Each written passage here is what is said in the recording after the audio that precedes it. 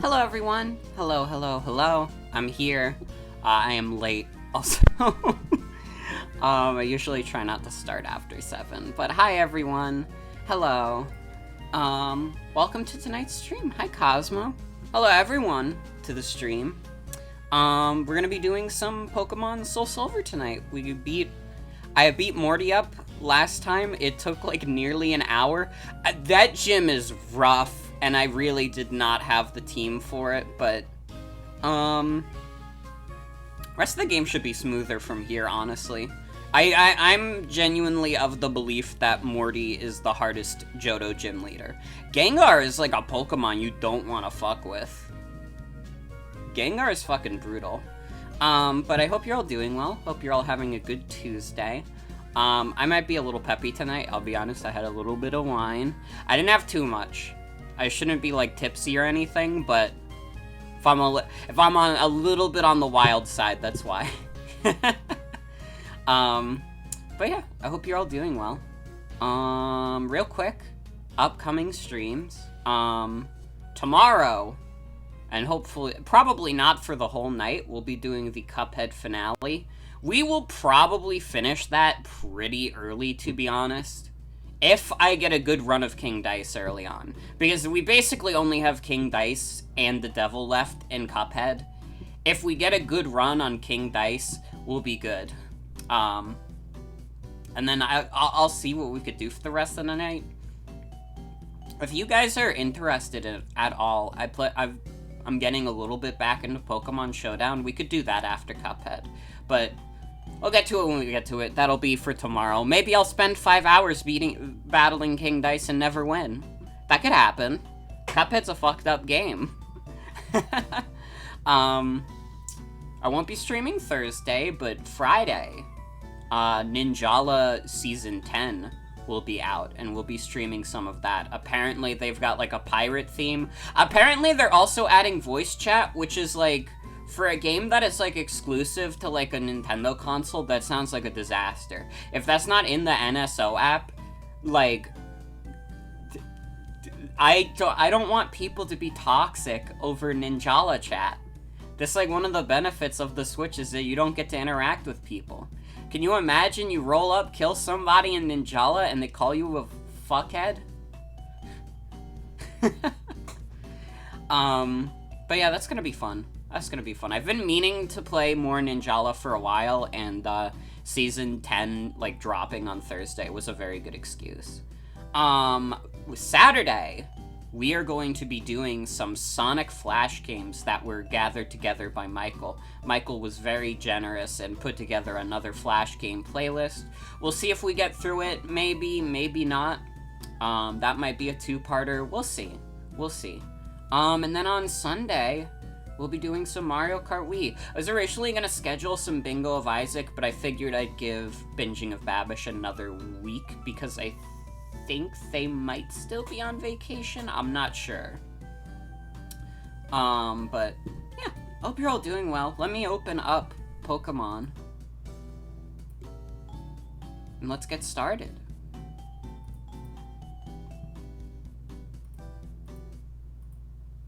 Alright.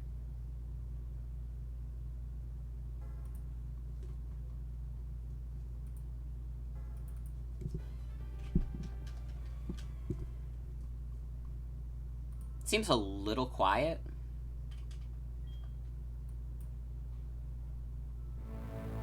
There we go. Okay, yeah, last time we got Morty's gym badge. Poor Wiggle and Cannonball were sacrificed for it, but it's fine. Stagatha is, like, the MVP. She got us through both Whitney and Morty. Stagatha is a queen. Although I can't say that Cannonball wasn't extremely useful either. Like, Cannonball did a lot of good work, too. Wiggle and Mistress are a bit too slow still, but they're getting there. They're getting there. Mistress is gonna be an uphill battle, though, because her evolution is so late. This is not a Nuzlocke. This is not a Nuzlocke. Sorry, I have to word things in the most morbid way possible. God, if this was a Nuzlocke and I had 2 Pokemon left, that would be really bad. Roll up to the rest of the game with just a Slowpoke and a Heracross. I mean, Heracross probably could carry us through the rest of the game, to be honest. Heracross is really good.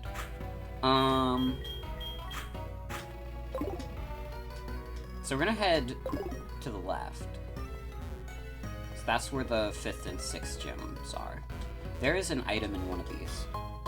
I fucking knew it. I'm a genius. I have the foresight of, like, a god.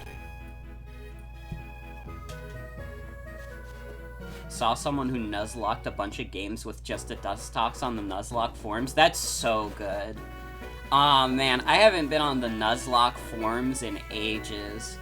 I think the last time I logged in was, like, 2014, maybe.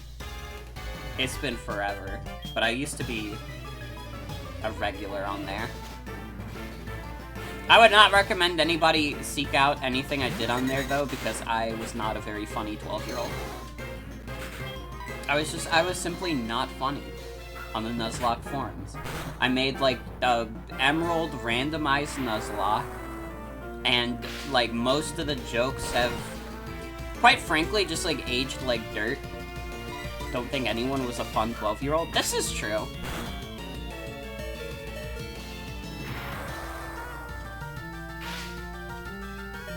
Now they're doing Coliseum with 2 Dustcocks? Hell yeah. I'd love to see it. I believe in the Dustcocks. I believe they can do it. I would like for Wiggle to go for more kills, but to be honest, we're gonna have to switch grind here.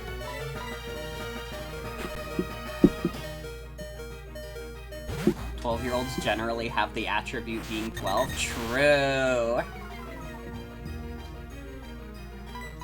I mean, at the very least, that's when I did my first live stream.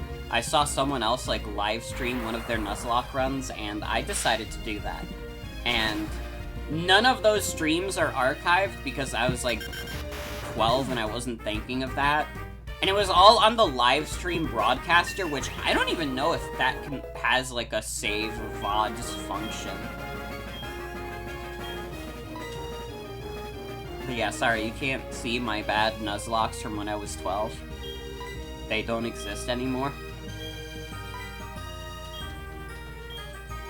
Or at least the streamed Nuzlocks.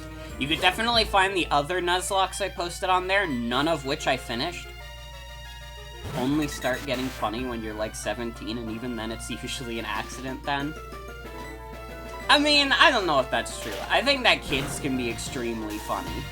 Maybe not always intentionally, but I think that kids can be extremely funny.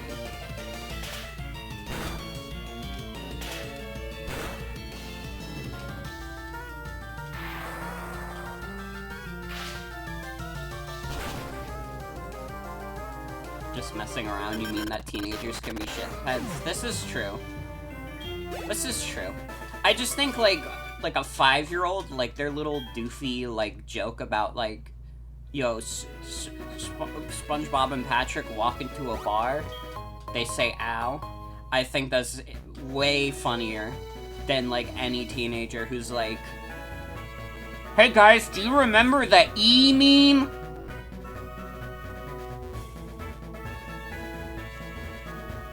Kids rock, but it's important not to judge your kid's self by modern-day youth standards. This is true. This is true. I mostly mean, like, I was just kind of, like, a shitty, like, edgy, like preteen. I told all kinds of, like, jokes without really knowing the implications of them. I was just, like, a little fucking kid. A little dumb fucking kid.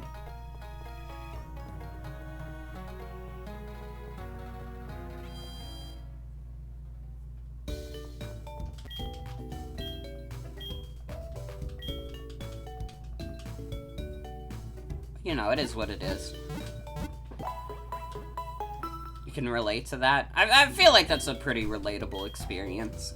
You know, I feel like I feel like we all have those, like, periods of our lives where we're, like, a little edgy. Maybe not, like, telling, like, offensive jokes or anything, but just, like, really edgy, cynical, like...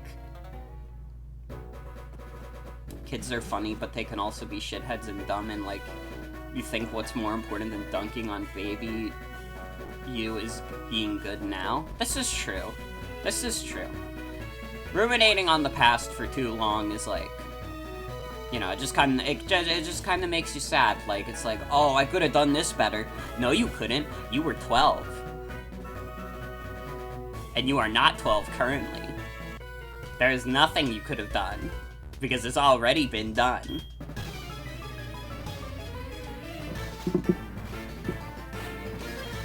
But yeah, it's just one of those things where I would never, like, recommend, like, anybody, like, seek out, like, my old Nuzlocke stuff.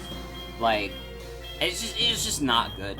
It's just not good. Oh, I was hoping you didn't have water as well. I knew that was one of Wooper's abilities. I don't remember what Wooper's other ability is. I think it's, like, it's the one ability that makes it so it ignores stat changes. But I don't remember what it's called off the top of my head.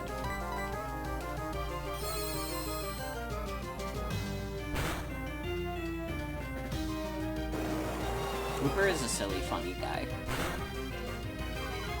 Isn't it damp and oblivious? No! Is it? I don't think. It doesn't have damp. It does not get damp. And I don't think it gets oblivious. Oh, it's damp, water absorb. Unaware is hidden! Oh, okay. I was thinking, like, Gen 5. That's how you know I'm, like, competitive Pokemon-brained. Because I was thinking, like, oh, yeah, Quagsire has Unaware because it, like, does funny things in competitive.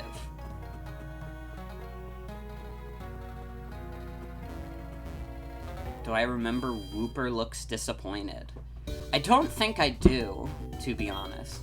Do we have potions? We should probably buy some if we don't, because we keep having to walk back to the Pokemon Center to heal Wiggle.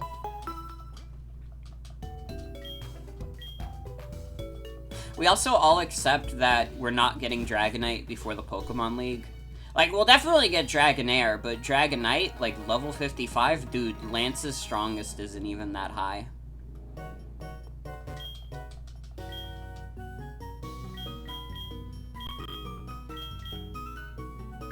We have 5. Let's buy 5 more.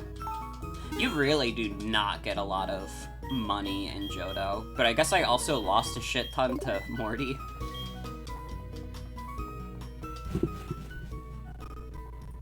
In stream discussion.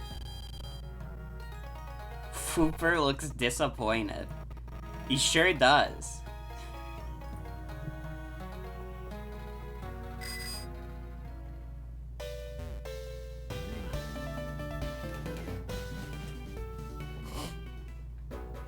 Genuinely, like, the concept of hidden abilities, like, it doesn't even process in my mind a lot of the time. Because, like, Pokemon usually only have, like, if they have 2 abilities, usually one of them is just, like, a million times better, and you would never want to use the other one.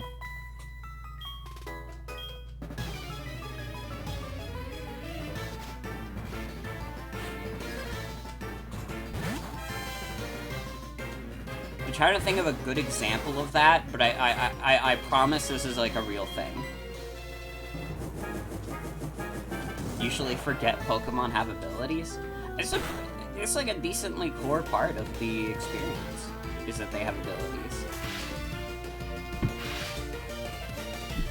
They've existed since Gen 3.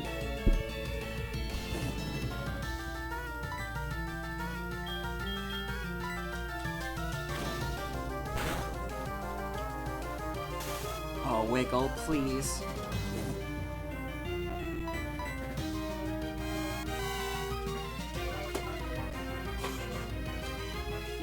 Are like, dang, in a sandstorm, I will forget to avoid this Pokemon.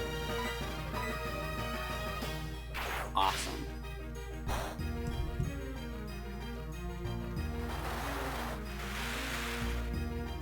Oh, I should, like, talk about what I've been up to. Today, with Jen, I watched a little bit of Spy X Family. I watched, like, the first 4 episodes of that show.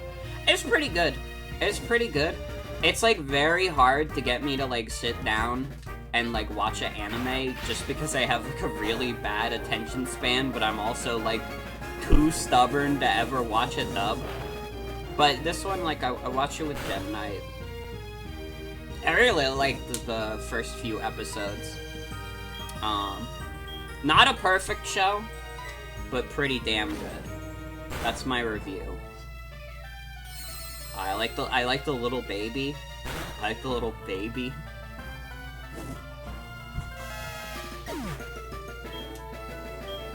From the first 4 episodes, it gets my Morgan's recommendation. But if it starts sucking later, I'm sorry. I haven't seen the rest yet.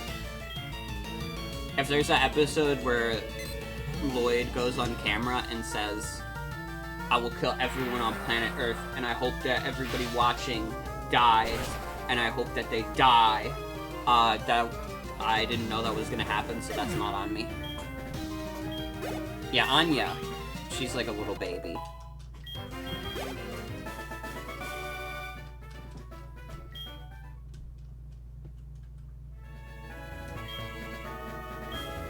I like when you're in the show, she does like the V mouth.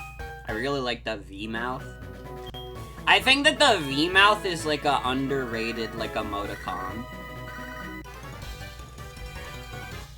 I think that the general public does not give enough respect to the V mouth.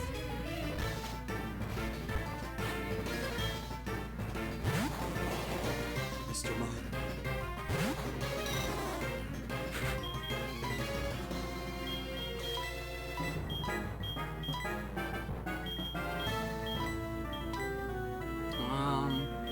I mean, theoretically, I could try with Mistress, but it'd probably take a fuck ton of time. I'm just gonna nuke it. I nuke it with you or you? Probably you.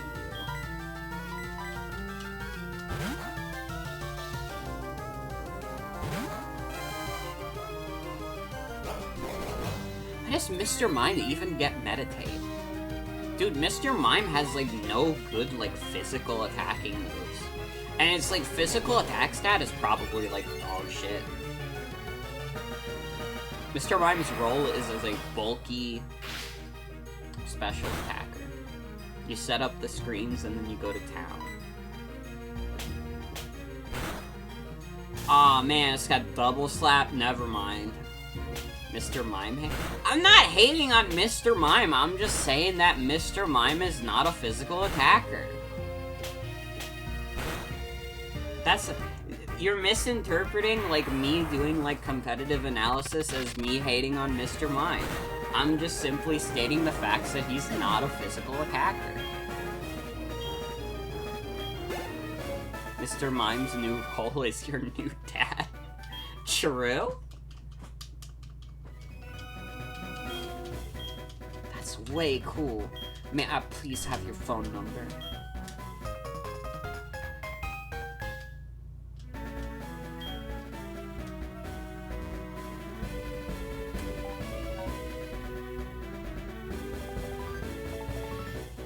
Ooh, I'm a little drowsy tonight. It's one of those nights. Oh, how you guys doing? I don't have a paralyzed heal. Fuck. I guess we'll just have to rock the paralysis until we get to... What the fuck is the lighthouse town?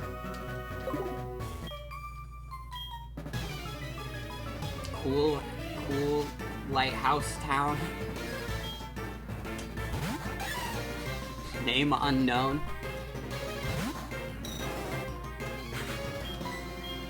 This is easy. It's a freebie. Dude, Hoppip is like such a cute design. I hate that this family is like, this like Pokemon family is so dog shit in terms of the stats. Like, basically all you can do is, like, get, like, a leech seed up, and then hope you don't die in one hit. And that's what the Hoppet family does. It's so tragic. Look at this thing. Look at Skiploom. It's so happy and full of love. I guess that it's just not a warrior in the end. I mean, if I'm looking at this thing and I'm like, maybe it's best that this thing isn't a fighter. I think my heart would break if I saw it go into war.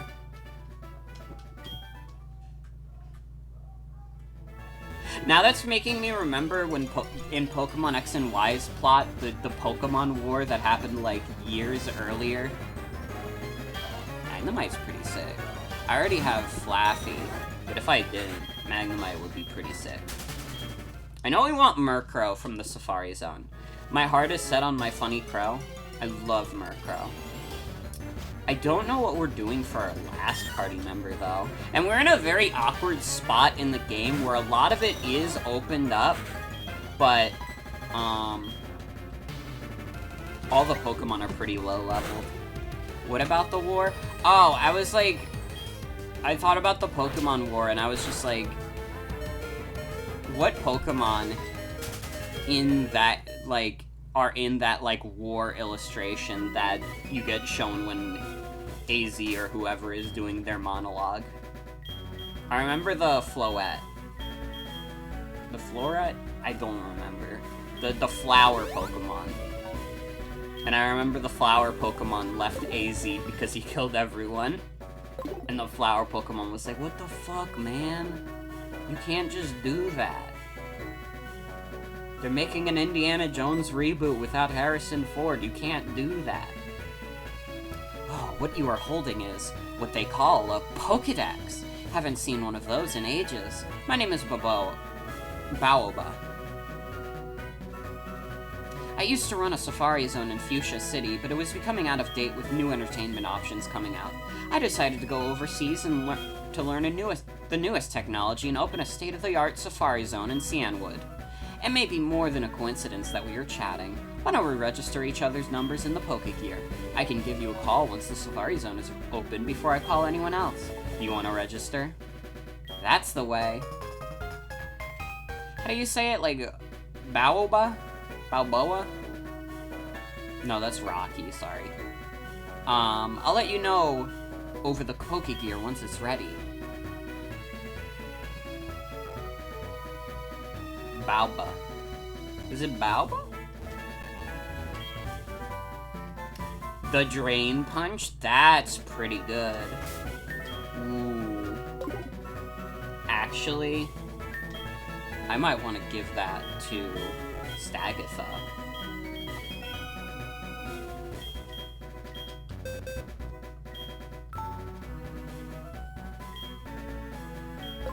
Oh, she can't learn it. Fuck. She can punch. If she can break bricks, she can punch. I don't see what the issue is. Whatever, man. Let me see what your Pokemon are capable of.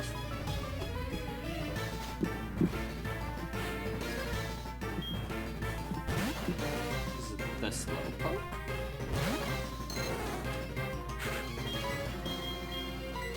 Forgot that Wigglehead shed skin also.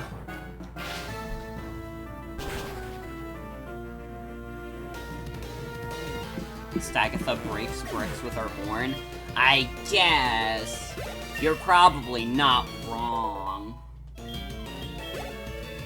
I just want her to be able to punch. It looks like if she... I guess she's more of a jabber than a puncher, but I think that she should be allowed to punch. I don't think that's that lofty of a wish.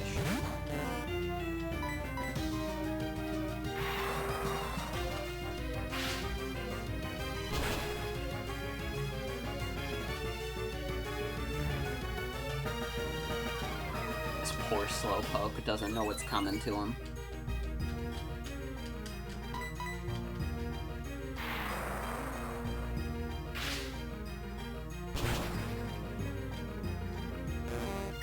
God, I'm realizing, like, next week is gonna be pretty stacked.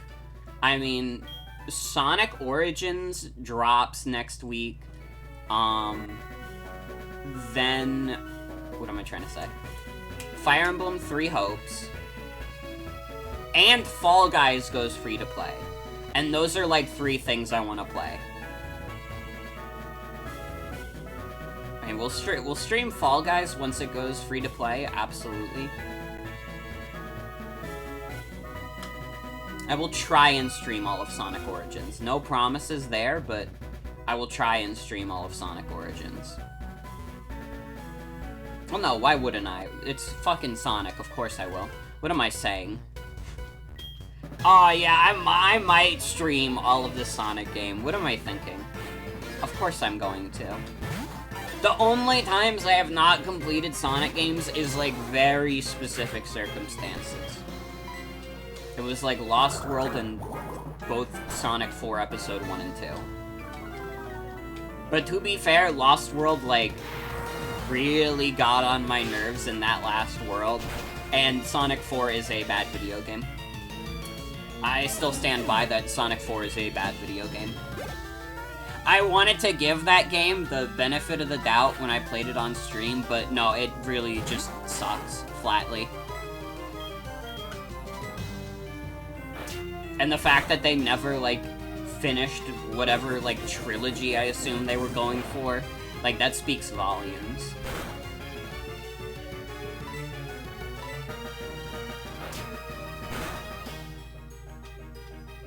They didn't even release Episode 2 on the Wii. More like Sonic for the Sega Genesis. Mom, Dad, they released Sonic 4 again!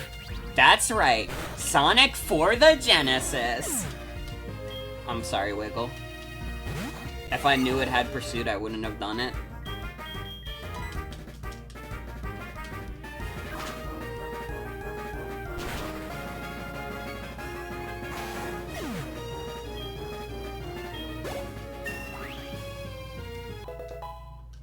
Staggerford grew to level 26.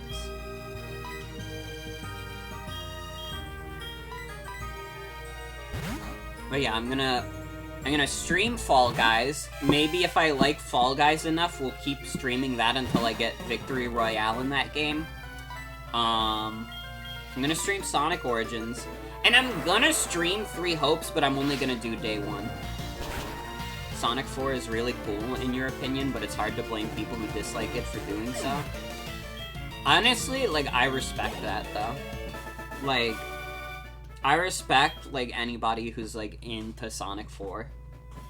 Because it, like, genuinely, like, I do not like it, and I think it is just, like, bad, but, like, it's not irredeemable. I don't think that's fair to say. I don't think that's fair to say about, like, any Sonic game, honestly. There are, like, some good things about it. It was just one of those things where, it didn't jive with me. Small Guys, true.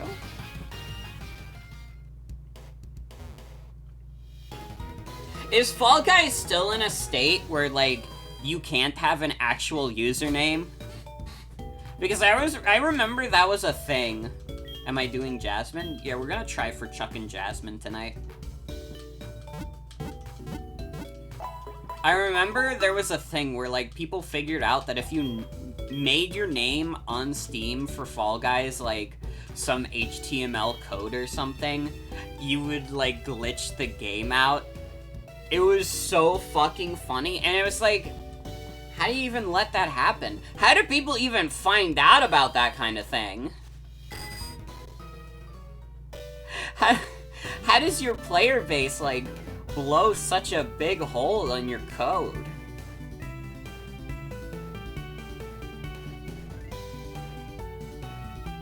It's crazy. I've never seen, like, not only have I never seen anything like it in a battle royale, I've just never seen anything like it in a game. Maybe they wanted to get arbitrary code execution working.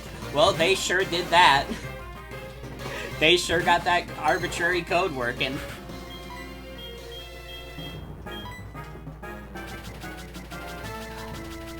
Not the double team.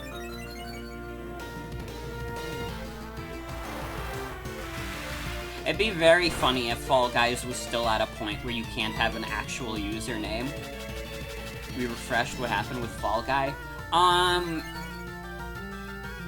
People figured out that if you made your Steam name, like, code, it would, like, affect Fall Guys. Like, I want to say it was HTML, but it could have been a different type of code, to be honest. I'm not, like, a programmer at all.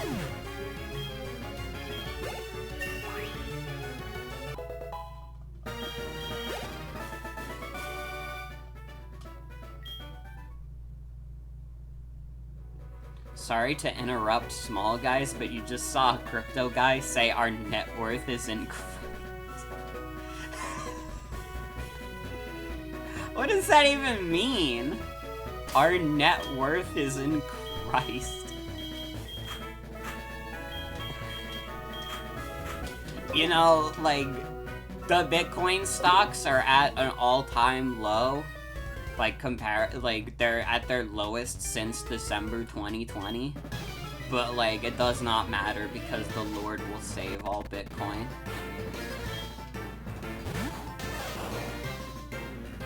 Kind of convinced they don't want names back so they can hide it if they have to populate rooms with bots. Maybe? I feel like that wouldn't be that big of an issue, though, because, like, Fall Guys obviously isn't as popular as it was when it first came out, but it's not like it's unpopular. Like, it's still, like, one of the bigger battle royales, I would say. You can subscribe to that. I don't know, I would have to check, like, how many people are, like, still playing Fall Guys. Fall Guys, Steam charts.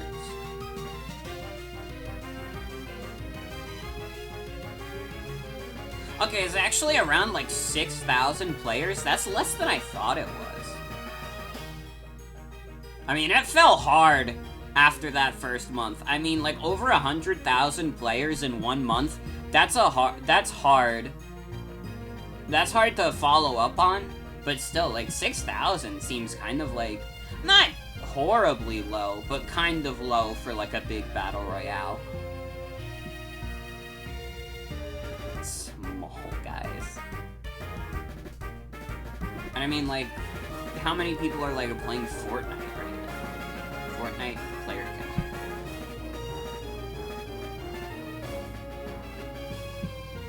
I guess, like, Fortnite current player count.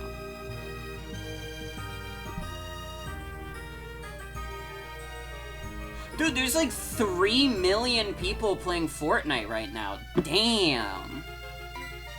That's wild. You got like 6,000 people playing Fall Guys, and then you got like 3 million people playing Fortnite. Dude, there are some games that never even sell 3 million copies. Let alone have 3 million people play at the same time.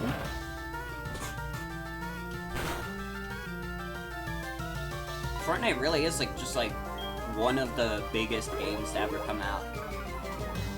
Ninja is actually the only person playing Fortnite, and we're all just doing an extended joke on him. Oh, okay. And I was caught in the crossfire for being associated via being a Twitch streamer. I get it. I understand.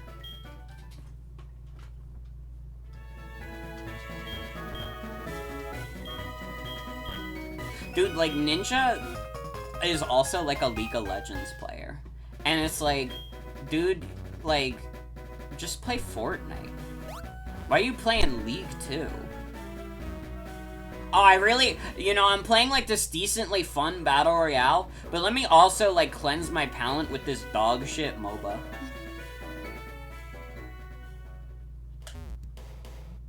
I'm sorry. League of Legends is, like, an easy punchline. That's, like, another game that's, like, an easy punchline to me. Your Honor, League of Legends, death.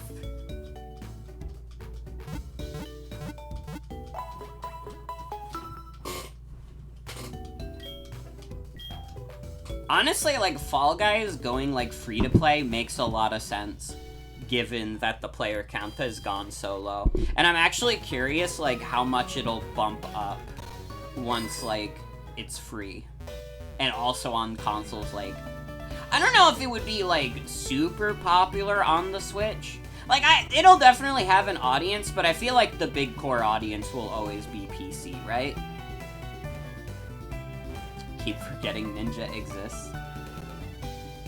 What if the next Ace Attorney game was called Ace Attorney Legal Legends? Oh, that would require them to make another Ace Attorney game.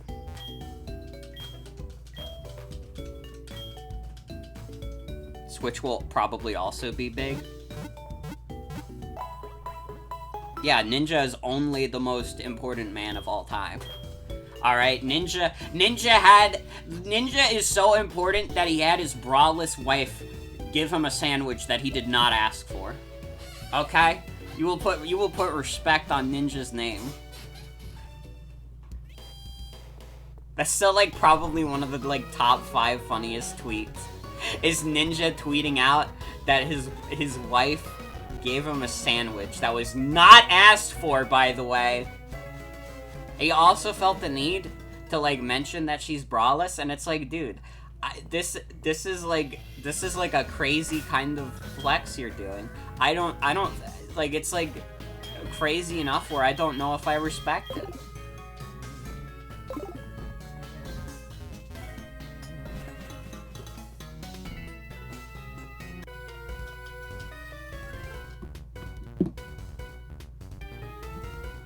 Morgan, I have a question for New Yorkians. What is your question about New Yorkers, Joey? Or for New Yorkers?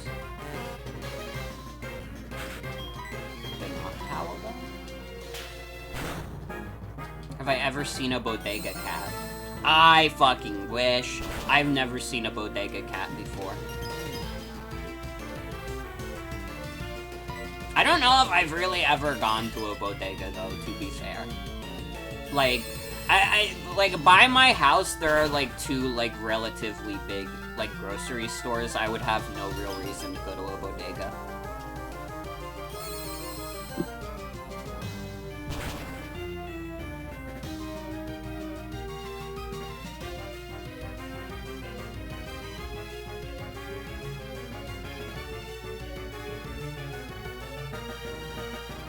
There's stray cats in your neighborhood, so with how chance works, you'll probably see one sooner or later.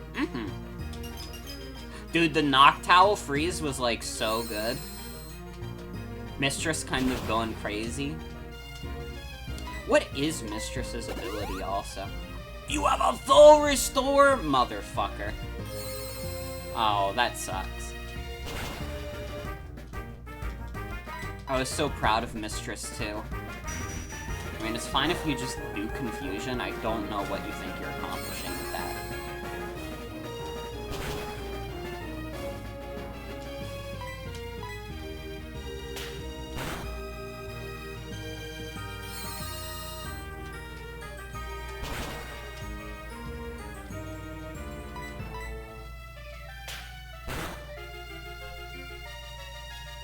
I should also say, going back to the Ninja tweet, I don't think it was just that his wife was braless, that was the flex. It was also that she got him a sandwich that was not asked for, by the way.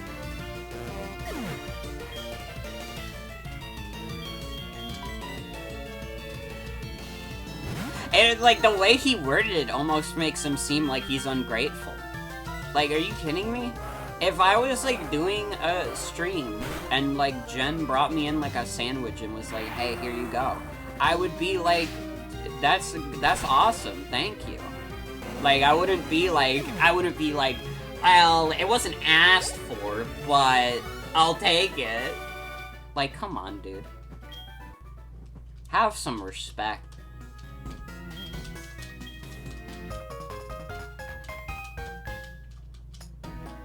Still sounds like something that a teenager made up. A little bit, but also I don't doubt that Ninja's telling the truth, because him and his wife are kind of nutcases. A little bit. I've seen the Twitch drama, or I've seen some of the Twitch drama that Ninja has gotten into, and I'm just like, dude, him and his wife are a little crazy. They're like a little off the wall.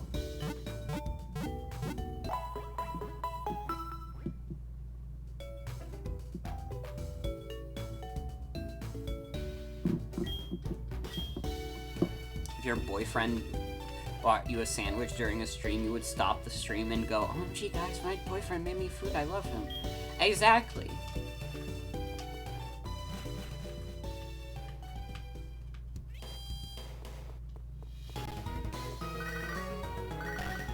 Chad?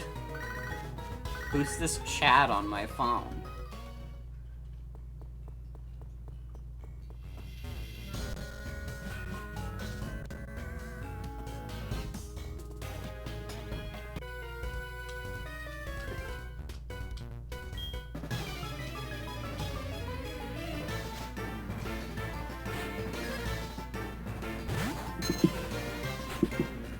I feel like one of these days, if I ever, like, get big on Twitch.tv, I could get into drama with Ninja. I think we can do this. If I, like, shit-talk Ninja enough, like, we could get it on his radar, and then he has no choice but to respond.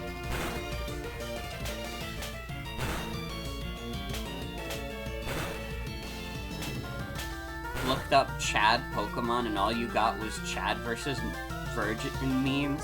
I mean, I don't know what you expected, to be honest. If your girlfriend brought you a sandwich, you would go nom nom and restore 300 HP and use the thanks voice command? True. True, though.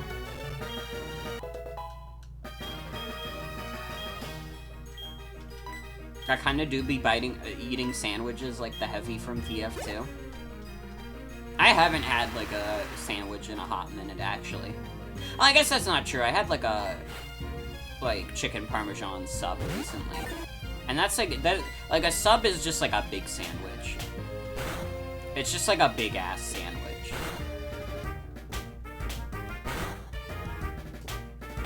Morgan, you don't want me to make you sandwiches? What's the worst you can do? It's easy. All you have to... I don't understand what the problem would be. All you would have to do is cut some bread, put some meat and cheese in there, and then I'm good. I like my sandwiches with some meat and cheese.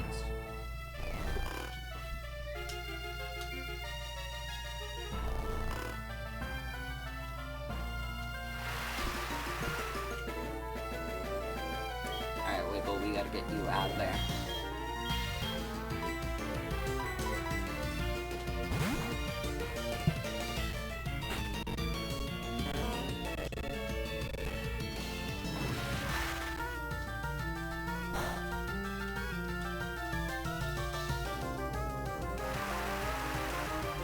Chen makes worst sandwich ever, asked to leave Morgan Con Gondola.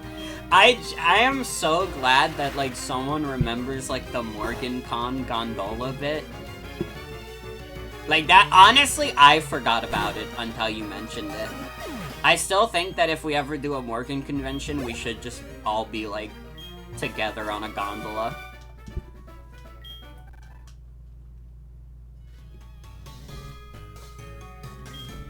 Oh, I saw Jen's sandwich. Well, listen, if you were gonna make me a sandwich, you wouldn't have to, like, make that one. There's a lot more you can do with sandwiches. The thing is, like, sandwiches are, like, so versatile. Jen's sandwich fan camp? It's the only sandwich you can make? That is not true. You don't believe that.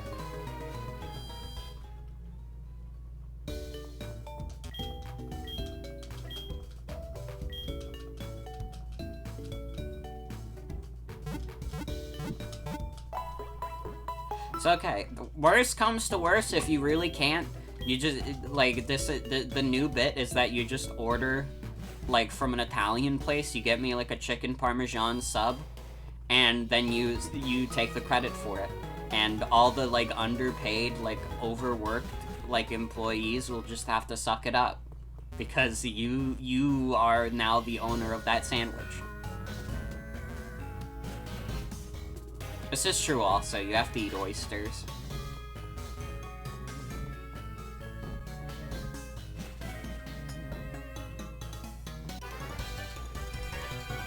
Got the lighthouse in this game is so much more different than it is in GSC. You're getting sick of eating oysters? Listen, you're gonna have to take it up with the boss. I'm just a simple Morgan who streams, like, stupid baby video games for 5-year-olds on twitch.tv. This week is basically all just, like, baby video games for 5-year-olds, isn't it? Who is the boss non-binary? I don't know. I was, like, trying to think of a punchline, but I don't know if I remember any, like, non-binary celebrities off the top of my head. Do I want to hear the real fact on your Snapple lid? Absolutely. You know I want to hear that.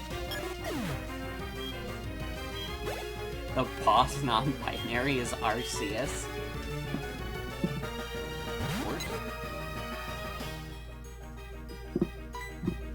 Yeah, that's the real fact.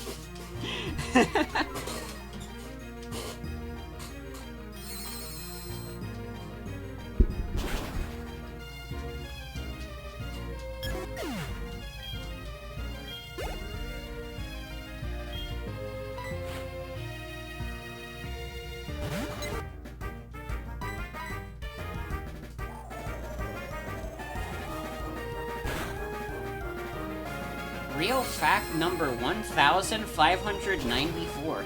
Heavy raindrops are shaped like hamburger buns. You know, that doesn't sound right, but I don't know enough about heavy raindrops to dispute it. I know a lot about hamburger buns, though. I could tell you about that all fucking day. I had a burger the other night, and it was really good. Dude, like, genuinely, I've had some, like, good, like, restaurant burgers before, like, chain restaurants, not fast food burgers. Fast food burgers are, like, always bad. But, like, you kinda just can't beat, like, a homemade, like, barbecued burger. That's the good shit.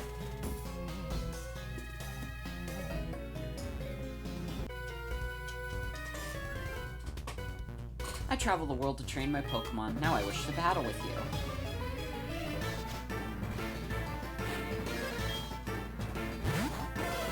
Think we should feed a Lapras a hamburger? True?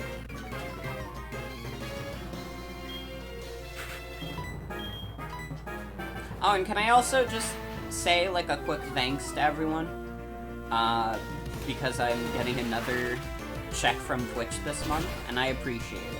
Genuinely, like, everyone's generosity, like, the past year is, like, extremely appreciated.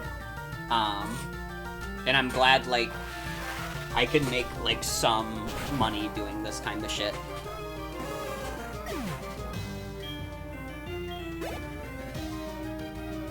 But that just got processed.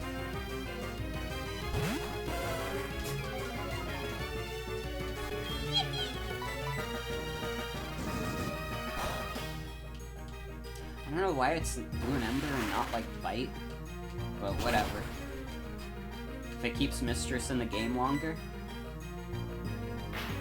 Want to say something heartfelt and serious, but you can't stop thinking about our friend Burger King?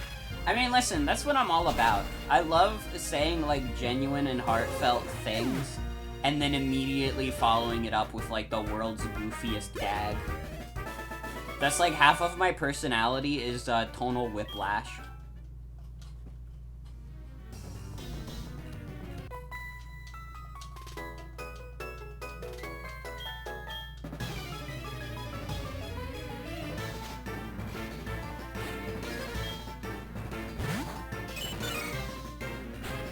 Dude, after we finish this game, also, a stream I want to do is the Heart Gold SoulSilver map randomizer.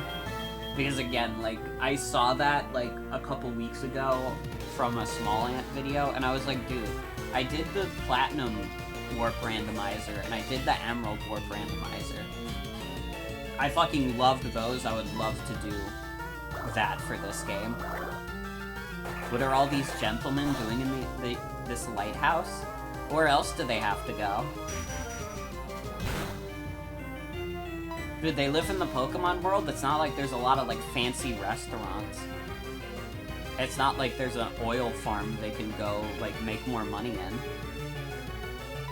There's only one place to go if you're that filthy rich, and it's the lighthouse. I almost said the White House.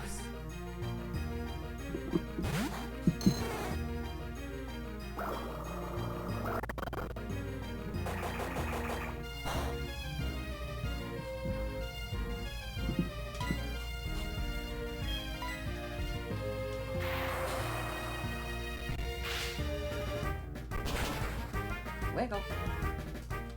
You have to wait until Sword and Shield to do coal capitalism. This is true. Sword and Shield probably has the region with the most apparent, like, capitalism in it. Like, I feel like you could interpret, like, a lot of the other Pokemon games as some form of, like, socialism, but not Sword and Shield. That is a capitalist society. It is a society where basically one single corporation has the power to control an entire region. Give up on Slam.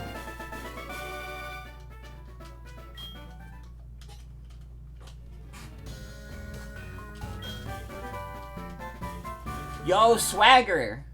Someone tell Swagger 2. Someone screen cap that and send that to Swagger 2 on Twitter. He'd love it. I don't know if Swagger 2's ever played Pokemon.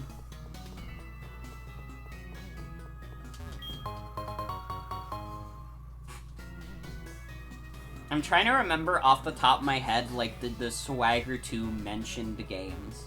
And it's like Super Mario Odyssey, Sonic Forces, Resident Evil Village, Puyo Puyo Tetris 2. Actually, I'm surprised that more of those games don't have 2 in the title. I feel like that's, like, his shtick. He'd probably only play Johto. Oh, because it's Gen 2? That makes sense. Honestly, and this might be a little offensive, Swagger 2 kind of does strike me as the kind of guy who only played, like, Gen 1 or 2 of Pokemon. I cannot say that for sure, but, like, in my mind, if Swagger 2 ever played Pokemon, it'd be, like, the first 2 generations, and then he played, like, Pokemon Go.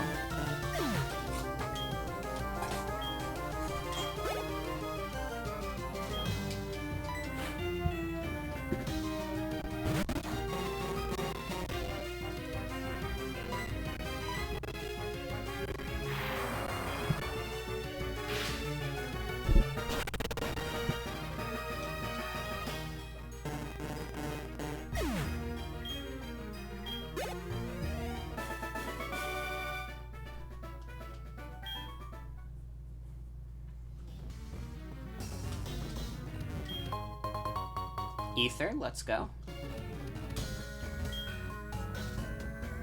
Dude, there's just like a map on the wall.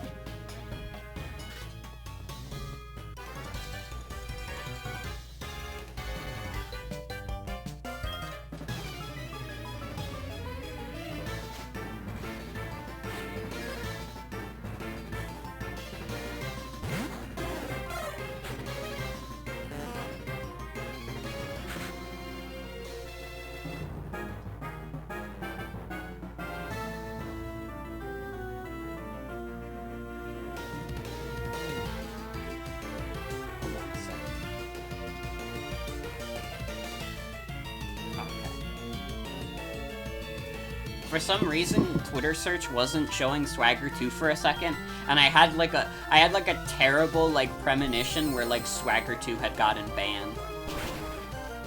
I thought he got like suspended from Twitter. I would have lost my mind. It's happened before.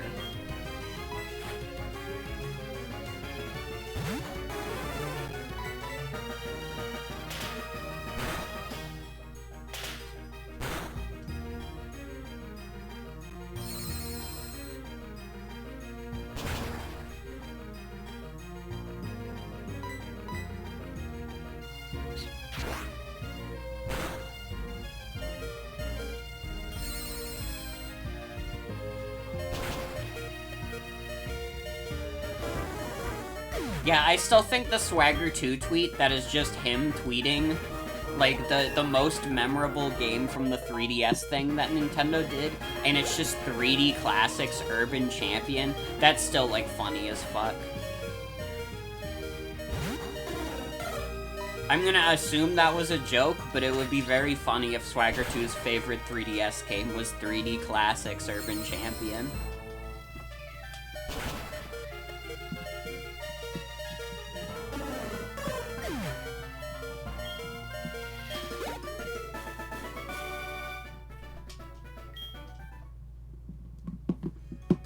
The 3D Classics were pretty good. I mean, there were some good ones, like the Kid Icarus port was really good, and so was the Kirby's Adventure port. But, like, there's, like, it's Urban Champion.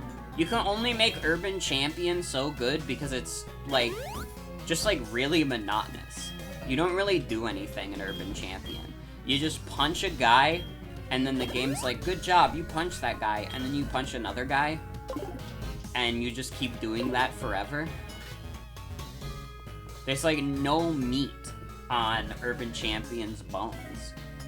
It's literally boneless Punch-Out, is what I'm realizing. Urban Champion is boneless Punch-Out.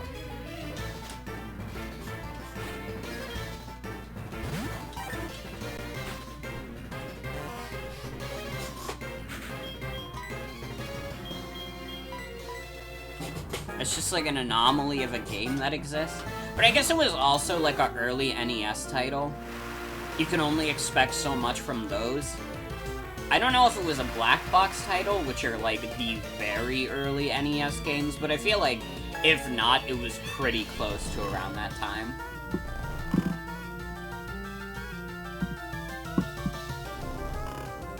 I remember the black box games. It's funny.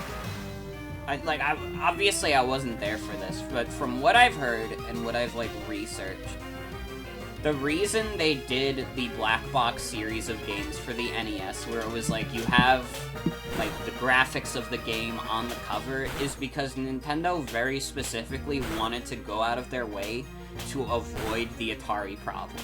And if you don't know what the Atari problem is, there was a lot of them. But one of the big problems that people had with Atari games was that people would see, like, the box art, and there wouldn't really be any screenshots or anything, and they'd be like, oh my god, this game's got the most insane graphics, this gotta be the craziest game in the world.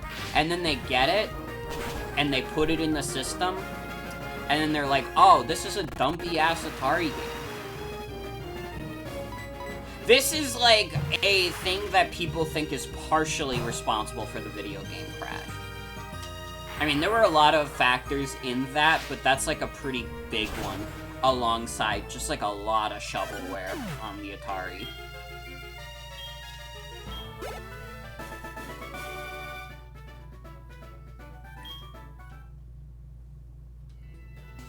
Like, they were just putting dumpster fires on that system. I guess I shouldn't say dumpster fires, because they were, like, games that were, like, so simple that they could never live up to modern standards of what a truly awful video game is. Like, you're not gonna get a Big Rigs on the Atari. You're gonna get, like, E.T., which is, like, granted, not a very good game.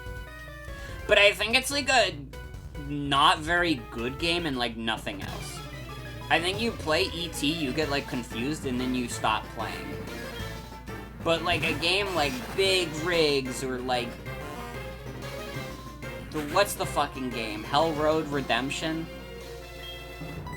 Road to Ride? Some shit like that. That's, like, a game you never forget. Except me, apparently, because I forgot the title of this game. But you know what I mean? It's the one game with the guy who's, like, on a motorcycle, and he's kind of like, oh, I'm, like, a little badass, though.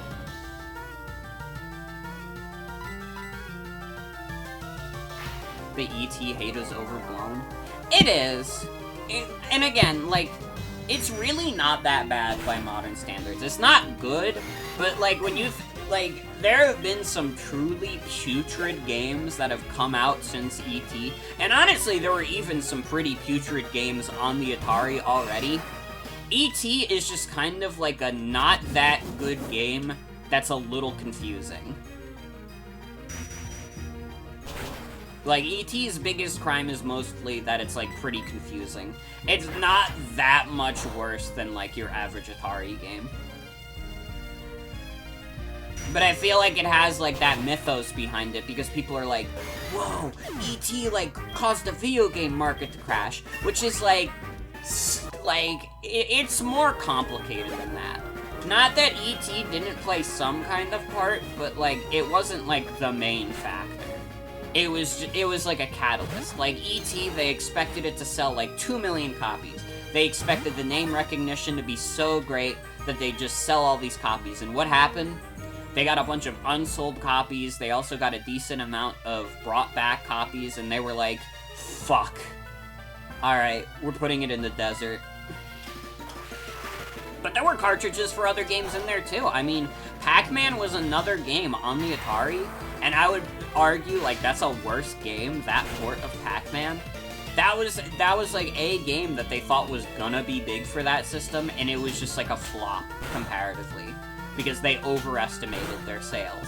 And, I mean, like, 2 million these days for a video game doesn't seem like that much, to be honest. Like, a lot of games sell 2 million. If you are a AAA publisher, more likely than not, whatever video game you're going to sell is going to have the baseline of, like, a 2 million sales. If it doesn't do much better than that, and it's, like, specifically, like, very high budget, like, you fucked up. But for the most part, like, 2 million is, like, very obtainable for these huge companies. And even a lot of, like, popular indie games have reached that threshold. But back then, like, 2 million? That's insane. Dude, most people, like, pick up an Atari, get, like, one game they saw in the arcade, and then they don't play anymore. This Pokemon always kept the sea lit at night, but it suddenly got sick. It's gasping for air. I understand there is a wonderful pharmacy in Cianwood, but that's across the sea, and I can't leave Amphi unattended.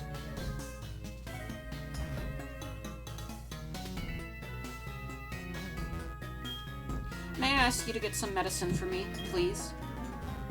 Alright.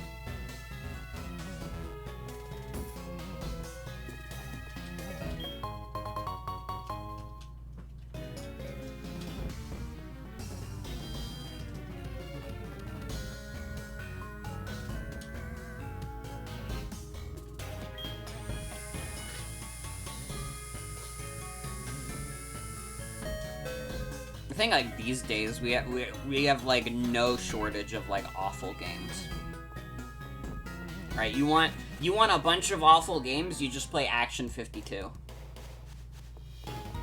I would say, like, Action 52, like, as a whole experience is probably, like, way worse than anything you could play on Atari. Because Atari games are, like, so basic. And that's not necessarily a bad thing. But they're, like, so basic comparative to anything that came after that it's, like, it's kind of just hard in general to, like, super fuck up.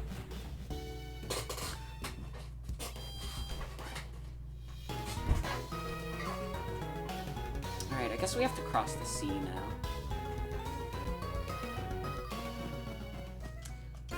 Put a wiggle in the front.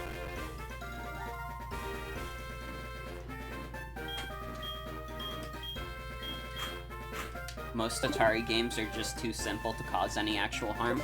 Yeah, literally. They were very basic pick-up-and-play games. You would play them for, like, maybe 10, 20 minutes, and then you would go about your day. And then maybe later you're like, oh, I really liked that one Atari game I played. Maybe I'll play a little more.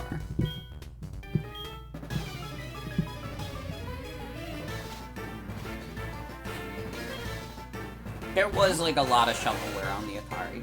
I should say, like, again, they were very simple games, but there was a lot of shovelware. There were some games that were just like, yeah, this is just not very good.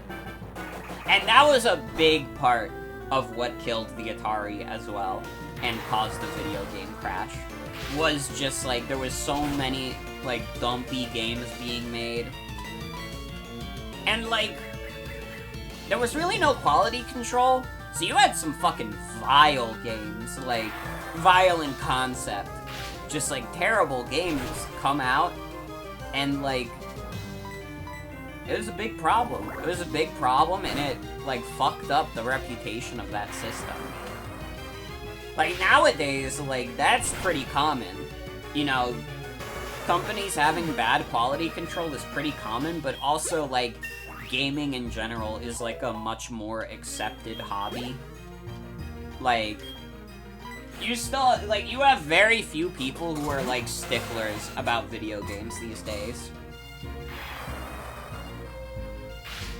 Not that they don't exist, but, like, it's a mainstream hobby.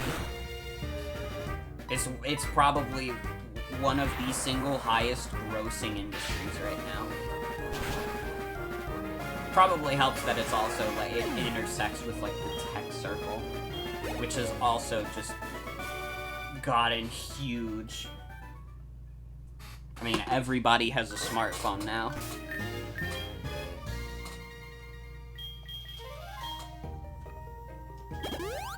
People always call me on the phone.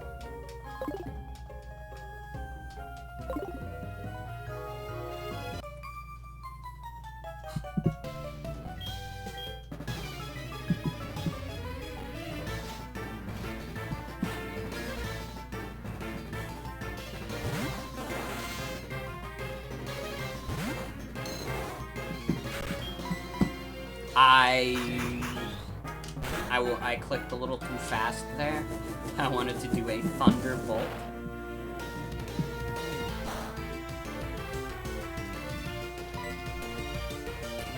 What am I doing?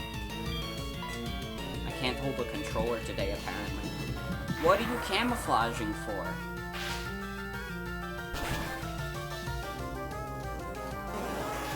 Get out of here.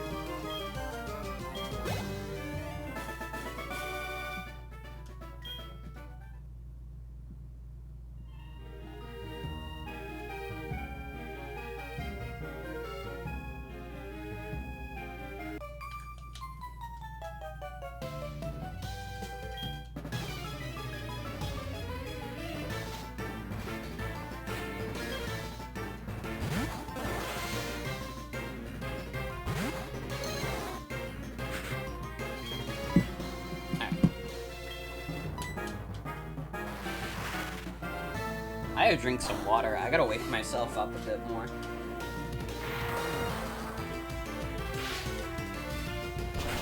Does anybody else ever get, like, a little sleepy after they have, like, dinner? Particularly if it's like a particularly, like, filling meal. I need to ask this. I need to know if this is a human experience, apparently. I can't be the sick fuck who gets tired after eating.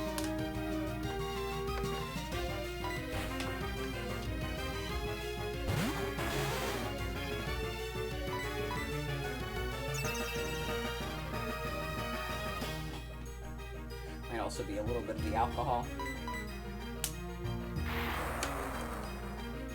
I'm surprised that it didn't Oko Shelter also. Oh, it did Oko Shelter, it just protected on the good shit. Never mind.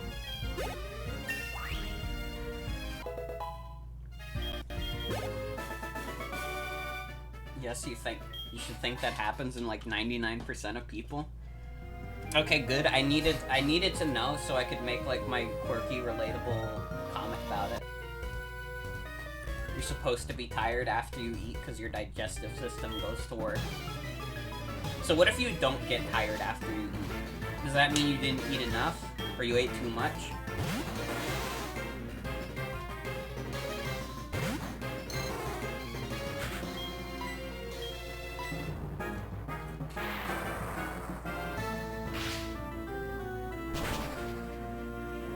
Hey, caveman, then you're fucked. I love it. These are like serious, like, analytical science questions and answers we're getting in chat.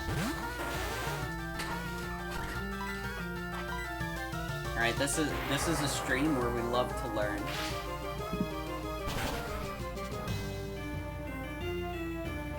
I think that the motherfucker Morgan stream has at least as much educational value as PBS. Like, I think if you put on an episode of Arthur or a stream of mine you would basically get the same educational value from it. I believe that I am Arthur's equal. Alright, I could teach you a lesson. Alright, sharing is caring, man. And we learned this because I am sharing my thunderbolts with this war turtle, and he loves it.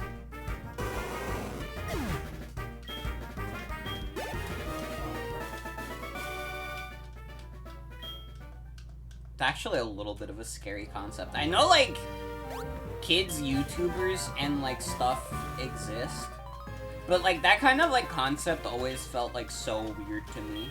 Like, why are you, as, like, an adult, amateur, like, Let's Player, trying so hard to appeal to, like, people, like, 2/3 your age?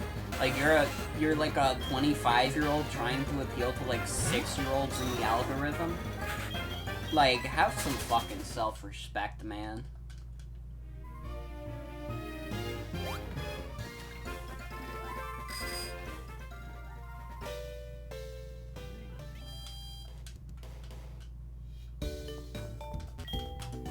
It's always, like, funny to me when I, like, get recommended, like, a Let's Player or something on YouTube, and they're the kind of person who, like, refuses to swear. Like, listen, that is a choice that people can absolutely make. If you want to live your life without swearing, or you want to do, like, YouTube stuff without swearing, that's fine. But, like, a lot of the times it feels like they just have to come up with their own made-up word to, like, replace a swear. Like, instead of saying shit, they say, biscuits. I think there's a way to cater content to kids, but most Let's Players do it so weirdly. Yeah, that's how I feel. I feel like a lot of Let's Players who do that kind of thing, like, want their content to be, like, G-rated. But then they also do, like, the innuendo jokes, and they do, like, the rage, and they're always playing, like... I would say, like, a horror game is, like, probably excluded from, like, G-rated content. Probably still fine for, like, PG-rated content, like, you know, there's no, like, graphic blood or gore in, like, a Five Nights at Freddy's. But I feel like at the very least, if you're trying to go for, like, the clean, like, Disney vibe, it's like, dude, it's not working. You're never gonna be able to achieve that. You have a little bit too much of, like, a grown-up sense of humor. I know you want to say fuck instead of gosh darn it. Alright? Like, you're on your face cam, like, super mad. There's no way you don't want to say fuck instead of gosh darn it.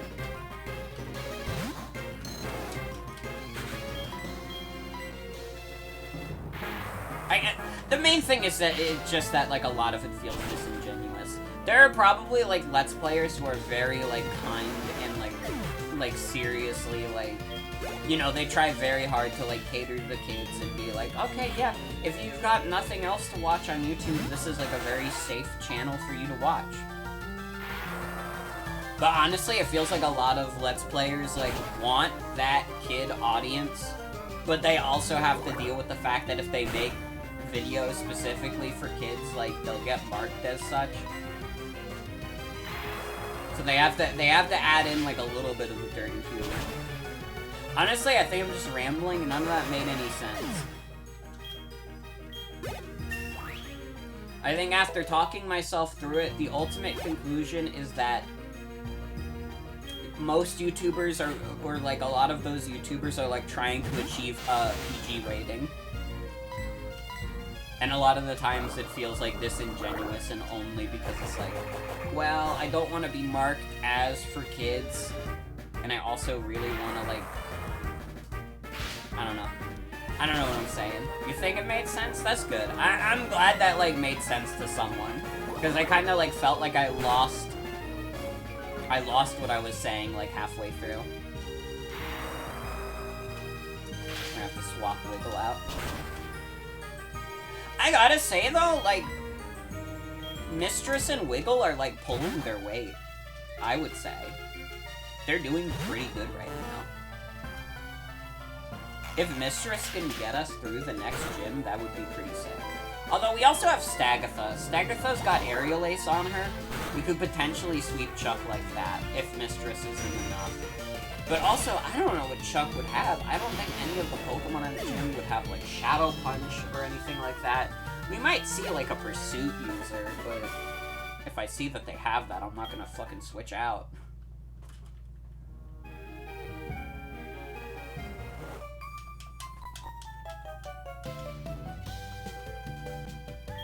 I think my ultimate conclusion in that discussion is basically that I feel like a lot of people who do that kind of content just feel like a little disingenuous. And like, kind of just like they're faking it. And it's like, I get it. Listen. I would be lying to you if I said I wasn't putting on a little bit of an act when I stream. Like, I try to be like a very genuine and open person.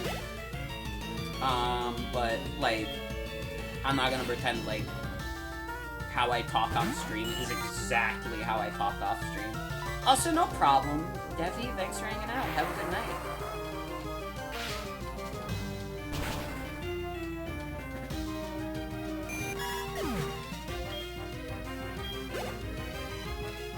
I guess my thing is just I don't like loud people. I don't like to watch loud people, typically. Like, if you're gonna be, like, a loud person who, like, screams at the video game and gets, like, scared and, like, that kind of thing, like, you have to be, like, creative about it, at least. That's how I feel. Like, fellow Twitch streamer, SoxBX, we love Sox here. They have earned how loud they can be on stream because Sox is a very funny and genuine and creative person. ScareTuber, like, 500,000, like, we've seen this already. We've seen this already. We've been seeing this since 2012. Same as it ever was. Agility sucks. I guess it's not terrible. It just kind of sucks on Dratini.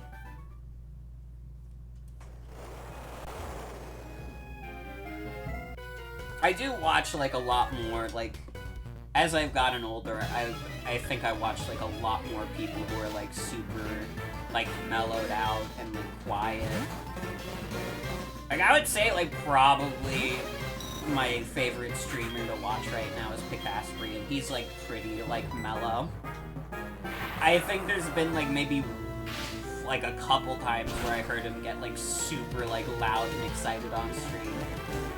Like, he obviously, like, gets excited, you know, he emotes, but, like, he's not a loud guy. It's a very chill vibe, and I appreciate it. Now, I like watching that kind of thing, but I can be a pretty loud person, to be fair. I try not to be, but sometimes I can be pretty loud, especially when something extremely funny happens. I have a bad tendency of laughing extremely loudly and hard.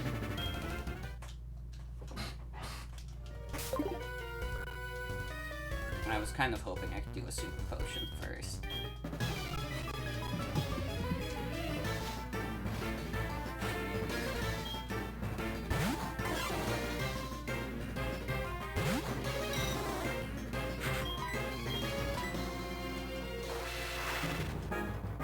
Probably make another trip around this water route also.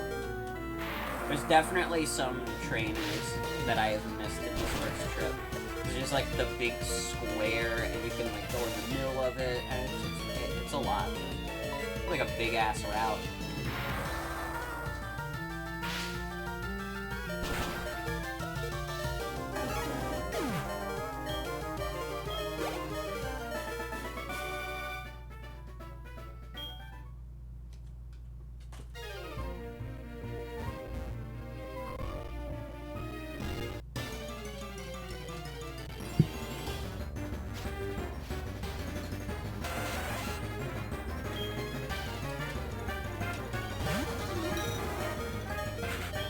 A level 12 tentacle.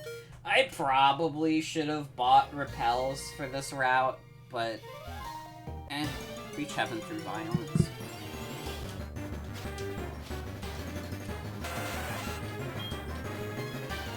Come on. We're like right there. There are swimmers over the top. And I think there's another... Yeah, there's another portion lower.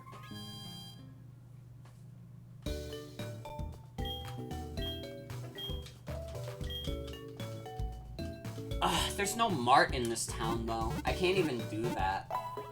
And we don't have fly, so we can't go back to the lighthouse town.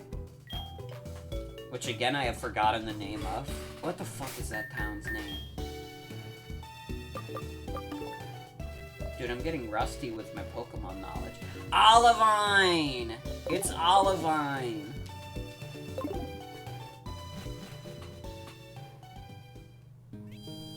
Okay. Yeah, let me go around the square one more time. Get Wiggle some more EXP. Honestly, we could probably get Wiggle's evolution soon. Maybe not before Chuck, but definitely by the time we're heading through the Safari Zone. Dragonair would be pretty sick to have, though.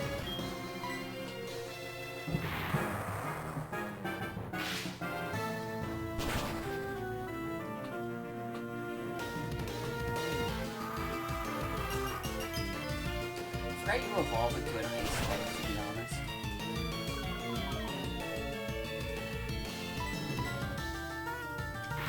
Seal is like a little bit of a forgettable Pokemon, but I feel like that's mostly because of the naming convention.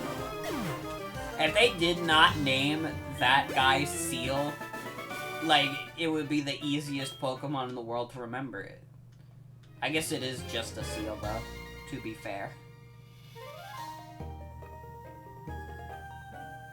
I don't know, they gave like a unique name to Dugong. Could have done the same for Seal.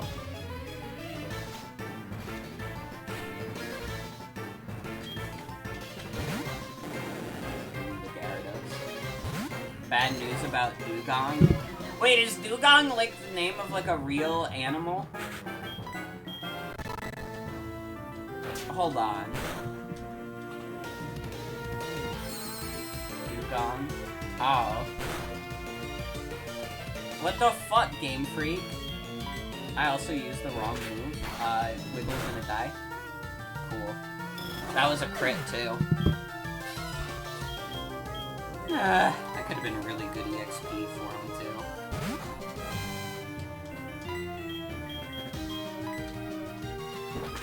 Same gen with Ekans and Arbok. That's true. I mean, those names are, like, a bit more memorable, just because it's like, who could forget the fact that they fucking named the Pokemon Cobra backwards? Be right back. No problem, Puffy Buffy. No problem.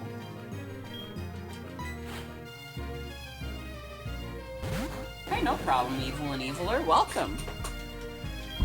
They didn't miss too much.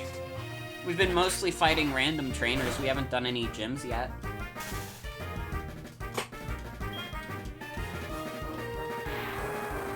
Pokemon is like...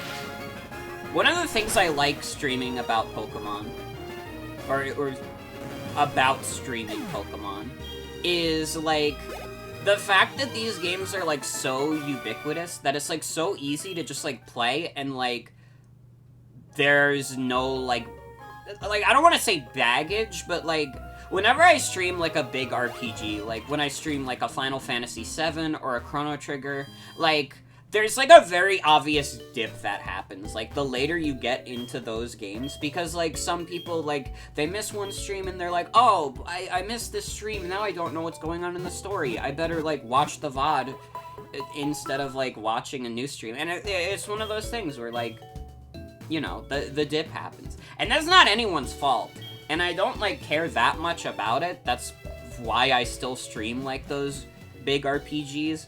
But, like, Pokemon, it's, like, it's very banter-heavy. Because, like, everybody knows Pokemon. Yeah, you can go by without paying much attention to the game. It's very easy for us to just talk back and forth. And if you need to, like, jump in, like, there's rarely much story that goes on. And you can kind of just be like, oh, wow, I would love to see your, like, Pokemon team. I think there's a reason that Pokemon had an entire category of, like, YouTubers. I think, like, Pokemon makes for, like, really fun, like, streams and such. Now we're doing, like, a little bit of meta commentary.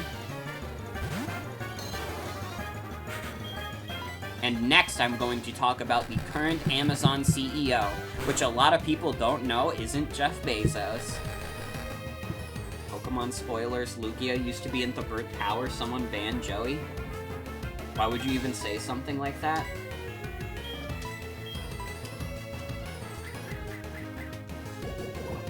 I'm, like, pretty excited for Scarlet and Violet, to be honest.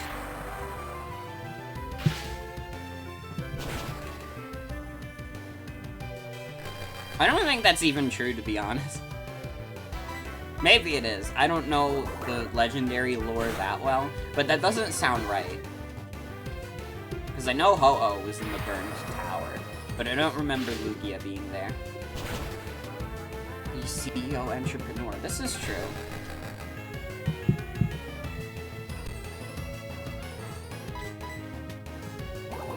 Jeff Bezos, like, retired last year, I think. I think he retired around the same time as his divorce, too. Which is really funny.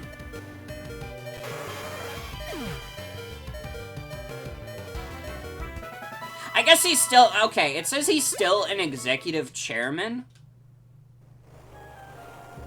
But he's not the CEO. And I don't, like...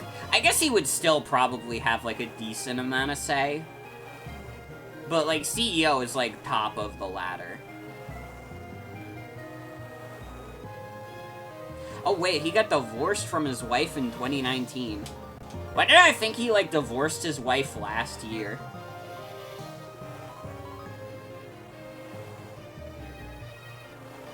Maybe I was thinking of, Bill Gates. Yeah, he's not the current CEO. He was, but he isn't now. Jeff Bezos had a wife, but then they divorced, and now he's currently dating someone else, but they are not married.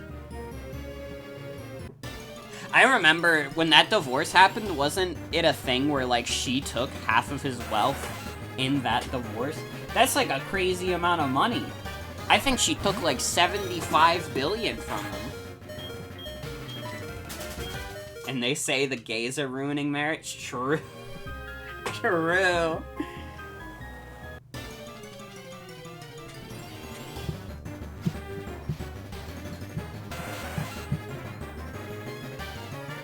He's like 4 kids, too.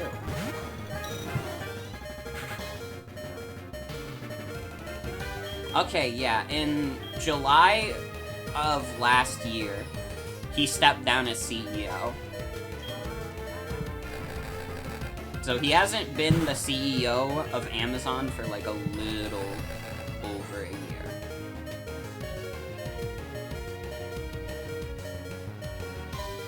But clearly he still makes a shit ton of money off of Amazon, because I think it says like his net worth, yeah, his net worth is still like 146 billion. That's like crazy. No person should have that much money, like genuinely.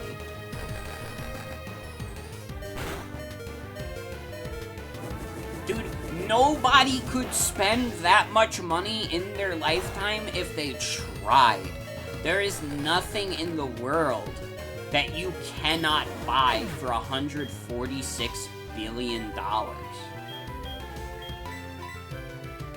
I need to get repels, but I also can't because Cyanwood doesn't have a mark. I guess I could go all the way back to Olivine. I guess I might as well at this point. You can't buy swag, true? Although I bet you could make like a black market deal with Swagger too. He probably has, like, so much swag that it's, like, overflowing from him. Think nothing will bring you as much joy as seeing billionaires ruin their marriages? True. I remember, like, around the time when Bill Gates got divorced, like, my good friend Sienna just, started, retweeting these posts. And, a few of them were coming from different people, and then there was just one guy who was, in the replies of people talking about the Bill Gates divorce, saying this exact joke. And the joke was, if you want a hint about Bill Gates' divorce, the words micro and soft should be sufficient. It's just too much, and, she just kept retweeting these posts. I had to have seen the words micro and soft 30 times in a row. So many people were making that specific joke. And I get it, it's low-hanging fruit. But I like to think that on my stream, we go for high-flying meat.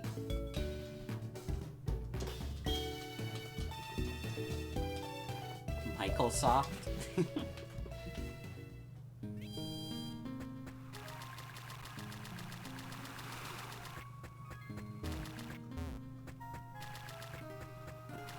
Oh, hi, Suicune. We're not gonna fight Suicune yet. Or, we don't fight Suicune here anyways, but we're not gonna do the event there yet. I wanna finish up this water route.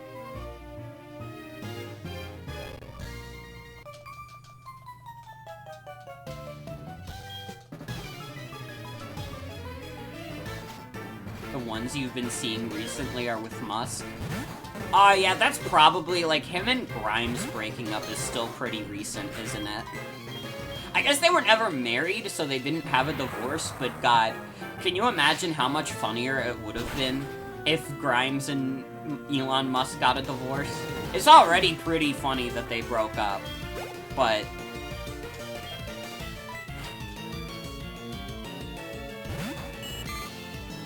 God, when did he, break up with Grimes?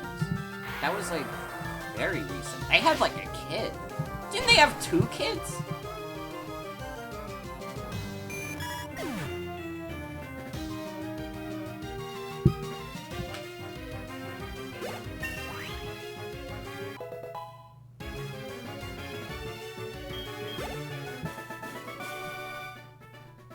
Especially because Grimes got with someone else already and there were jokes about all that. I do remember that. I heard there was a rumor that she got with Chelsea Manning, but I don't know if that ever got verified. Was that real shit? Was that real shit, or was that just a rumor that got spread around? Because if fucking Grimes got with Chelsea Manning, that's insane. That's crazy.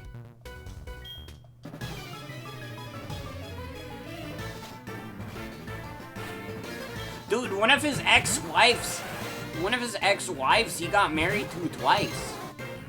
They married 2010, divorced 2012, then they got married again in 2013 and divorced 2016. Dude, you don't do, listen, maybe it's worked once or twice in the past. But from my, experience and what I've observed, if you, break up with someone, that's it. There's not, your relationship does not come back from that. You could still probably be, good friends. You could probably still be, good friends, maybe even, best buddies, and you just decided, you know what, I would just like this to be, a platonic thing, but the romance part, I'm just not really into it.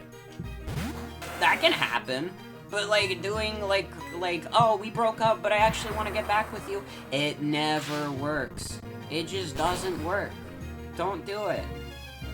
It is a trap, okay? I have done this.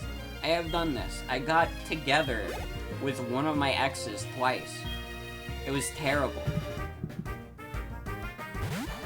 Chelsea Manning highly supported rumors, but not confirmed. Got it. I guess we'll have to wait and see if it, ever gets confirmed. Only care if it's funny AF. This is true. I only concern myself with celebrities when they're being really funny.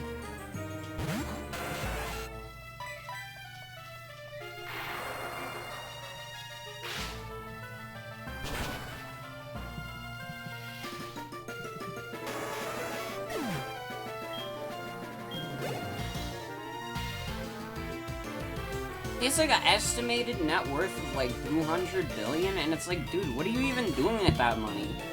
All you do is like make cars go on fire. How the fuck do I get paid like $200 billion just so I can sell cars that go on fire?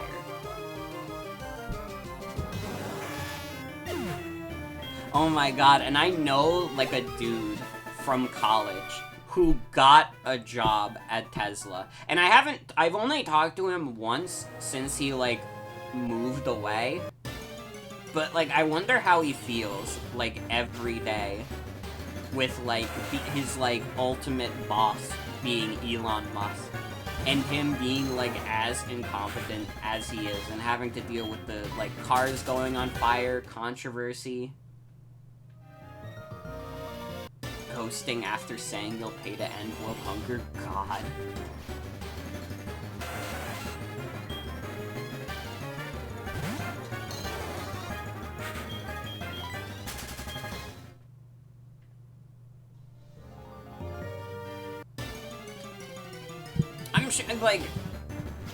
I'm sure there are, like, some fine people who work for Tesla that just get caught in the crossfire of having to deal with the fact that their boss is, like, Elon Musk.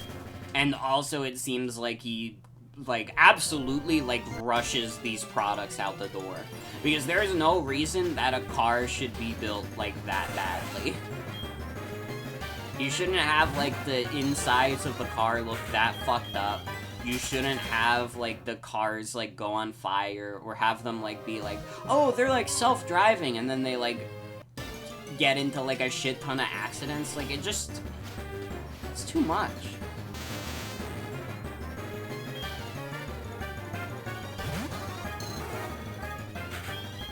I don't know, though. Maybe if the Tesla pay is, like, good enough, though, I would, I would understand that. But I also kind of doubt it is, to be honest. Something tells me that, like, the people who work at Tesla are, like, not, like, fantastically compensated for their work. And given what every other company does, they probably lay off people, like, every other week.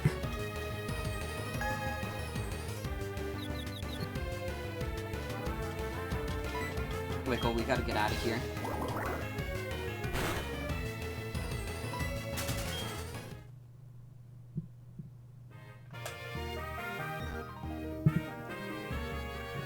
Anyways, we gotta stop talking about Elon Musk. I think it's, like, poisoning the vibes. I think, like I'm drinking, like, a little bit of water, and I feel like it's been poisoned.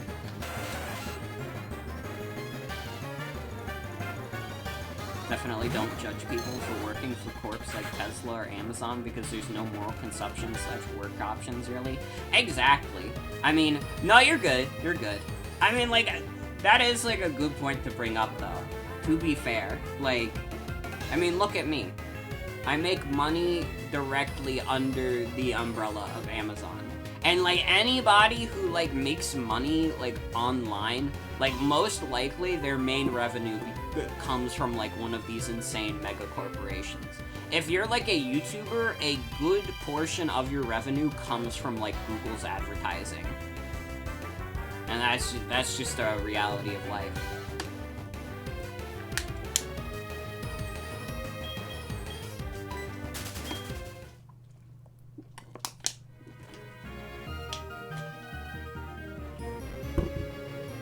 It's always the execs at top. Always aim for the execs at the top.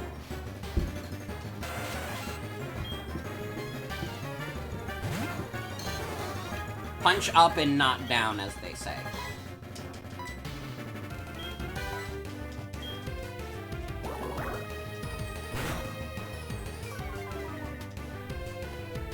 our topics aside, how's my day been? It's been pretty good. I talked about it earlier in the stream, but me and Jen watched some Spy X Family earlier today, and that was like a really fun show. I also didn't mention it at all on stream, but I did like clean up my room a little bit more. I've been like slowly getting at like the cleaning I haven't been doing because I was like so like busy with college work, and I'm liking more where my room is at. It's like a little messy still. I have to like get rid of some of these towels, but I mean, like, my floor isn't like overwhelming with like shit all over the place. And like I can see like the top of my dresser again, or one of them. I still have to clean up the other one, but been meaning to catch up on Spy X Family. I've only seen the first 4 episodes. We still gotta watch more, but from what I've seen of the show, it's like really good. Room cleaning feels light, right? Literally.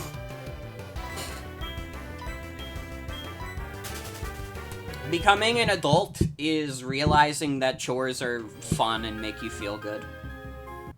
That is the ultimate, like, step to being an adult, is when you get to the point where, like, cleaning your room is just like, this is fun and it also makes me feel good.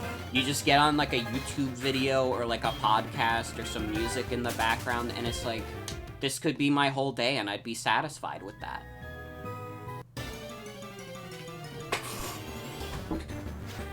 Chores are nice, actually, literally. It feels nice to do something and like see like tangible results from doing it. Like, oh, I just cleaned the counter, now the counter looks nice as fuck. That's a clean-ass counter.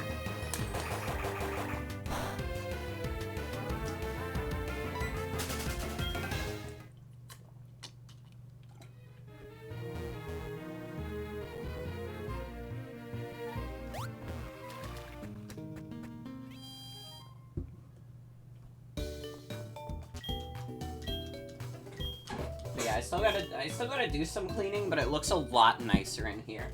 Like, theoretically, if I was to, like, put on a face cam right now, I wouldn't be, like, embarrassed of, like, a mess in the background. Like, that's not gonna happen. Like, the area that you would see, like, looks generally nice. It's, like, closer to my bed where it's, like, still a little messy. Love finding new ways to clean things easier / organization hacks. Hell yeah.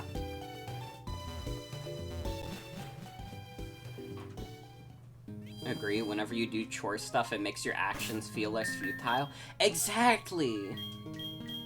Like, you do something, and then you see, like, very obvious, tangible results for it. Like, you clean up, and then it's like, oh shit, I did that! It's all nice and clean in here now! Or you, like, vacuum, and you're like, oh shit, it's like 1,000,000 times less dusty! It's great. I think, like, the only bad part is when, like, a chore takes, like, particularly long. Like, doing something like painting a room will still kind of suck. Because it's like, I just gotta keep moving this brush around. I have had to paint rooms more times in my life than probably a lot of other people. I mean, I think it might not have been last summer, it might have been summer 2020, but I remember we did, like, a paint job in, like, Star's room, and, like, dude, I got, like, a little fucked up on the paint fumes. Like, the paint fumes were, like, giving me a headache.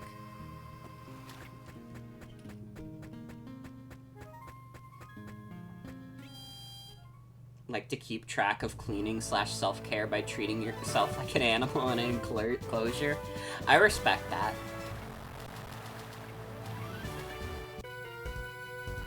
Dude, painting, like, just sucks.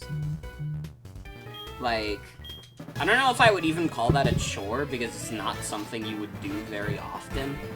But it's just like, it takes so long to do, and after a while you just, like, suck in, like, so many paint fumes, and it's like, dude, it's like, I have, like, an insane headache from this. I cannot do this anymore.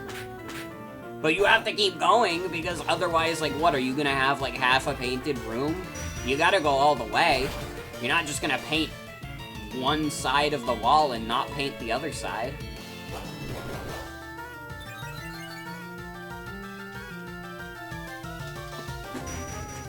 Confusion really isn't doing as much as I was hoping it would. I need Zen Headbutt on Mistress, man. You can't stop. And absolutely, it gets worse the bigger the room is. The bigger the room is, the worse the painting is. Just gotta take breaks and try to air things out. Yeah.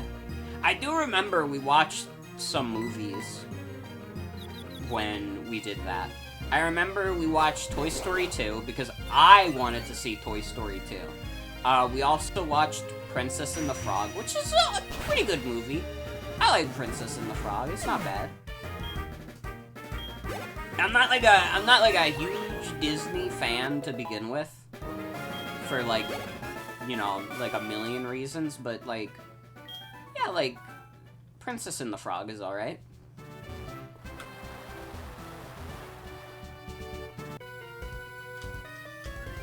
I guess you could also, like, argue, like, Toy Story is technically a Disney movie, but, like, that was before Disney owned, Pixar. They published their movies, but they didn't own them yet. And honestly, I would say, like, around when Disney, like, bought them was where the decline started to happen, because I think, like, that happened, and then, like, the next movie they released was Cars. I think you love the music score the most. It does have a good soundtrack. I mean, that's one thing I could say about most Disney movies, is that they at least have, like, a couple of, like, pretty good songs in there.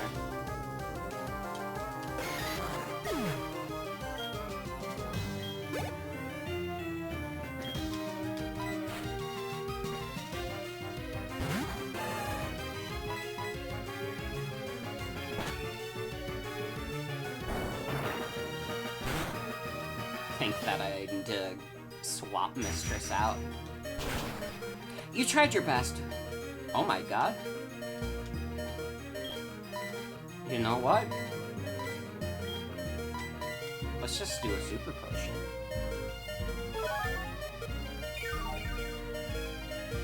Probably just keep using Seismic Toss, but that's fine. Never mind, he's doing Leer, he's stupid. He's dumb as hell.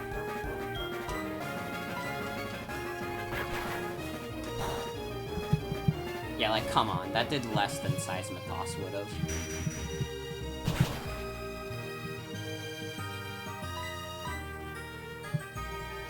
Speaking of animation, if y'all haven't seen The Owl House or Amphibia, highly recommended.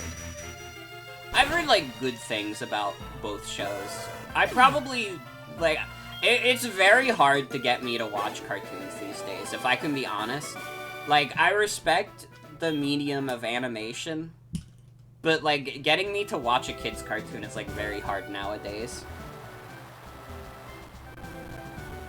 I'm sure, like, The Owl House or, like, Amphibia are, like, good shows, but I need, like, I don't know. There hasn't been anything that's necessarily enticed me towards either of them.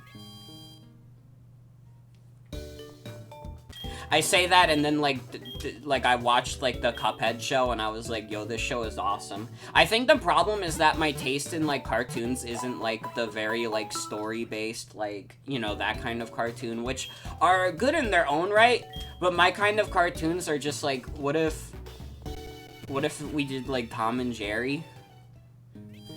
I need, like, cartoon violence. I need silly things to happen.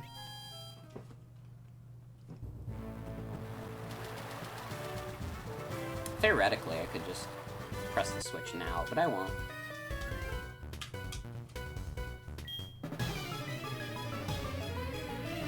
We'll say the first seasons tend to be slow, but the second seasons are way more plot-heavy.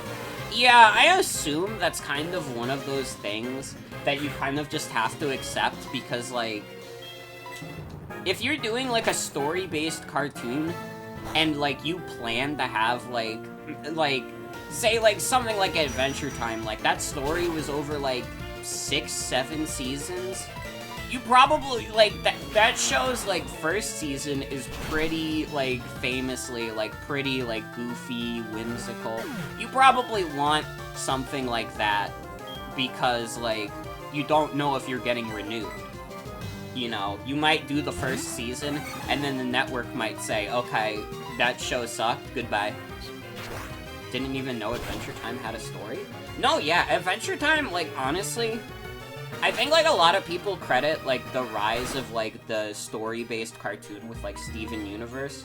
I feel like Adventure Time was probably the pioneer in that. Granted, Adventure Time definitely had, like, a bit more, like, filler and stuff. You know, there were a lot more episodes that were just, like, cartoon hijinks, but there was, like, a storyline that you would follow throughout the show. And yeah, you have to set things up. So, like, first season will be, like, more comical, but also have, like, a lot of the setup for the story. I'll tell you, like, a lot of my friends were like, oh my god, like, the first season of Steven Universe is, like, the best one, and then it falls off. I watched, like, the entire first season of Steven Universe. I could not get into it at all. And, like, a lot of my friends, like, fell off after that season, and I was like, dude, that was, like, so boring. I don't even remember why I watched all of Steven Universe, or all of the first season of Steven Universe. I'm pretty sure it was just because my ex at the time was like, hey, you should watch it. And then, like, later, like, my ex was like, oh, no, yeah, Steven Universe was really bad. And I was just like, you're the one who wanted me to watch it. I mean, I can't blame you necessarily for that. I'm not actually, I should stress, I'm not actually mad at my ex for telling me to watch Steven Universe, but it's also like, you were the one who told me to watch it. I didn't want to watch it, you did. And now I'm gonna be petty about it. Steven Universe was really, really slow. Yeah, from what I've heard, that show's, like, pacing was not great. And it took, like, forever for episodes to even come out. And there was no guarantee that, like, the next episode was going to be, like, a very story-driven episode. It could just be, like, filler. It is true, though, that it's Steven's universe and we're just living in it.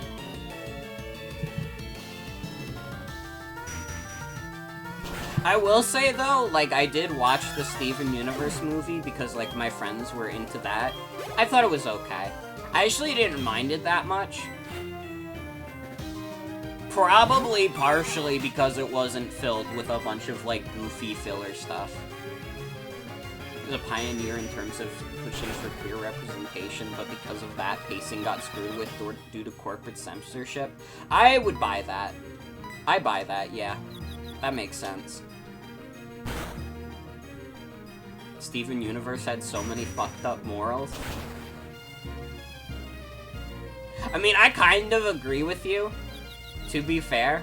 I think the episode where they had, like, Steven's, like, racist uncle, like, that's pretty bad. But I do think, like, some of the stuff, like a lot of the, like, forgive and forget type things, even if the characters in question were, like, pretty terrible, like, I don't think that's a terrible message to send to kids. But also, the racist uncle was pretty bad. You probably don't want to keep inviting your racist uncle to, like, Thanksgiving.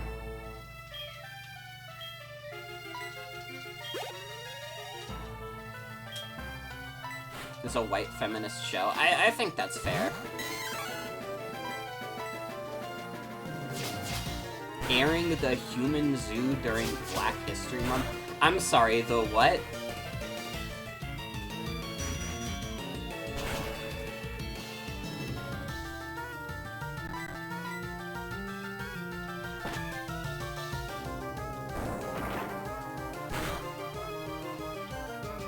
They had a human zoo episode.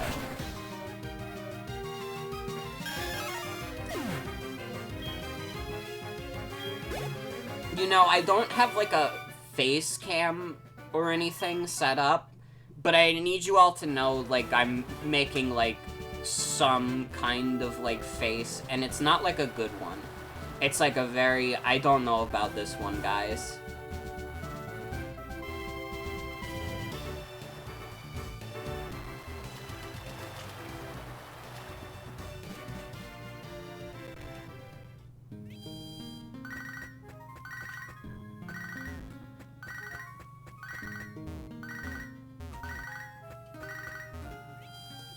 I don't know about this one.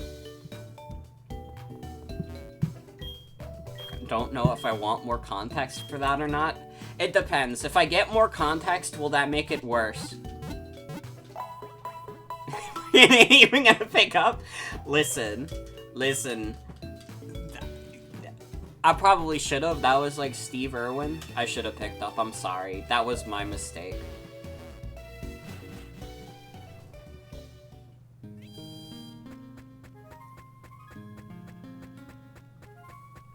I can tell you, like, a pretty bad story from, like, college, and I feel more comfortable saying this because, like, I know that the people from college who, like, follow my stream were not involved in this, and they wouldn't get offended by me saying this, and they would even, like, back me up and say, like, that's insane.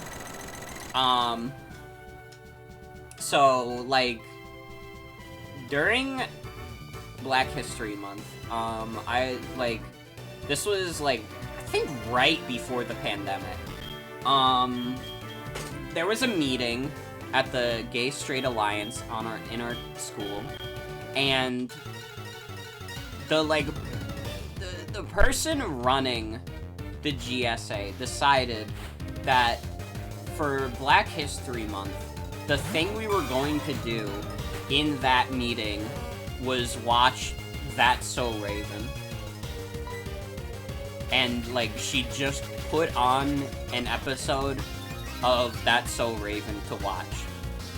And that was supposed to be the thing we did in that meeting.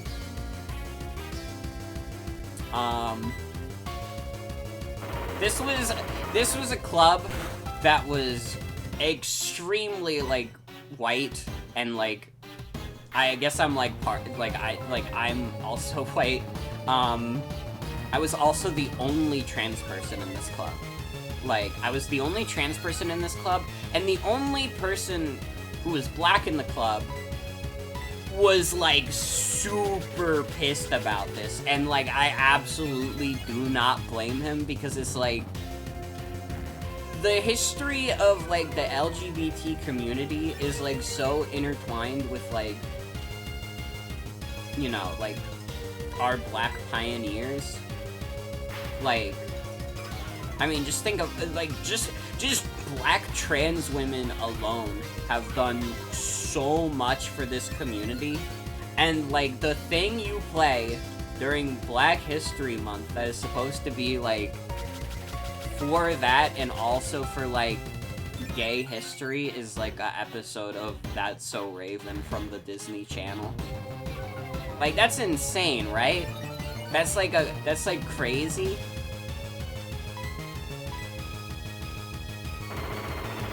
And this was already a point where I was, like, considering, like, dipping from the club. I think, like, after that, like, I stopped attending meetings. And I just remember, like, during this specific meeting, I remember just, like, taking out my Switch when they were, like, talking and, like, just, like, playing Fire Emblem. Because most of the meetings were just, like, honestly, the club was not handled very well. It was mostly just, like, a hangout spot for, like, these people. And they were all, like, kind of insane. They were not great people, like, even outside of that incident. Oh my god, I remember, this was kind of the beginning of the end for me for that club, before that incident happened. I think, like, one big inciting incident that kind of, like, drove me away from the club, and I didn't attend a crazy amount of meetings after that. I happened to attend that one, but, like, a big thing that happened was the GSA was doing, like, elections for, like, the club leaders. And I remember making a bold stance to run for the office. And again, like, you have to keep in mind, I was the only trans person in this club. There was nobody else, everybody else was cis. So when I ran, I was like, I don't want to say, like, harsh, but I was, like, real. I was like, listen, the club is, like, dwindling in membership. It feels like a little bit too much of, like, a clique. we have to, like, make strides with this club to make it, like, a welcoming and including space, because this is, like, one of the only, like... This is, like, the only club on campus for, like, LGBT people.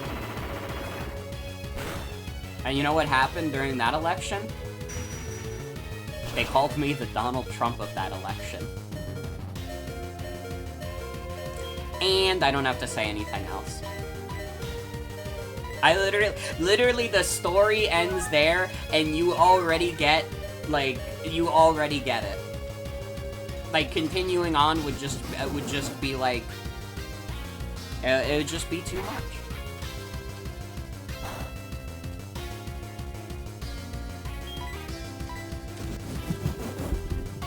And that's my story.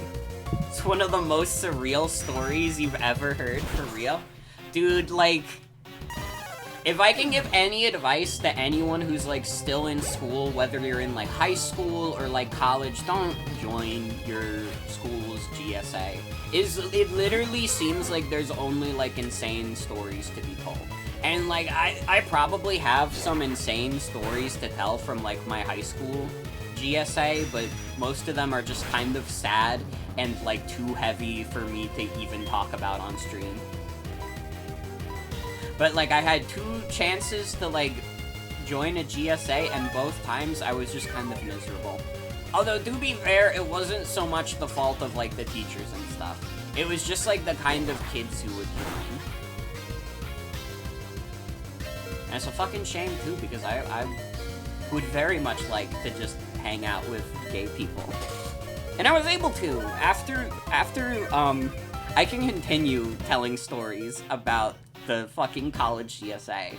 So, like, I say unfortunately because the guy who ran the GSA, like, the faculty who was in charge of the GSA, he is one of the sweetest guys I have ever met. He is such a nice guy, and genuinely, I, like, wanna keep in contact with him after college. But, like...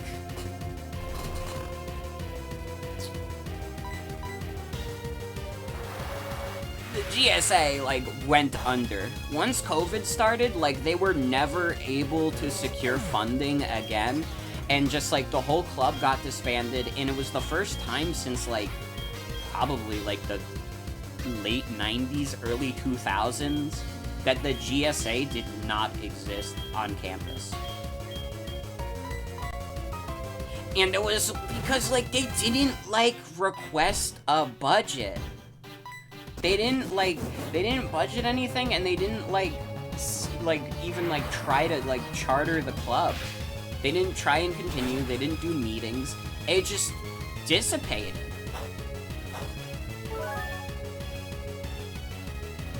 And it's a fucking shame, again, because the faculty who ran that club, one of the nicest dudes I have ever met in my life. I would always hang out in his office and, like, meet with other people, and it was, like, extremely chill and nice.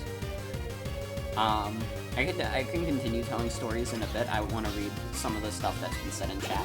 Remember being in your freshman year of college and being in the LGBT club. One of the club members admitted they took commissions to write furry smut, and you were too young to understand or respect the grind back then, but you were so scared that you never went back again.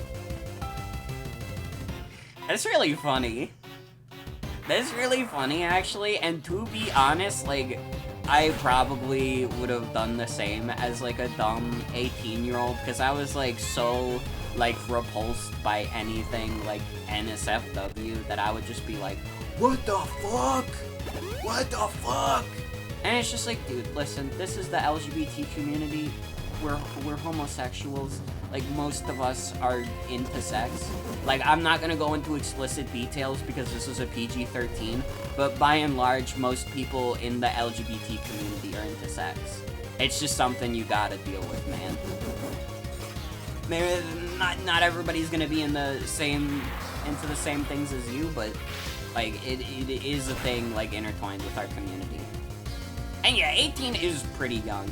Like, 18 is, like, the first time, like, that, like, you're, like, processing that you have to, like, kind of be an adult. And, like, dude, I am, like, so different than I was when I was an 18-year-old. Like, 22-year-old Morgan is a completely different person than, like, 18-year-old Morgan. Yeah, we should have a gay Luigi alliance. God, I, like, started streaming on this channel when I was 18, too. You could, like, go back and see how I was. That's fucked up. It's fucked up. I'm actually deleting all my old VODs. I'm not doing that. Can we have a gay Luigi alliance instead? True. We can. That's what we're gonna rename the stream Discord to.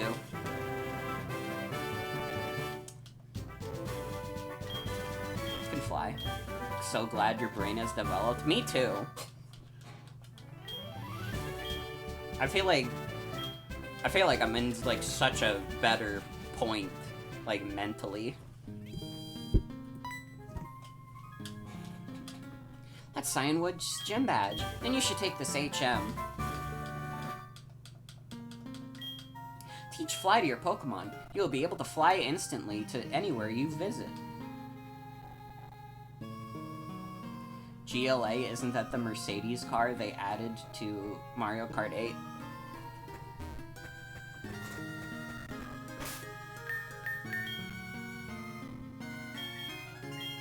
I don't think any of our Pokemon can learn fly.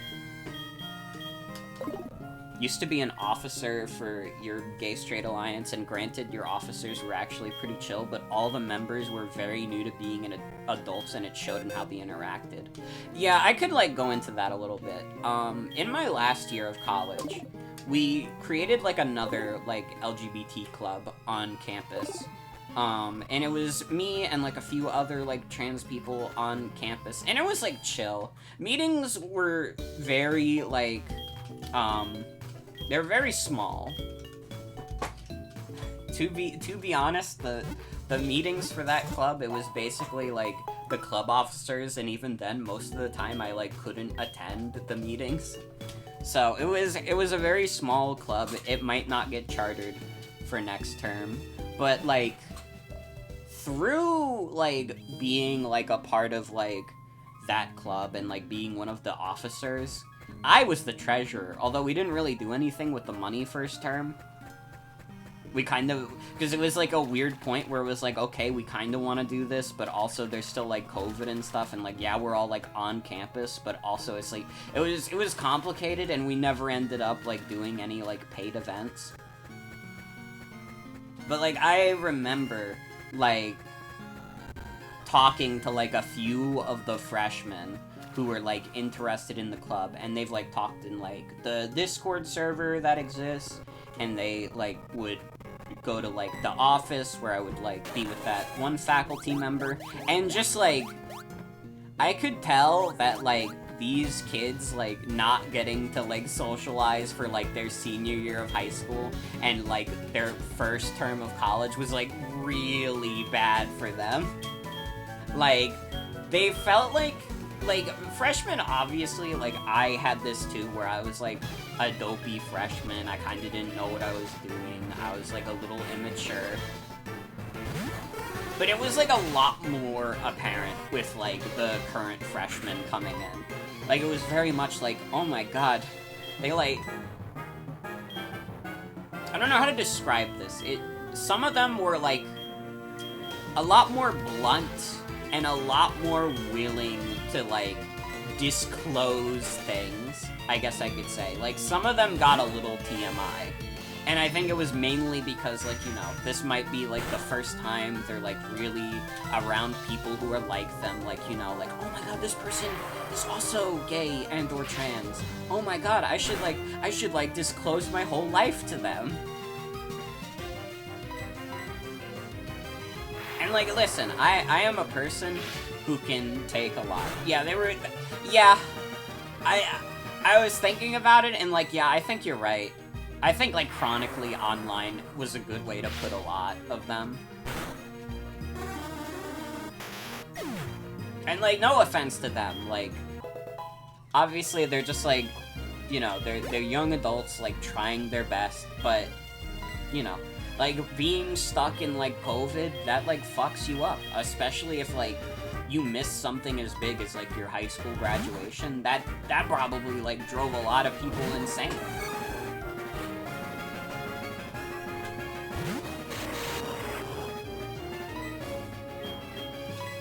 But yeah, I think a few people who were, like, new on the campus definitely, like, overshared a lot, and it was like, listen, I get it. You gotta calm down a little. Having never interacted with IRL queer community, which you get, it's not always accessible. I mean, yeah, that was a big thing also, was that it was, like, obvious they had never, like, interacted with other, like, LGBT people.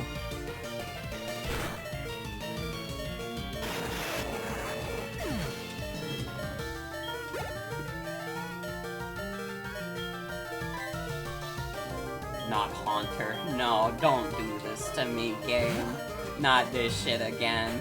I'm having, like, flashbacks to Morty. Don't be mean to me.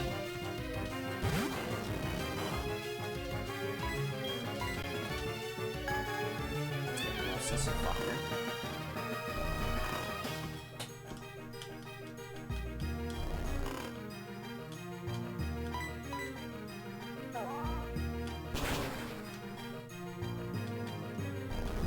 Mistress, wake up, you fucked up big time. I guess this thing only had... Okay, it has Curse. I was kind of hoping it only had Lick. Remember during high school you came out to trans friend over text a friend during high school about how you were trying out they them pronouns and the name Morgan, and then the next morning you came in and they loudly asked, so how are you feeling about those new pronouns / name? Or something to that effect right in front of everyone, and Will, you haven't told anyone about that since? That's insane. That genuinely, like, fucking sucks.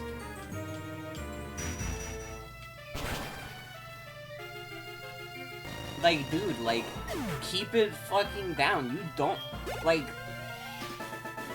I feel like some people have, like, a misinterpretation where, like, they assume, like, if they come out to, like, one person, oh, that basically means they're out to, like, everyone, and they'll just be like, hey, what's up? What's up, my LGBT? And they'll say that in front of, like, people who, like, very obviously are, like, not in the know.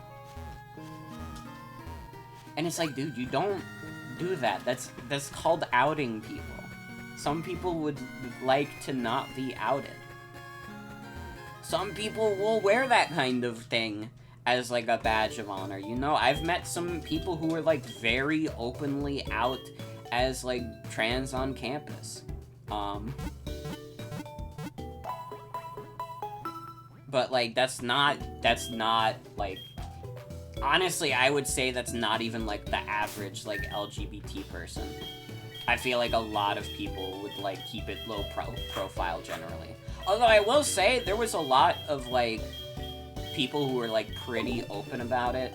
I was in, like, the English major in my college, and I knew a lot of people who were, like, very open about, like, being LGBT, or, like,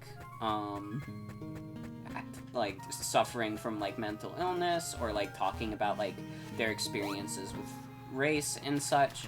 But that's, like, I feel like that's the exception and not the rule. I don't know if, like, people who are, like, doing, like, engineering on that campus were necessarily afforded, like, the same, like, you know, kind of, like, community.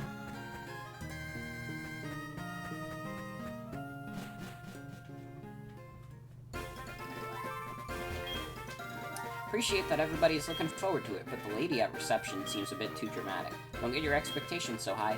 Did you know they're constructing a safari zone just around the corner? They say it'll be really fun. You will see many different kinds of Pokemon, and it's all you can catch. There's no reason not to go, right? I'm so looking forward to the safari zone. Finish the construction already. Actually, I did come out as trans to one of my classes. And in, like, a few of my classes, like, people, like, in my, like, junior and senior year, like, people called me Morgan. I didn't, like, give any pronouns or anything, but I was fine just being known as Morgan. That was enough. Your college is pretty open, which is surprising considering your state, but also the university had LGBT resources and tries to be more trans-friendly. Yeah, I feel like it kind of depends on the campus. Do I even have any Pokemon that can learn Fly? Definitely not. There's no fucking way in hell Reaper can do it. I was hoping I could just, like, dash to the Safari Zone at this point, but,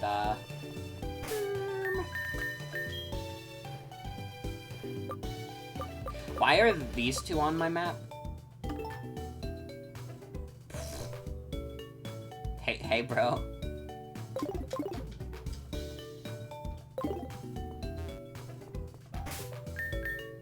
Love Scyther. Scyther is pretty dope.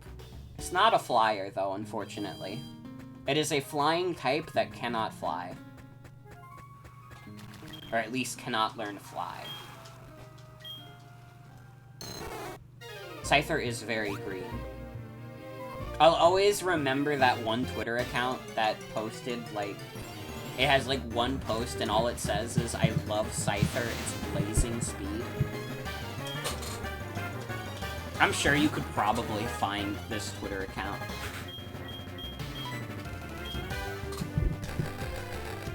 Just look up Scyther, it's blazing speed.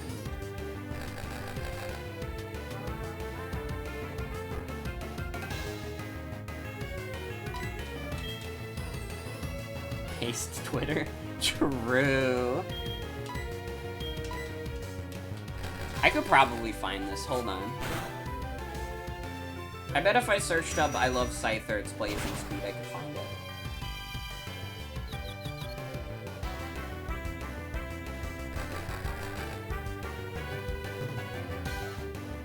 Fuck, I looked it up and I just got, like, some random, like, Twitter account of someone who moved. The person doesn't even exist anymore. And they moved in, like, August 2019? How are they the only one who has played Scyther? It's blazing speed. Hold on, let me just search Scyther, it's blazing speed.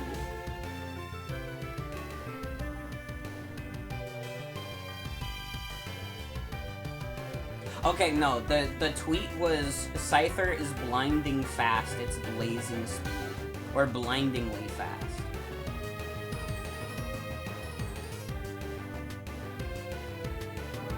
But I can't find this Twitter account. I see that, like, a Gary Oak, like, Twitter account, like, has that in its rotation of bot tweets. But that's not what I want the Scyther account.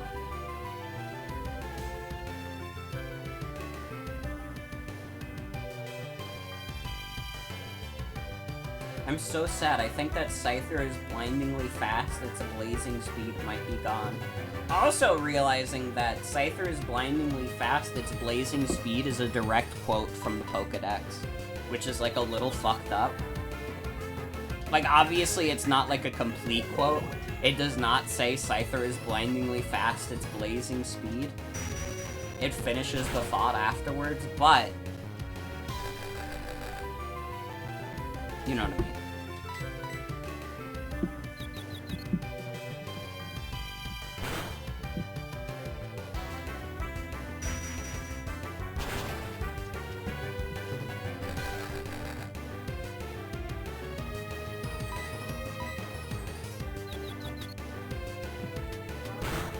Yeah, now that I'm realizing this is a part of the Pokedex, it might actually be extremely hard to find this account. It might not even exist anymore because this was, like, years ago. It's so sad.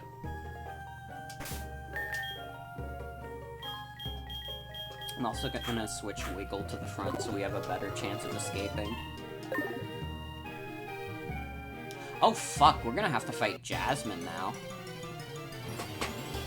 We'll probably, like, get up to Price tonight, honestly. Because we're, like, 2.5 hours in. We're already about to fight Jasmine. I forgot that, like, the gap between Chuck and Jasmine is basically non-existent. I guess we'll probably spend, like, a decent amount of time in the Safari Zone, too, but, you know. I remember what I wanted to do on the Pokegear also. I wanted to talk to the Safari Warden. I have too many people in my Pokegear. Hello? Oh, hi, Morgan. My apologies, the Safari Zone isn't quite ready yet. I'm sorry for the inconvenience, but if you could be patient just a little longer. Call you later. You need to open it right now. I need my funny crow. I want Murkrow so bad. I don't even care that Duskstone is, like, post-game. I have my little Murkrow plush above one of my monitors.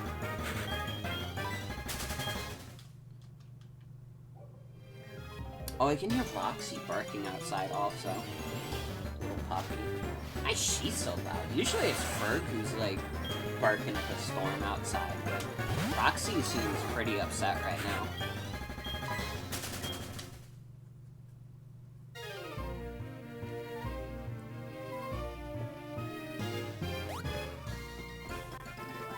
You have a new joke? Want to hear it? Of course. I want to hear all jokes that my wife has to tell. It's Morgan time.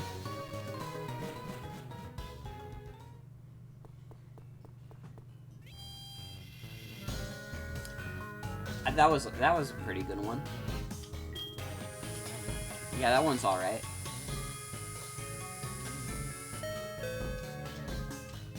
Was? Yeah, it was fine. I've heard worse.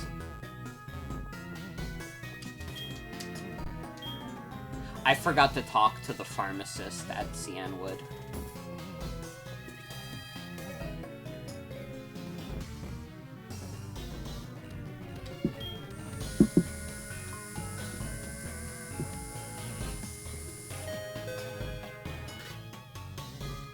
They're doing a demo for Monster Hunter Sunbreak?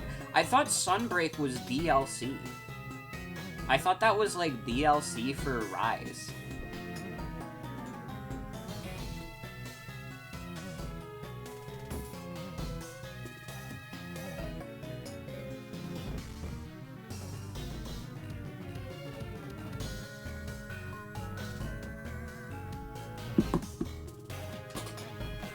Okay, we need to catch a flying Pokemon so I don't have to cross the sea again. It does not matter what flying Pokemon it is, it just needs wing and know how to fly. Birds born after 1997 only know these things.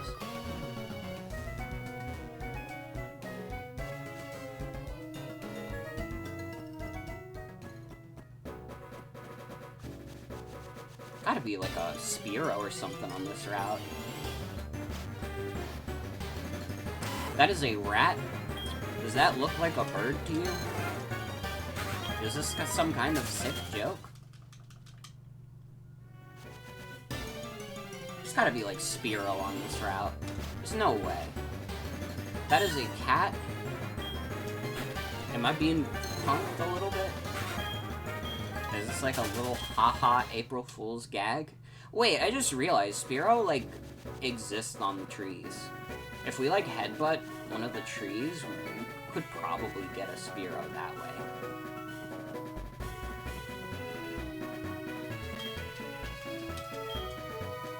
I don't have a headbutt Pokemon. Did I teach headbutt to the Totodile?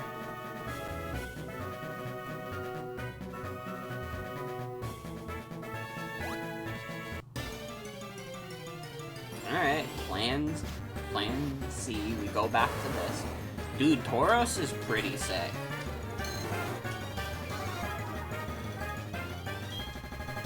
I've never used a Tauros before, but Tauros is pretty sick.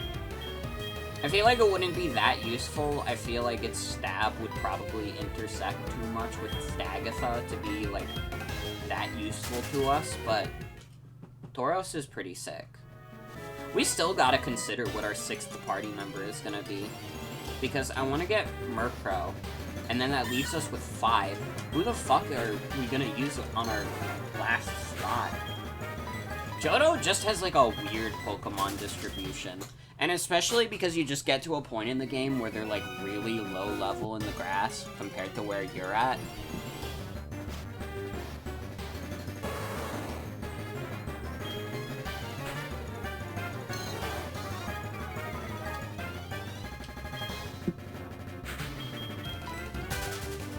Oh my god, I just, like, checked my phone and got reminded by Wario64.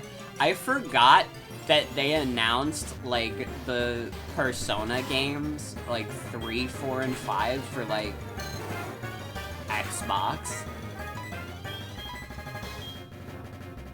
Which is, like, so funny to me.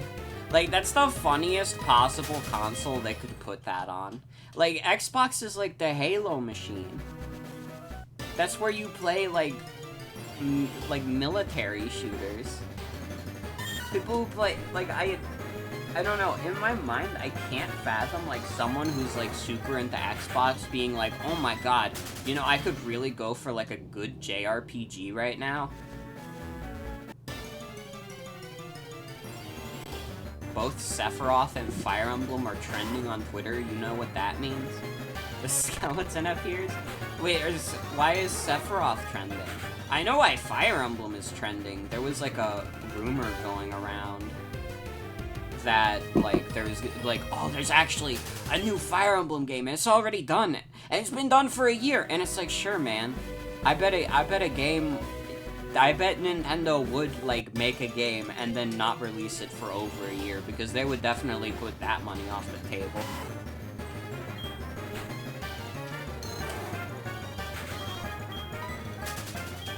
There's no way in hell that game is finished and they just haven't released it for a year. And they haven't announced it, they haven't said anything, they haven't teased anything. Like, that seems too ludicrous. Why would a company, like, fully complete a, like, $60, like, full-price premium AAA video game, not say a damn word about it for over a year, and continue to not say anything about it, as if it doesn't exist? Like, they just have this, like, full finished video game in their, like, vaults that they're not releasing. In one of their, like, decently popular franchises, too. Like, Fire Emblem Three Houses was, like, a 3 million plus seller. I would not be surprised if it sold, like, 4 or 5 at this point. You're telling me, like, Nintendo's gonna, like, not try and get that Three Houses cash? You're crazy. That's why they keep doing, like, the Three Houses alts in, like, Heroes. That's why they're doing Fire Emblem Warriors. Like, come on. I don't buy it. And listen, if they do a Nintendo Direct in, like, a week, and it turns out I'm completely wrong and they actually do have, like, a Fire Emblem game that is, like, literally done in the back, I will take back every bad thing I've ever said about anything. I will never shit talk ever again. This will be a stream for only positivity. There are no birds here. That is a cow.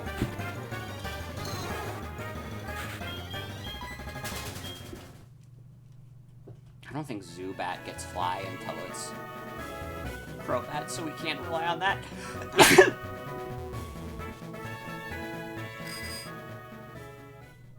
Yeah, I guess Sephiroth is just a popular guy. Or in Redemption Arc? What if I get a legendary, roaming legendary? I mean, like, we know where they are on the map, and they don't move from the map unless you change what route you're on.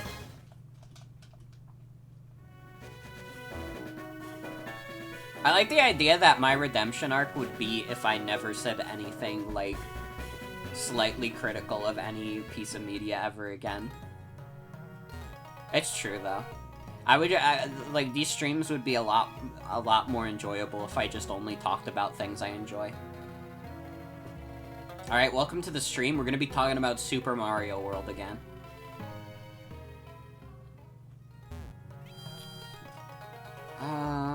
Does Chomps have Headbutt? Because if he does, we can get Spearow for Fly. Absolutely not.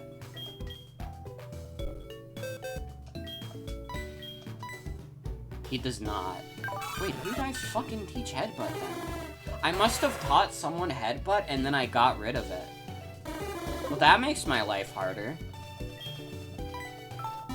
We need a common ground of hate talking. This is true. And I like to be, like, level-headed about it, generally, but I also do like to be a little bit of a hater.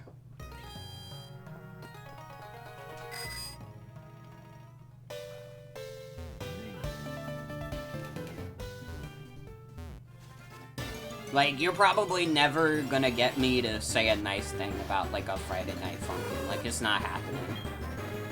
In my mind, that game only exists so we could have the one TikTok of the guy saying, Friday Night Funkin' means I said funkin'. My father is... That's, like, the only impact that game has made on me.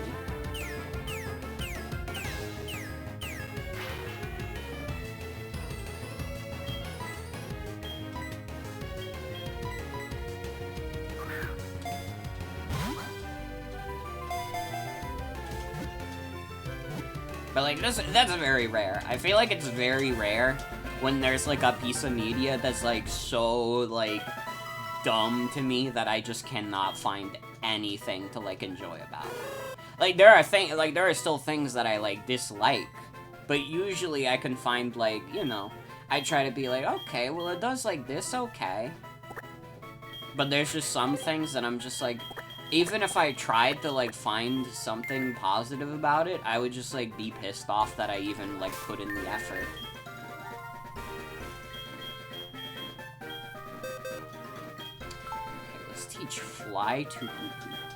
I don't know how we're flying on Hoot Hoot, but it does not matter. It's Pokemon. And everybody's already done, like, the comic where it's like, what? You can fly on Pidgey? But, like, Pidgey is, like, a baby bird.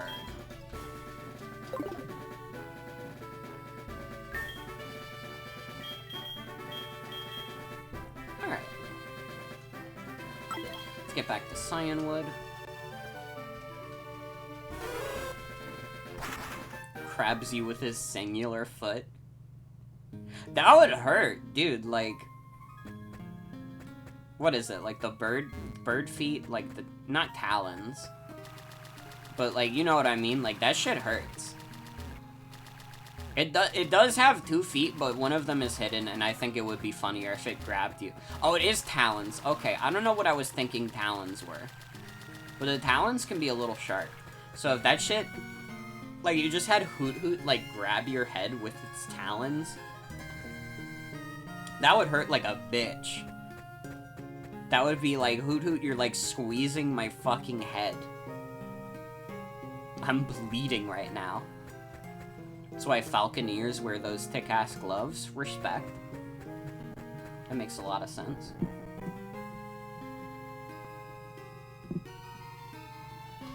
Spa day beforehand. Cyanwood City Pharmacy. This is where we gotta go. Lighthouse Pokemon is in trouble. I got it. This ought to do the trick. We got the secret potion. My secret potion is a tad too strong. I only offer it in an emergency.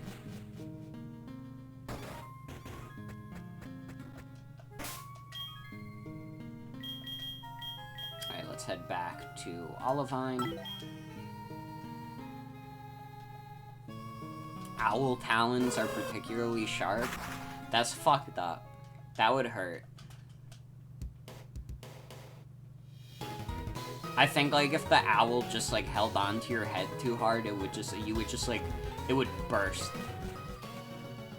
It would burst like a watermelon. I don't know why that's the first, like, thing bursting I thought of.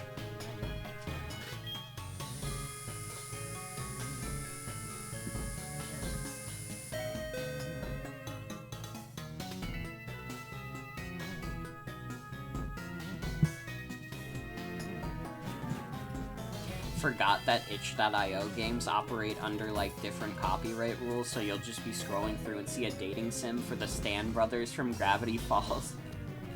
I mean, like, itch.io is, like, definitely, like, more of a Wild West. They don't have, like, strict copyright rules on there. I guess also because they're, like, less formal of a seller than something like a Steam. Like, Steam could not get away with that. But I feel like itch.io, like, you can kind of argue that, like, fan games and stuff are part of that. And they are freeware. But I mean, even then, like, free, like, fan games are... They do get under a bit of scrutiny from these companies. Oh, I'm so relieved. This is just so wonderful. Thank you so very, very much. I will return to the gym. Alex Hurt, the creator of Gravity Falls, said he liked the dating sim for the Stan brothers. That's really funny. But also, like, given what I know about that guy, that makes a lot of sense. I like whenever he, like, tells Disney to fuck off. Which hasn't happened a lot, but I remember, like, he's done that a couple times where he's told Disney to fuck off.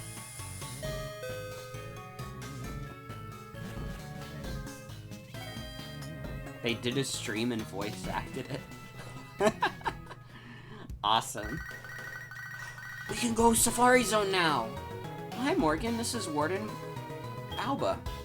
Sorry to keep you waiting. We finally opened the Safari Zone. Do you know where it is? You know that gate inside the cavern in Cianwood City?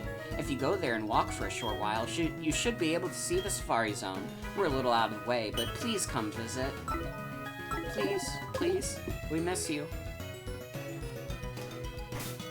Well, who am I to refuse? We're gonna have to figure out how the fuck the Safari Zone even works in this game. Because I need to get my Murkrow. Like, I need you all to understand that I need to get my Murkrow. Maybe we can even catch our 6th party member. We'll see.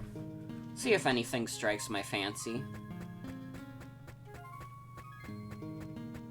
Honestly, I'm just gonna keep Wiggle in the front until Wiggle evolves. And then we can do the same with Cotton Ball, who is very shortly not going to be a Cotton Ball at all.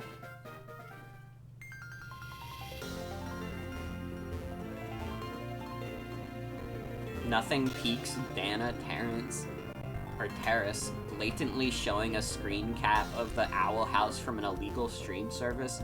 That's really funny. That is really funny, and honestly, I'm gonna say it, kinda based, though.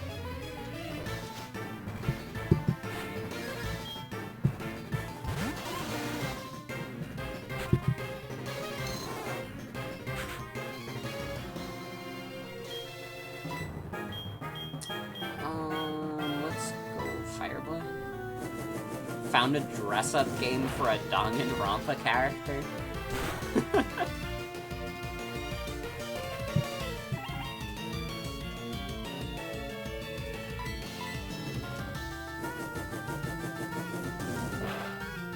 I'm glad that people are still making, like, dress-up games.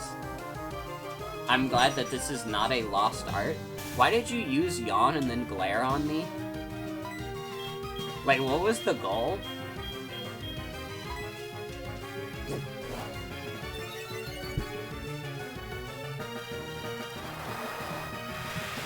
Oh, I'm gonna make you think you're gonna fall asleep, but then I'm actually gonna paralyze you. To be emotive. I guess I respect that. I have shed skin anyways.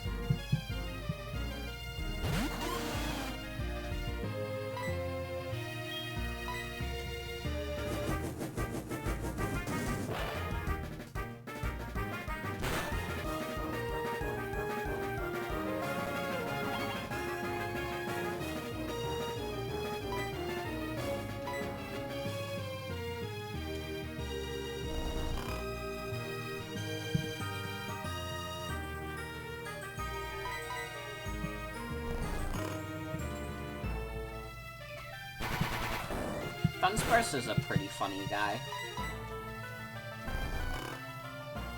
Dunsparce is another Pokemon that I wish was, like, literally, like, a better Pokemon in terms of, like, the stats, because it's, like, it has a funny little Tsuchinoko, and just, like, it's, like, completely dog shit. It's, like, you use Dunsparce, and it's, like, it doesn't do much. Ever have those days where your speech is struggling so much? I feel that, yeah.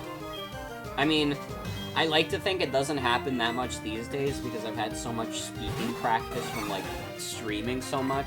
But there are just some days where I just, like, constantly, like, stutter and stammer over my words. Oh, welcome back, Puffy Buffy. Welcome, welcome. I need to revive Wiggle. This dude has 3 Dunsparce. Respect.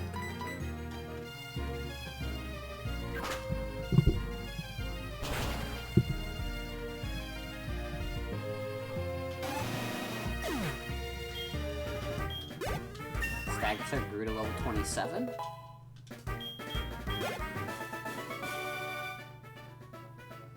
Can never have too many. This is true. If you lived in a world where Tsuchinoko existed and was real, you would absolutely, like, start hoarding them. I think this is the truth of humanity. If we all saw Tsuchinoko in real life, we'd be like, oh my god, I need that as a pet.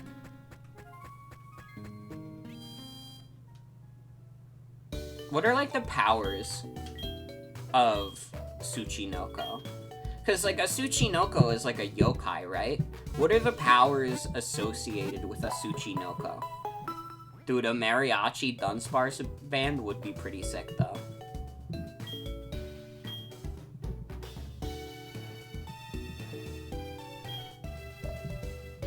According to legends, some Tsuchinoko have the ability to speak and a propensity for lying, and they are also said to have a taste for alcohol. Legend records that they will sometimes swallow their own tail so they can roll it like a wheel, similarly to the hoop snake of American legend.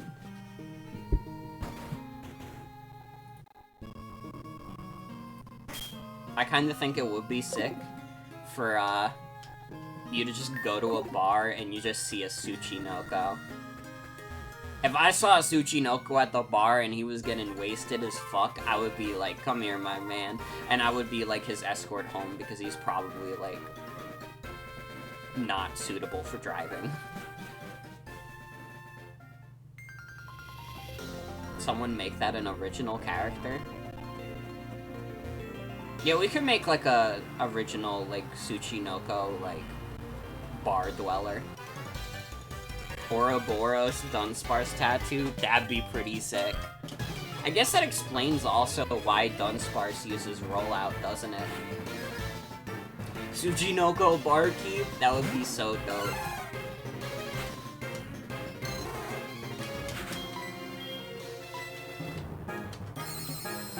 Okay, so I have a question in regards to, like, the Tsuchinoko barkeep that we're, like, conceptualizing. Is, like, the Tsuchinoko barkeep, like, does it just have, like, the regular, like, Tsuchinoko proportions? Or are we going far enough to make this, like a furry character?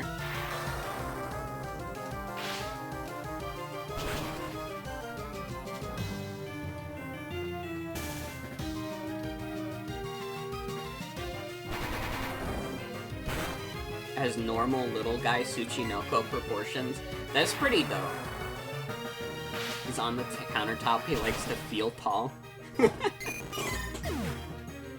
Just imagining him trying to, like, mix the drinks. Has a special stool.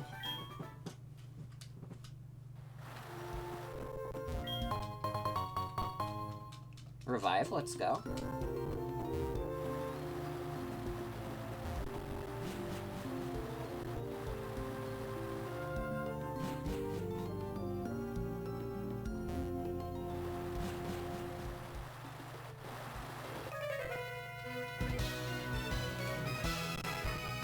I don't know if I recognize this battle theme. Or this pre-battle theme, rather.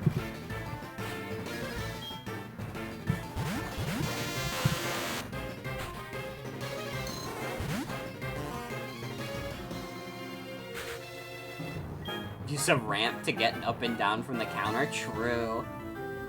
There's a guy passed out on the countertop at closing time, and he slaps him with his snake tail, and he says, "Good sir, please leave the establishment." Okay, we have to kill this Electabuzz ASAP. he will fucking kill Mistress. Like that. Okay, that's probably gonna kill, to be honest.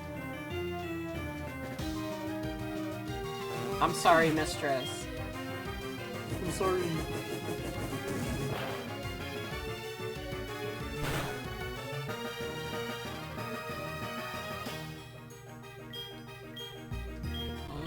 Send out Stagatha. Electabuzz is the hard one. We don't really have a good... Honestly, we don't have a great counter for electric types in general. We don't have any, like, ground moves or anything.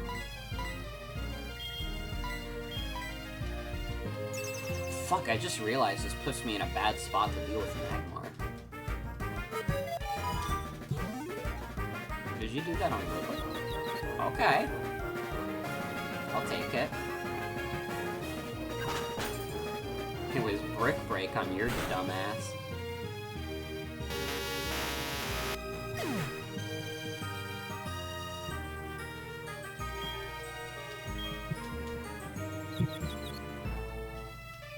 The, like, Brick Break reflect light screen, like, interaction, I did not know existed as a kid. It feels like one of those things that is, like, obscure enough where, like, if you're a kid, you would probably never even discover that during normal gameplay.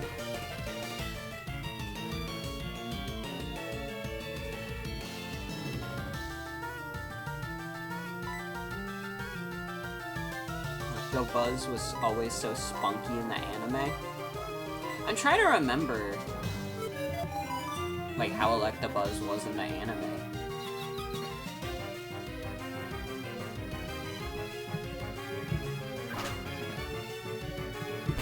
I remember the one episode where the, like, Electabuzz went to war with, I think it was Scyther. I think that was the episode where Pikachu had the ketchup. And Pikachu was very sad when they killed the ketchup bottle. Like, dude, you can just go to the store and get some more Pikachu. Grow up. I do not have Bird Heal. Does Stagatha have Guts? Because I think that's one of the abilities of Heracross, but I kind of doubt it. I'm thinking Stagatha probably has, like, Swarm. Yeah, fuck. Okay. That's, like, a way worse ability.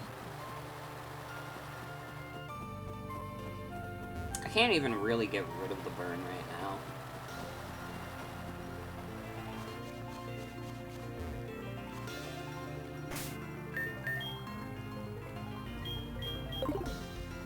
Love that name. Stagatha is a very good name. I forgot who in chat suggested it, but, like, I adore the name Stagatha. I really do. I think it's a very lovely name.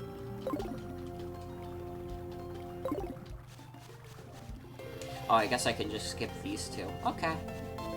Can we make it to the Safari Zone without having to fight anyone? Let's go. Let's actually go.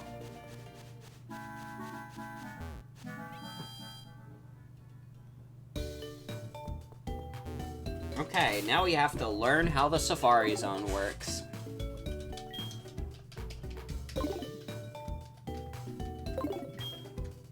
Hello and welcome to the Pokemon Center.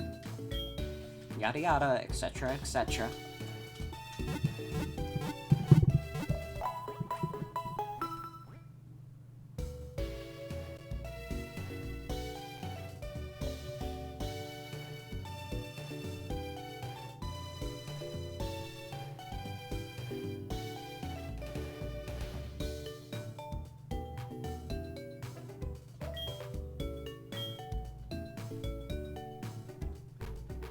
Okay, so Murkrow appears in the swamp. If you don't get an initial setup with the swamp area, catch a Geodude in the peak, quit, show it to Balboa as the Pokemon following you, and wait 3 hours to be able to swap other locations in. What? I have to wait 3 hours?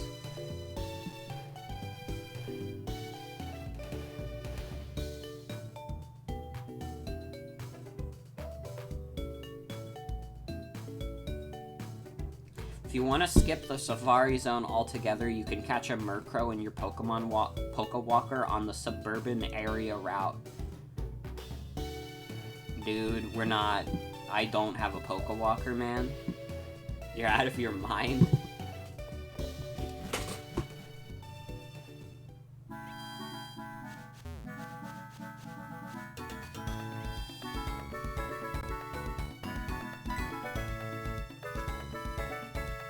Hi, I've been waiting for you. What do you think?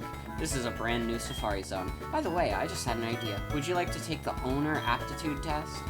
Right on, let me explain how the test works. It's very easy. All you have to do is catch one Geodude at the Safari and show it to me. They're in the grass closest to the entrance. It shouldn't take long before you catch one. Good luck!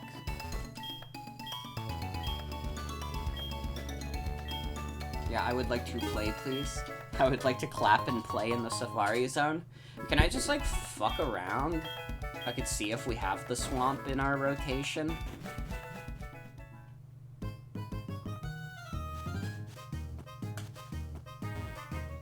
Like, fuck this, man.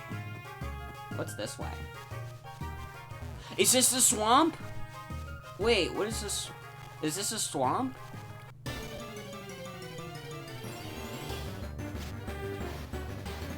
Drowsy? Hold up, what does the swamp area look like? They might distinguish between swamp and marshland also, because God is annoying.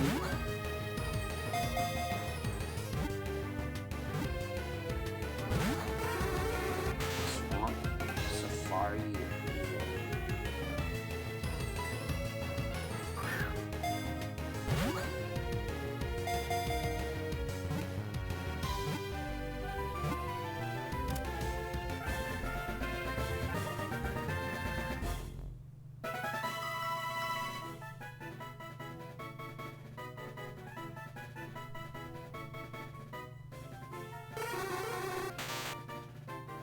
Okay, yeah, there is a wetland area. What does the swamp look like?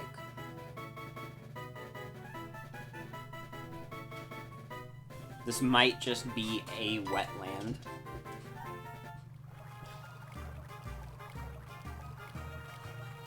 Oh, thank you, Cerebi. You actually have images. Let's fucking go.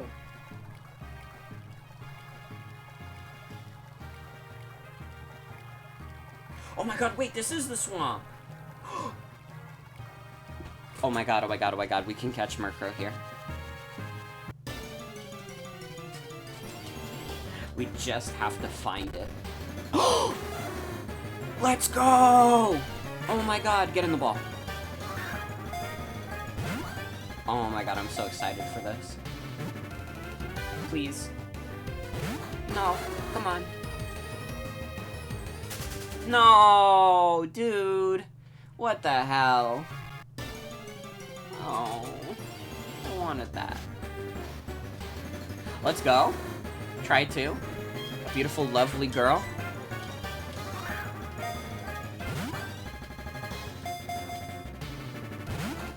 Nope. It ran away again. At least it doesn't seem that hard to find. It seems like it's pretty common, probably also because it's nighttime. Third guy. Okay. This time you're mine. It's as simple as that, really. You're getting in the damn ball. What the fuck, dude? What the hell? You're watching carefully now? Okay. I can look at that. Please ball for me. Fuck's sake. No. Come on. What's Murkrow's catch rate? It can't be that high. Or that low, rather.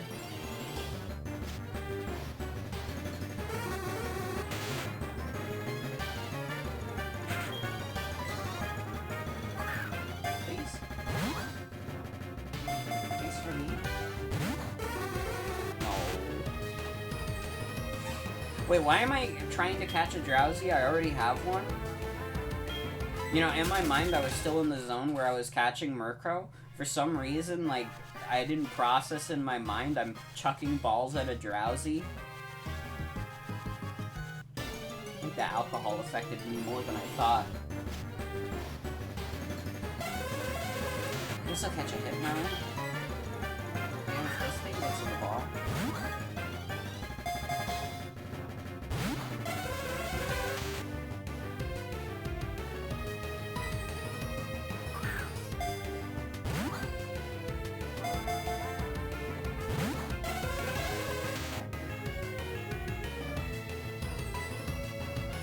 Come on, man.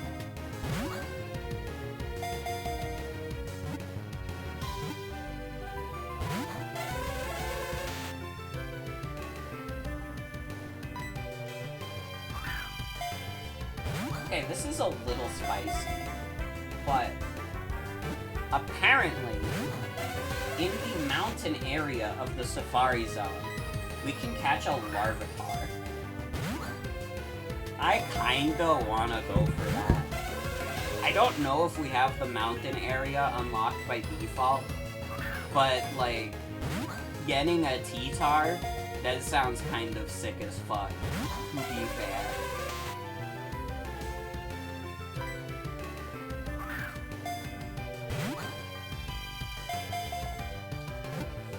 Forgot about Safari Zones. They're weird. I'm, like, okay with their addition, and they usually have some pretty great mons. But, like, I think, like, being forced to use, like, Safari Balls and such makes them, like, a little more annoying than they need to be.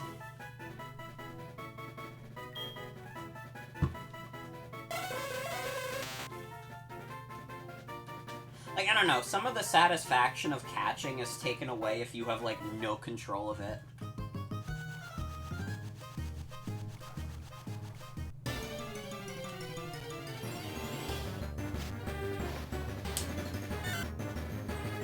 Hi, Centric, you're not what I'm looking for.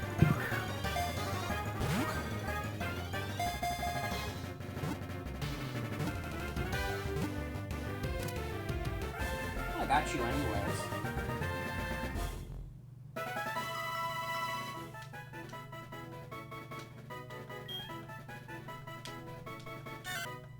Feels like gambling? Yeah. Yeah, a little bit.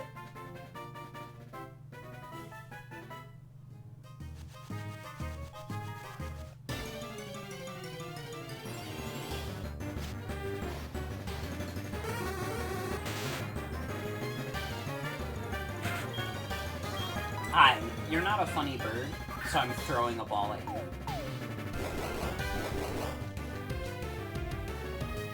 Goodbye.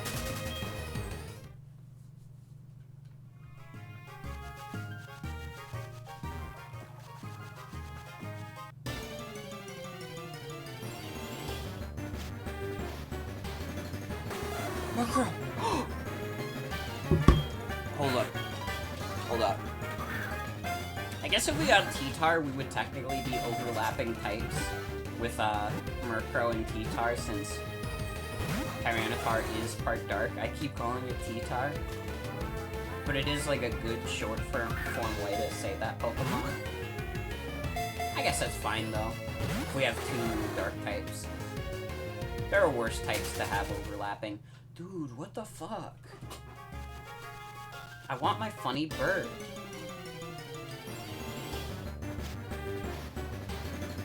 And I don't care who knows about it.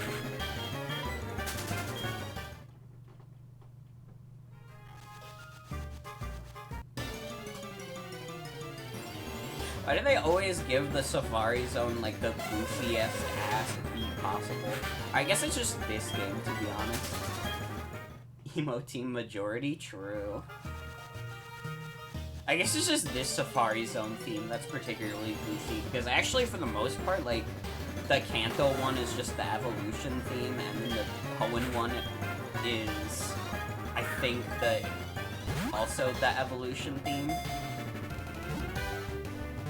2? No, come on. Get in the ball, please.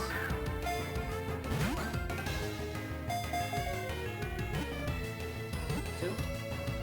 No. Come on, I have 10 balls left. No. This can't be happening.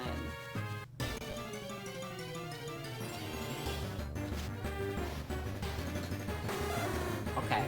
You scrappy little level 15 Murkrow, you're getting in the damn ball. Fuck. Please. No. This is homophobic. It really is, though. It really is, though.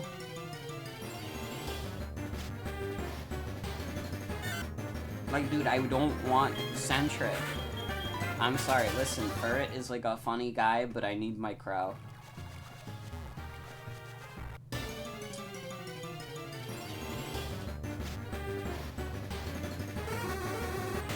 Drowsy, get out of here. Do you guys remember, like, the Hypno's Lullaby creepypasta? I remember Hypno's Lullaby because I remember, like, someone made, like, a Pokemon ROM hack based on it. What even, like, happened in the creepypasta? I just remember in the ROM hack you would, like, fight Hypno, and then I think you were, like, programmed to lose. So then you just, like, teleport to a cave. And it's like, oh no, Hypno got you.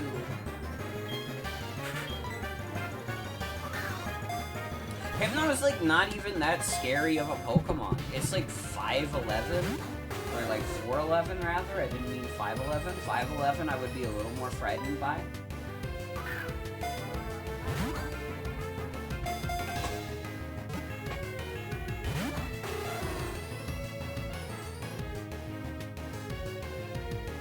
I'm surprised this thing is still around. This thing is 5'3". That's actually a little taller than I thought it'd be.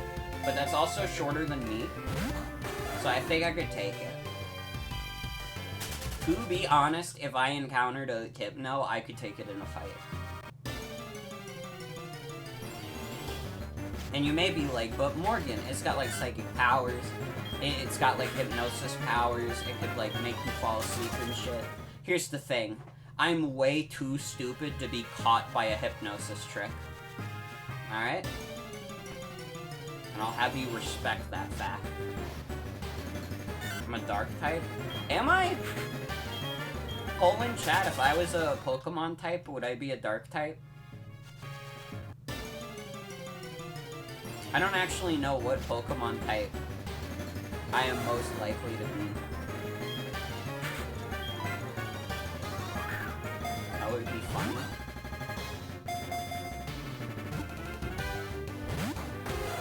Dude, the Murkrows just won't get in the ball. I'm gonna actually throw bait at this one.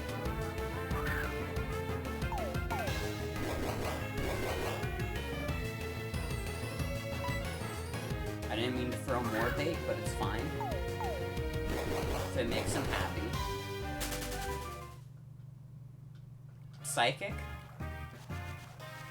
I would be a psychic type? That was pretty dope, to be fair.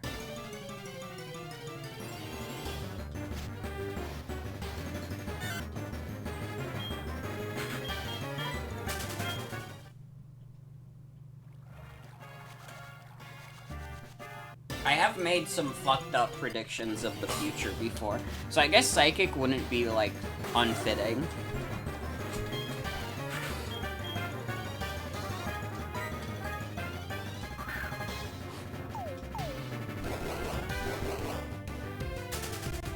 Oh shit!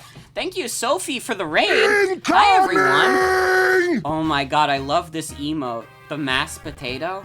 I don't think I've seen this emote before. Well, hi, everyone. Welcome. I hope you had a good stream, Sophie. What were you up to? Were you all watching? I really like the mashed potato. Mini potato, too? Oh my god. These are phenomenal emotes. Yeah, Jen offers a dog in return. Our own doggy emote.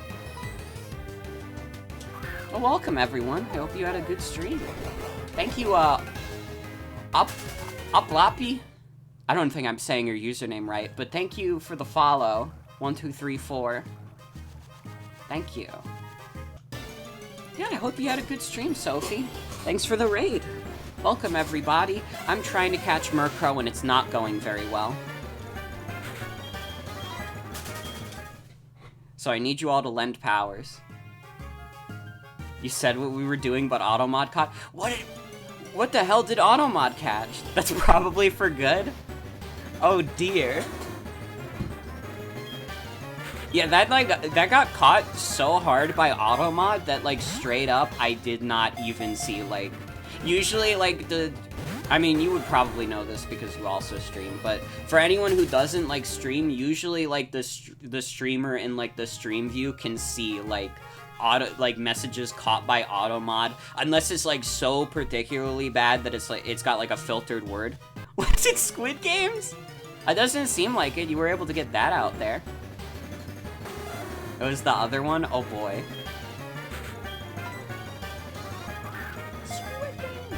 We may never know the dark secrets. This is true. Sometimes in life, these things happen.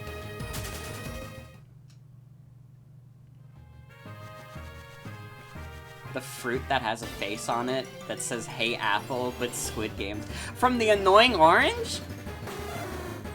No, wait, that's not Annoying Orange. No, Annoying Orange is the one who says, "Hey Apple." No, wait, it is. Wait, why is Annoying Orange a banned term? We watched a really cool lady make millionaire shortbread. That sounds pretty dope. I'm into that. Thank you, Gender Mutt, for the follow. Thank you, thank you. I'm gonna be risky. I'm gonna throw Mud. This is a terrible first impression to give a Pokemon you want to add to your team. See, that's why you don't throw Mud at people. If I can give a little bit of unsolicited social advice to everyone, do not throw Mud at people you've just met. They will not be very happy with you. It's a banned term. Why was that a banned term? That feels like something that, like either Michael or Atticus added as a banned term, and I thought it was funny enough, and, like, we figured it would just, like, never come up, that it just, like, stayed like that. We watched Annoying Orange Squid Games at the behest of Socks. Awesome. We did like... I'm curious how, like, Socks got you to watch this on stream. Like, was Socks just, like, in chat and was like, hey, you should, like, really watch this video? Are you guys, like, on a call? I'm curious. Throw mud at your loved ones instead. True. Kinda true, though. It was media share night, but Socks changed her name to Talking Ben in your Discord, so you never catch it. That's really funny. That's really funny. Come on, get in the ball! I have 2 left! Think you posting Carkalicious broke Sophie? Carkalicious is a classic. People who know me well know I have, like, no, like, nostalgia for Homestuck. I never, like, even came close to finishing it. But, like, Carkalicious is, like, extremely funny to me. Like, to this day. I, like, genuinely, like, I could listen to Carkalicious all day. And maybe that's just because I don't have the baggage associated with, like, Homestuck. Like, I don't know what Carcat does. I think he says, like, swears. I think he's, like, kind of an angry swears guy. It's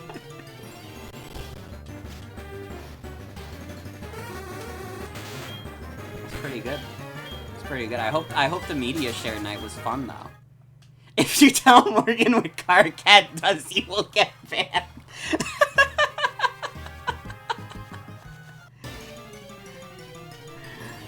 Yeah, no, it's we just added a new policy. If you tell me about Homestuck, it's illegal. It's a ban. An insta-ban. No survivors. Everyone who was in chat when, like, that happened, like, you all get banned. All the mods get unmodded. It's a bloodbath. It's truly a bloodbath, and will be partially responsible for me killing my Twitch following, but that's fine. You have to crack a couple of eggs to make an omelet. Socks getting banned speedrun. Yeah, me and Socks are gonna have a falling out because someone explained Homestuck in my chat. You got another auto mod explaining it how it went? Okay. What could have caught it this time? I have no idea. We're literally making the mother of all omelets. Yeah, we have like a bunch of like weird like banned terms just from like, I wouldn't say back in the day. Oh, the Inner Sloth game, Among Us. Oh my god, I think that was because I literally like streamed Among Us recently and we thought it would be funny to ban it as a term so you couldn't even say it during that stream.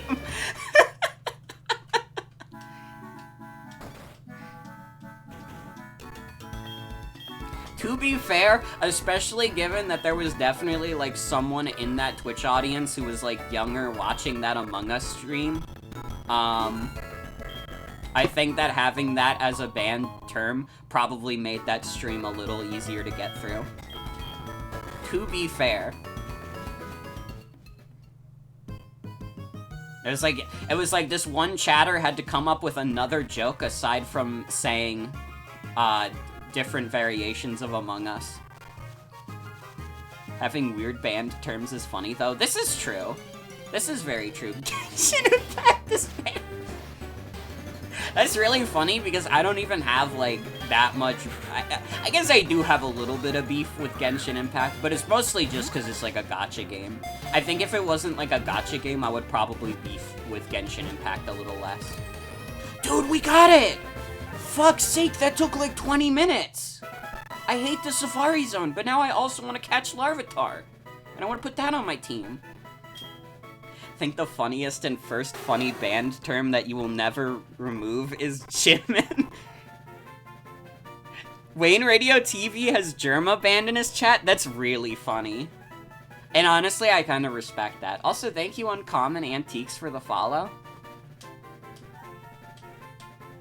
I bet, like, genuinely, like, I get why Wayne would ban that, because, like, that feels like someone would be like, oh my god, Wayne is kind of like a little bit like a Germa type. Oh my god, Wayne, you're doing something weird on stream that's kind of like a little bit of a Germa thing. Like, I feel like there have been, like, a lot of, like, direct comparisons. Honestly, him saying he doesn't even remember why he banned Germa as a term is, like, immediately, like, funnier. Actually, like, that's way funnier than my headcanon of, like, him just kind of getting annoyed of, like, people comparing the two. I think it's way funnier if he just, like, did it randomly and doesn't remember. What do we want to name Murkrow? Anybody got good bird names? If she was a boy, I would have named her Henry, because that's usually my go-to, but I want to give her a different name. Boo Boo. Oh, Boo Boo. I do like Boo Boo. Henrietta. That is pretty good. That is pretty good. The fool. Saw someone call a streamer the female version of Germa in her chat, and it's like, dude, if someone said that to me, I'd be like, the only thing I'm the female version of is, like, I don't know, can someone come up with, like, a better gag for me here? Think of like the funniest punchline you could think of right now, and I will steal it on stream. You're the female version of Mario? There you go. There you go, Jen did the punchline, but I'm stealing it. It's actually my joke. Female version of myself? True? Yeah, Henrietta is good.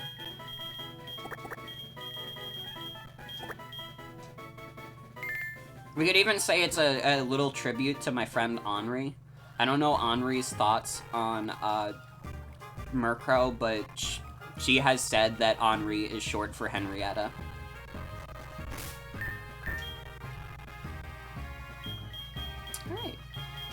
Alright. We have to see if we even have the mountain area, and if we don't, we have to conjure it. Okay, this is definitely not a mountain. And I'm sorry to anyone who chat who thinks otherwise. This is not a mountain either. Okay, we're running out of options. This is definitely a wet land. It is fucking sopping wet here. And this is a desert. Okay. We're gonna have to catch a Geodude at the peak.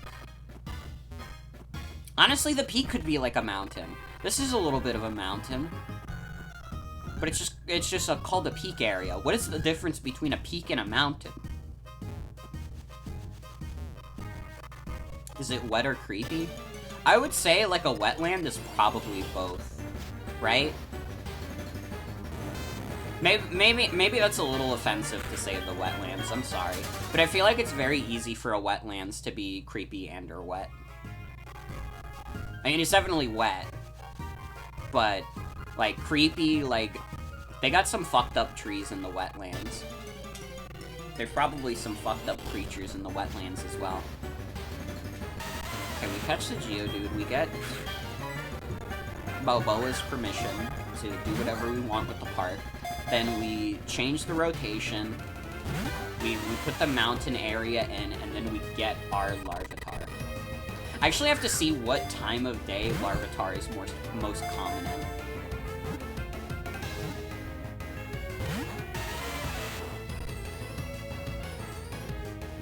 Okay, so Larvitar only appears in the morning and in the day. So we would have to, like, I mean, we're already gonna have to time travel because the Safari thing is like, oh, you can only do it like every 3 hours, and it's like, okay, thank you. As if Johto didn't have enough time-based events.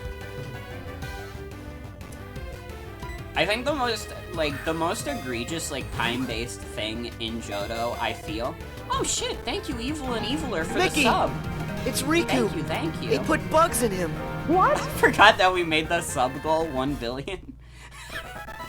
Geodude looks like a chewed up and flavorless piece of gum. He does a little bit, to be fair. I think you're right, Lord CW. Your name is, Stone, in all caps, like a child would name you. And then I'm gonna show you excitedly to the Safari Warden because I'm a child. And I'm like, look at this rock I got. Don't you love my rock? Wait, I just realized the World of Pokemon would be fucking awesome because you can literally, like, get a pet rock. Stone called Steve Austin. You would name him Robert, probably. Robert is a pretty good nickname for a Geodude, I think. Okay, I need to get him from the box. We also need to get our new Murkrow from the box.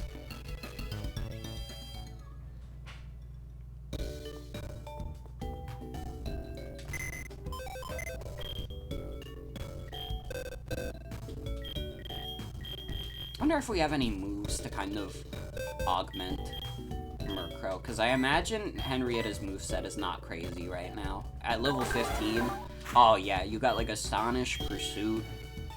Wing Attack's not terrible. 60 power is nothing to sneeze at, like wmidway through the game. It's not fantastic. Fly will be straight up stronger, but I'll take it.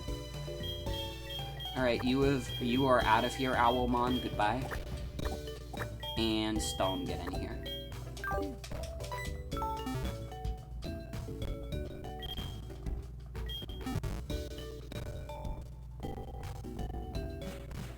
Alright.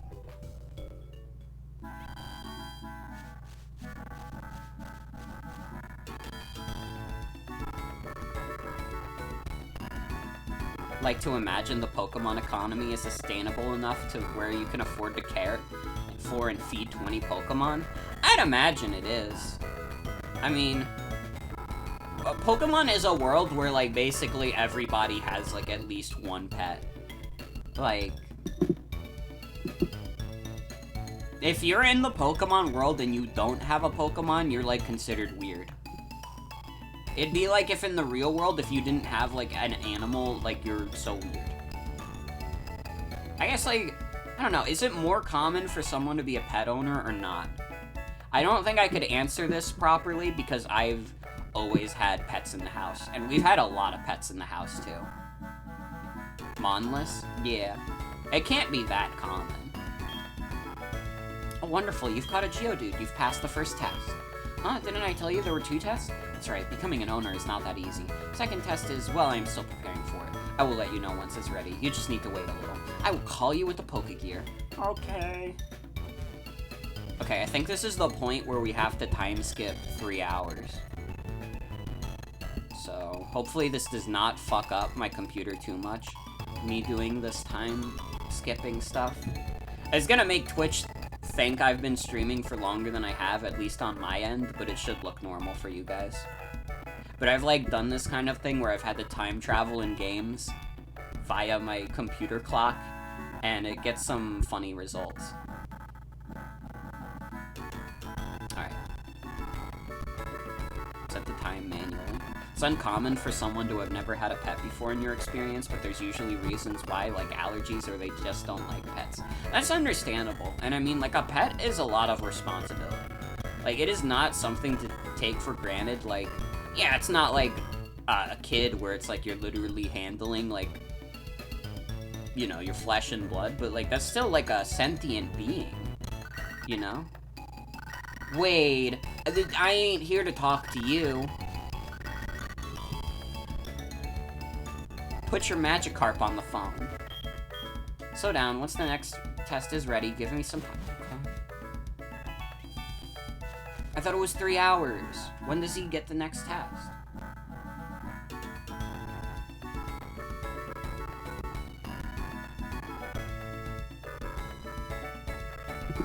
I guess we'll try a time skip of a day.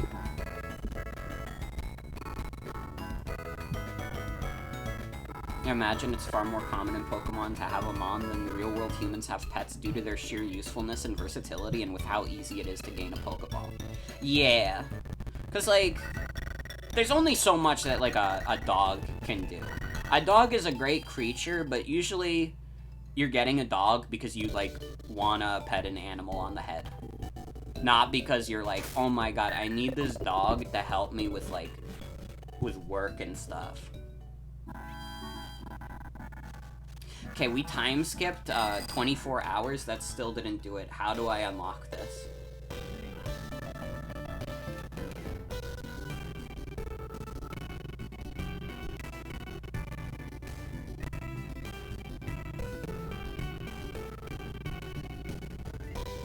Safari Zone, SoulSilver.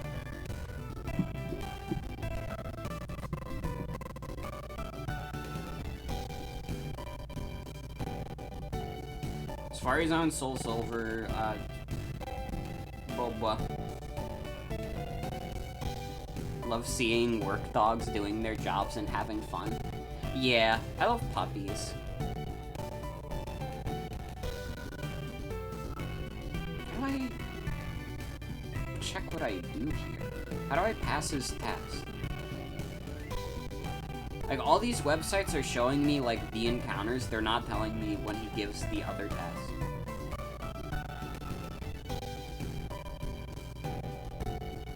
Oh, here we go.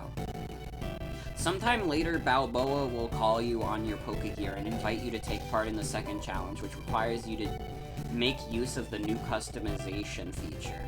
This lets you swap out or rearrange one of the current areas with another area. Okay, what if we, like, save the game and then, like, restart? Will that make him happy and call me on the phone, instead of, like, ghosting me?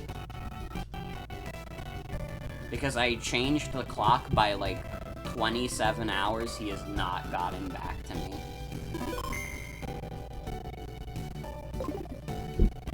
And, like, genuinely, it's a little humiliating. I thought I knew the guy, but, like, you know,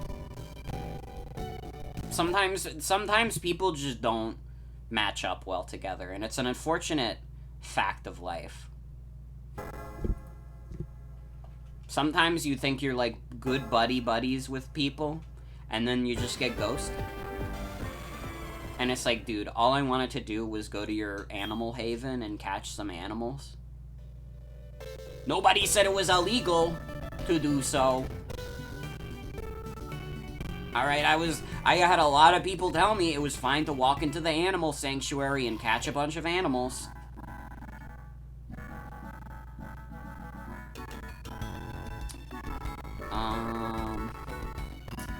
That didn't do it. I think we're probably just going to have to leave. Which is unfortunate, because I would really like to get the Larvitar now rather than later, especially with how fucked up the levels are in Johto, but again, I kind of can't, like, force this kind of thing, it seems.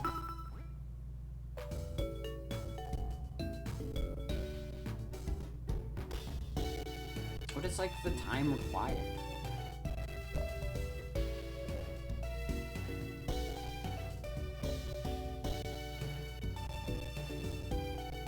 It says 3 hours later. Is it not 3 hours later?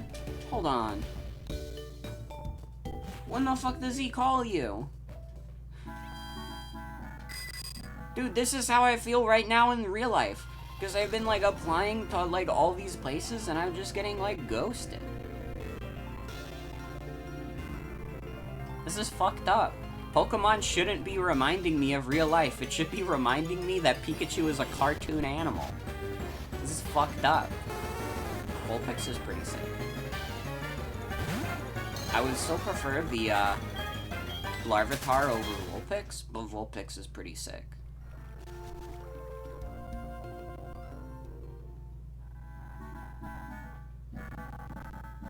Love that rat. That's true. Pikachu is a fun rat. Alright, man, I'm dipping, I guess. We could, like, fight a couple more trainers along the cliffside. Maybe get Henrietta some levels.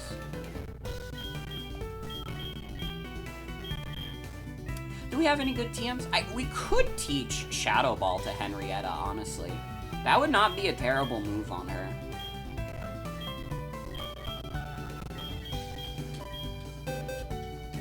Hell of a lot better than fucking Astonish.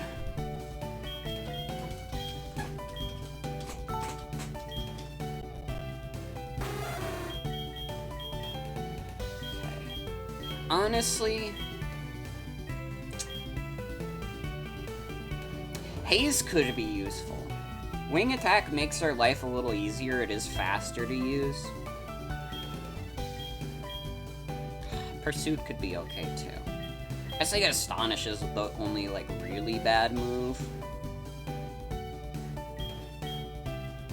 I'm gonna get rid of Haze just because I don't really see a reality where, like, a trainer sets up on us and we're really miserable about it.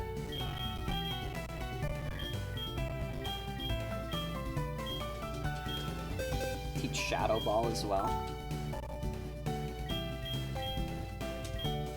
Dude, I got reminded today, I don't remember which one of my mutuals, like, posted this, but have you guys all seen the one image of, like, Pikachu in real life? Where it's, like, the rat that was colored to look like Pikachu? Or whatever the animal was?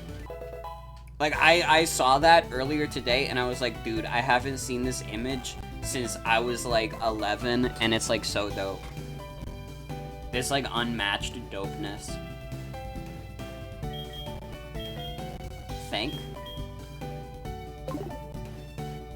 I feel like a lot of people who would have been, like, on the internet in, like, the 2010s would have seen this image of, like, Pikachu real.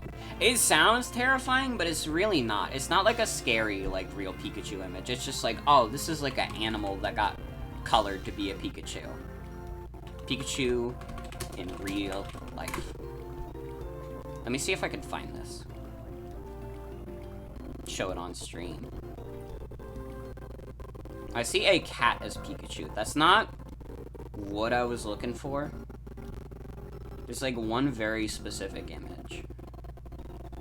That is a girl in a Pikachu costume. That's not it either. Okay, I don't think I can actually find this image just based on the search result of Pikachu in real life. Oh, it's in stream discussion? Let's go. In the Discord?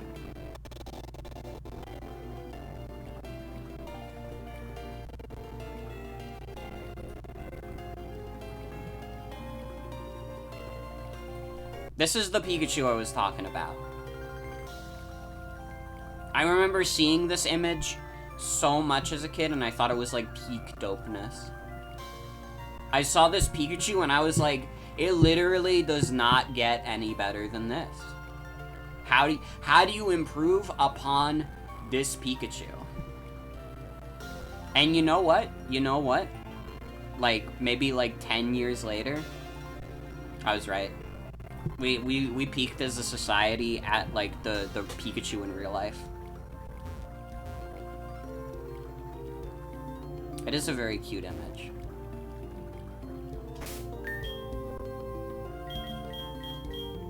Alright. Put Henrietta next to Wiggle. We've got a pretty stellar team here. Like, these feel like more underdog picks than I usually go for, but that's kind of what you gotta do in Johto, I feel. I don't feel like Johto has, like, a crazy amount of, like, heavy hitters. I guess, like, Dragonite's not really an underdog, but it also kind of is because we won't even have Dragonite by the time we fight Lance.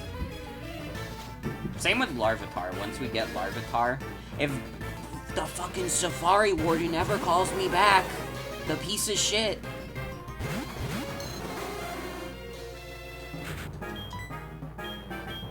Okay, we would like to Thunderbolt.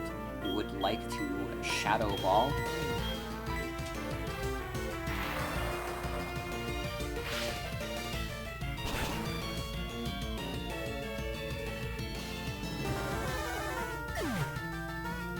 Cloyster's fun.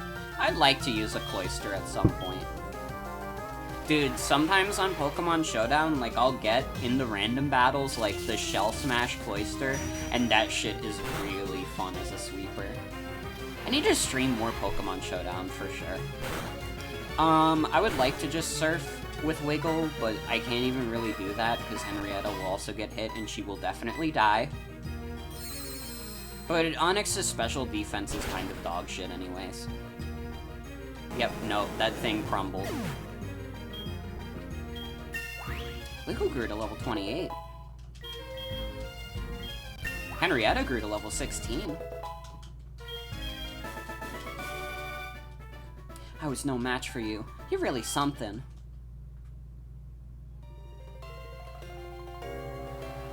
I wonder if we could beat Jasmine with just Wiggle. I'm wondering if Fire Blast is enough for that. That Steelix is pretty scary. I guess it's not that scary. Steelix is not that great of a Pokemon. But it's a little scary. I mean, honestly, yeah, I actually don't really see a way we lose against Jasmine, because the Magnemite are, like, pretty easy to take out, and then it's really just the Steelix.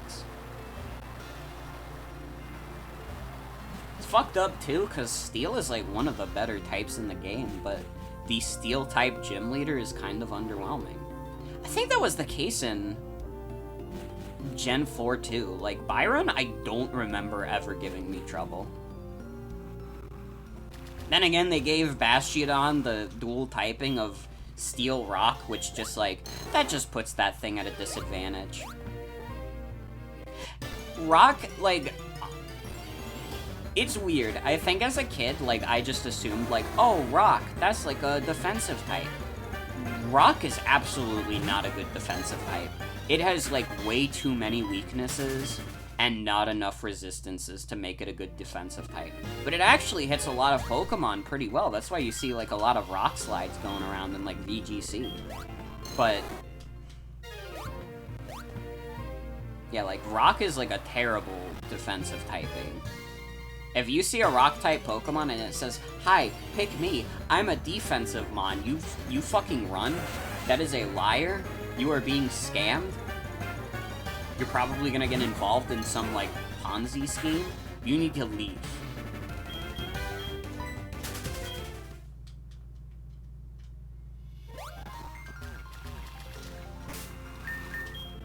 Okay, I guess that was really it for trainers we missed. Which is fine. Let's head back to Sandwood.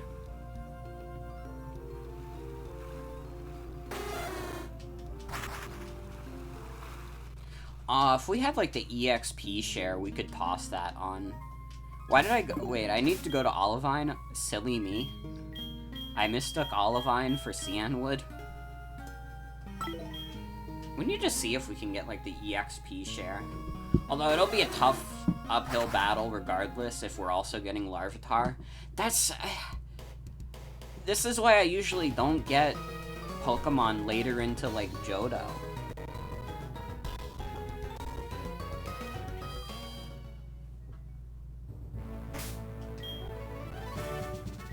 Oh, we need to heal also. We should not go in if we're not at full power. Even if it's just like a couple HP, like, you never know. A couple HP could be the make or break for a battle. Always be prepared. Pokemon is not an RPG that is hard enough where you can't go into every fight, like, super prepared.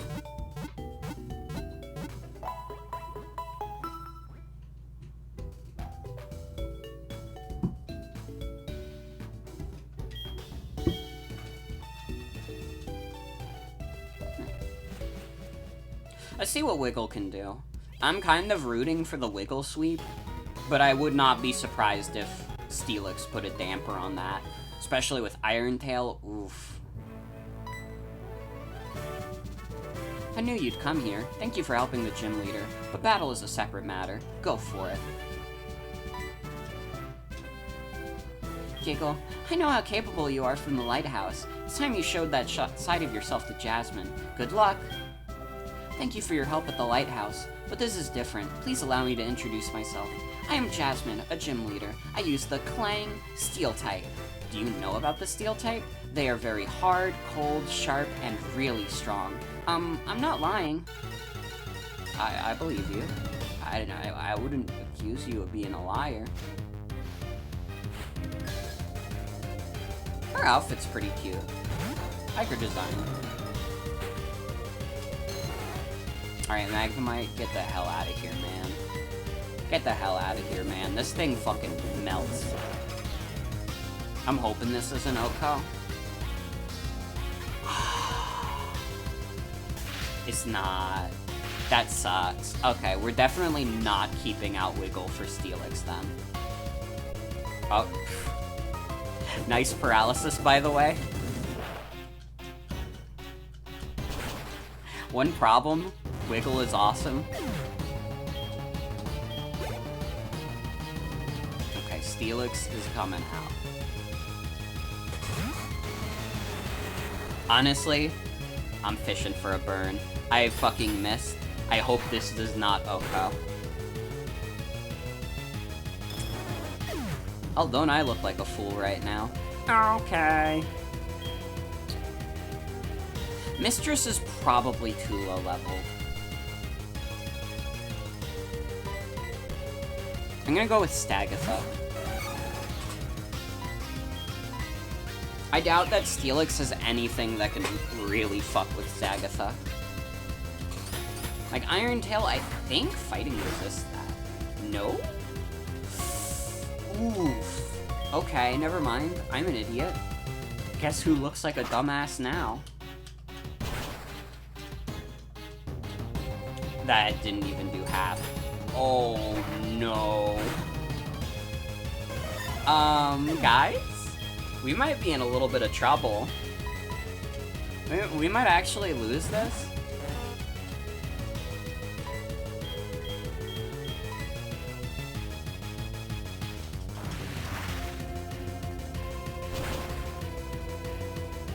Mistress, you gotta do more than that.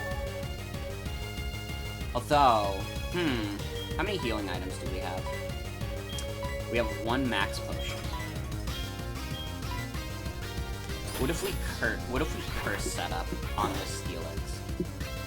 Too morbid to watch? It has a chance to drop your defense. Fuck's sake. Alright, it's simply put, we have to do something.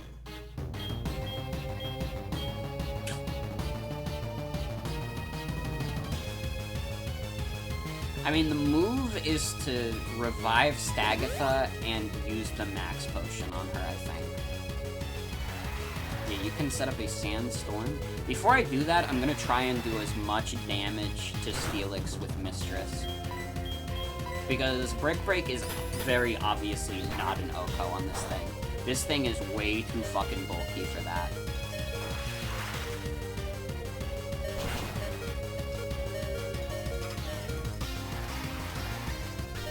Ah, and the sandstorm raises its special defense, too. That sucks.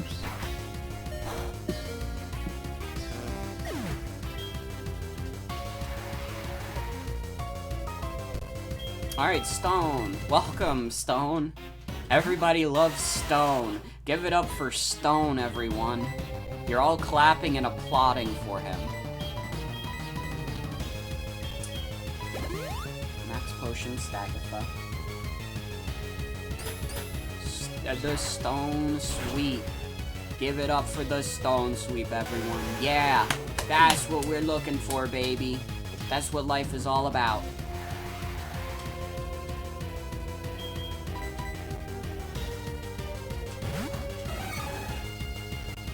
We might lose. We might lose, to be honest. I was not anticipating Steelix, like, being this strong. We set up another Swords Dance then to guarantee the kill. If that did not miss, that would have been a greedy move. Thank fucking God the Lord is in chat right now.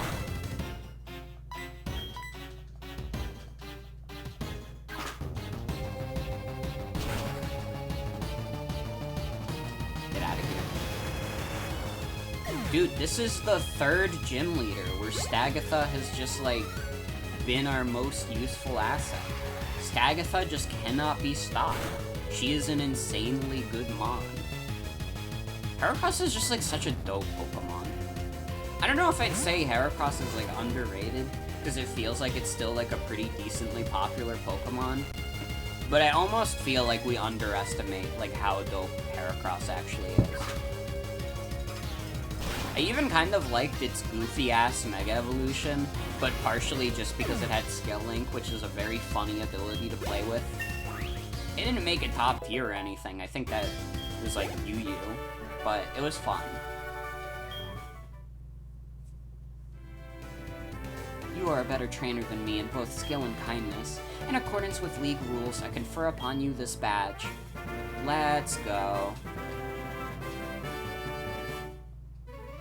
With that badge, all Pokemon, including traded Pokemon up to level 70, will obey you without question. Please take this too. That would be Iron Tail. It's called Iron Tail. Your Pokemon will hit the target with its hard tail, occasionally lowering the target's defense. Okay. The team could be doing better right now, but I'd say that was a success. Can the fucking Safari Warden get back to me about this other, like, owner's test? I'm, like, losing my mind a little bit. He still hasn't called me. The way I changed my computer clock, he's been holding off on me for, like, 27 hours. Like, what is wrong with this guy?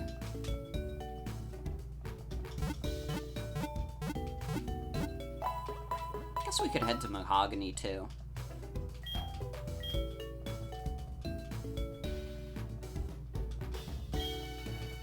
Wiggle's feeling better, so you decide to take Wiggle with you. I love my little Wiggle. We should put Henrietta in the front, so she soaks up some EXP.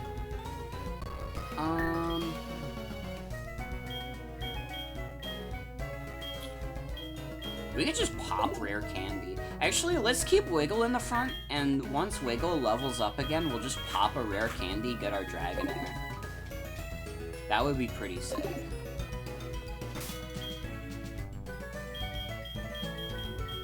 Congratulations, Stone. You're unofficially the 6th party member, because we haven't gotten our Larvitar yet. We all love Stone here. Stone, the fan favorite, if we ever did a poll of fan favorite Pokemon in these Pokemon playthroughs. What is your favorite Pokemon that Morgan has used? And, like, you know, you'd get some answers like, oh, I really liked, Charlotte, the Blastoise. Oh, I really liked the Kadabra. And I really liked the Plusle from Coliseum. But then just, like, at the top, and like a clean sweep with the most amount of votes. Stone everybody. Give it up for Stone.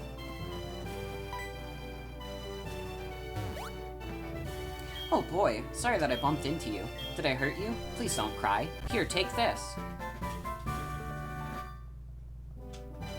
I was like thinking, this is like not something that's gonna happen anytime soon, because I still have so many Pokemon games to go through. But I think like once we're done with all the Pokemon games, like I kinda wanna make like a compilation of all champion fights and upload it to like the extra videos channel.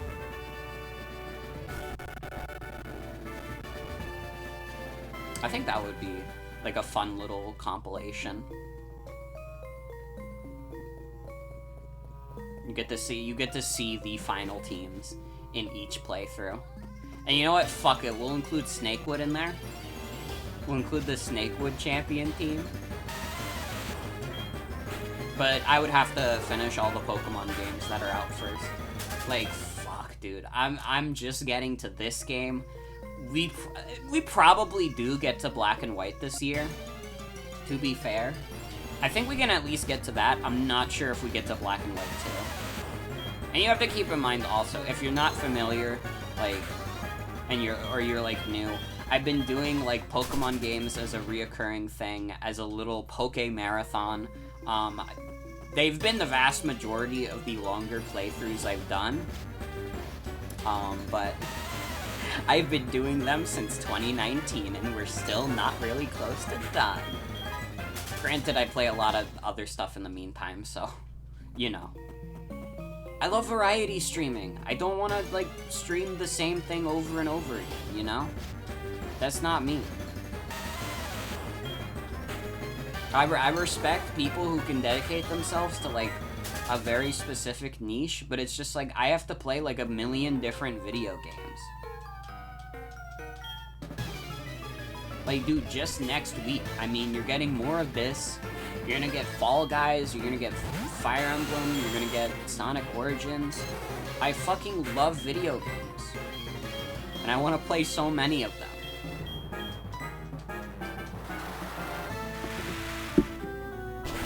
And it's weird. Like, I don't consider this an event necessarily, but I feel like I've been kind of in a weird spot with, like, games recently where, like, I just don't know what I want to, like, play off stream. Like, I don't, like, I remember some streamer I used to watch saying something like, you should, if you're a streamer, you should always have games for you to play, like, off stream. And it's like, that's good advice. I'm at a point where it's like, I don't even know what games I would play off stream, because most of them I want to show to people.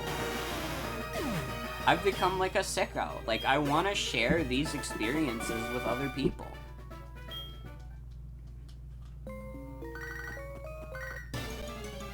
But it also is one of those things where it's like, during the day, if I have like a significant amount of free time, it's like, oh, do I want to play a video game? I don't know, I'm gonna play a video game later. You know?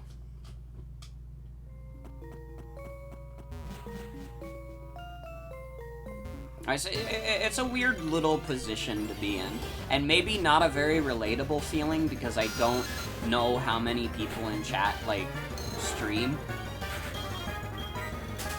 But that's where I feel like I'm at with video games. I need there to be, like, a game that, like, makes me go, oh yeah, I should just, like, play this on my own and have a good time of it.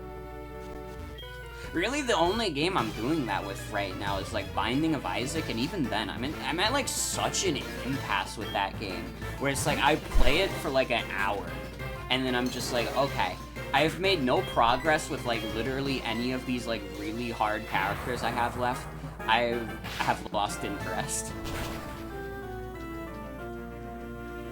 I don't like 100%ing games. And I only feel motivated to do so in Isaac because Isaac is one of those games where it's like, well, if you get 100%, you get all these items. And it's like, I want to play with all the items in the game, but I can't do that because I have these, like, really big obstacles left. And again, this is not, like, me saying, like, oh, this means Isaac is bad. This is just a personal, like, me thing of I do not like completing games. I know there are people who love completing games and getting, like, all the achievements and stuff and, like, you know, all that shit. Like, really, like, dissecting a video game. And I think that is, like, 100%, like, completely respectable. I am just, like, the polar opposite. I'm, like, holy shit, man. They invented, like, a million different video games, and I want to, like, play them all because I have, like, a different kind of love for this medium. Like, I guess my thing is that, like, my taste is so broad that, like, playing, like, all these different games and getting, like, a taste for all of them, maybe not, like, divulging far enough to get 100% in any of them, that's how I prefer to play.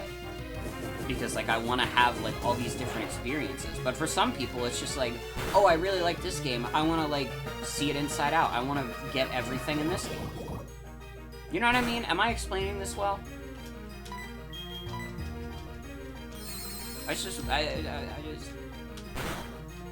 one of those things I wanted to say.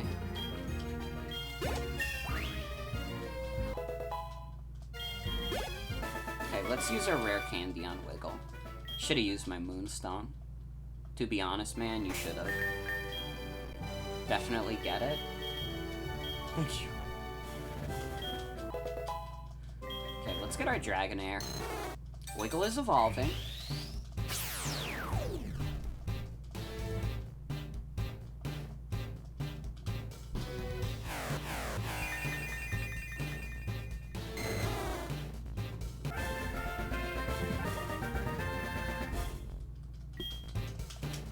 You get any new moves? No.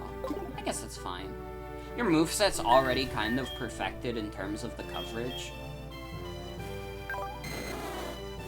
God, your attack is way better than your special attack, though. Too bad I put all special moves on you. Opposite is true for Henrietta. She got the plus special attack. She'll probably end up being, like, pretty good with, like, Shadow Ball and, like, Dark Pulse. You got Stagatha, who's just flexing on these fools. Cannonball, Mistress. Mistress's, like, attack being that much better than her special is kind of an anomaly to me. Oh, wait, I should have switched Henrietta to the front. That's fine, we could see Wiggle's new powers. Wiggle still do be wiggling, to be sure. I think maybe we'll go to Lake of Rage and cut it there, because I feel like doing the Team Rocket quest tonight would be a little too much.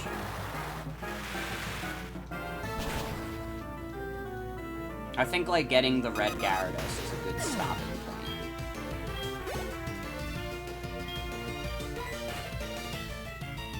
Wiggle is, like, so elegant.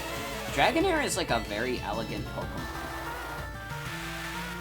I might also be thinking of the word elegant a lot right now because of the fucking Spy X Family episode where the headmaster of the school they're trying to get Anya into, he kept going like, this is elegant, I need the world to be elegant. And he kept saying it. It was like, it got like burned into my mind. And now it's like the word of the day.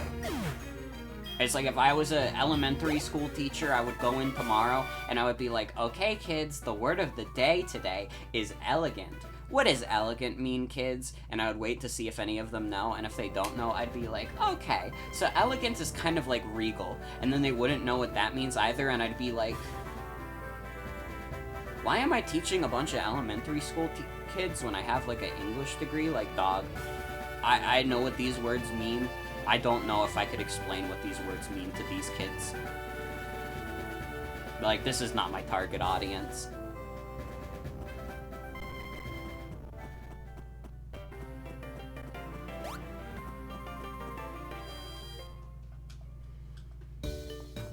Theoretically, that is something I could do with my degree also, is to go into education, but like literally everyone in my family is in education and I don't want to bother. Like, I've seen, like, how, like, the inner mechanisms of, like, the school system works, and I'm just like, dude, I'm not that interested. At least not in, like, the public school level. Maybe if I cared enough to get, like, my PhD, which I don't think I do, at least at the moment, I could become, like, a college professor. That I could do. See, that I would enjoy more, probably. Not that I don't enjoy being around kids, but it probably is, like, easier for me to, like, you know, educate someone if they've already kind of got, like, a little bit of that basis in mind. Like, I don't know. For some reason, it's probably easier for me to, like, teach, like, complex, like, English subjects rather than, like, teach a kid, like, the ABCs. Like, it's like, dude, I don't even know how I learned my ABCs. I know how I learned about Maya Angelou. I don't know how I learned that A is apple. I forgot to switch Wiggle out from the front again.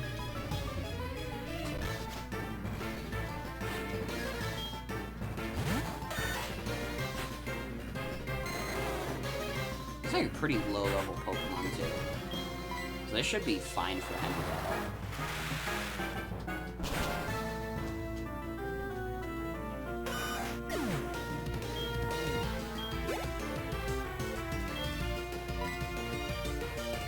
Alright, Henrietta, go get him.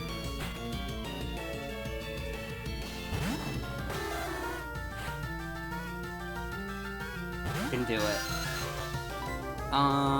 Do I want to fly or Shadow Ball? I mean, fly is stab, so it'll probably do more. The difference between our attack and special attack isn't that high yet, so we probably just use fly right now. Let's go. That hurt. You're fine, Henrietta.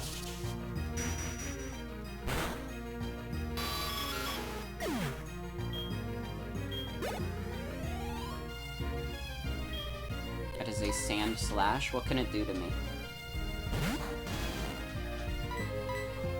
Honestly. Oh, wait. Sand Slash is a ground type that doesn't get ground moves. Duh. I can do that. I can use Swift. Swift is such a doofy move. Like, I feel like in my mind, like, Swift is way worse than it actually is. Like, 60 power, like, never misses. Like, that's not terrible. That's like what Aerial Ace does, but Aerial Ace gets a stab that isn't, like, normal type. Normal type is only, like, a good attacking type if you really, like, lean into the power level.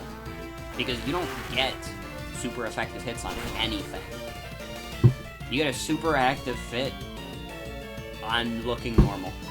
And that's it. That's all you get.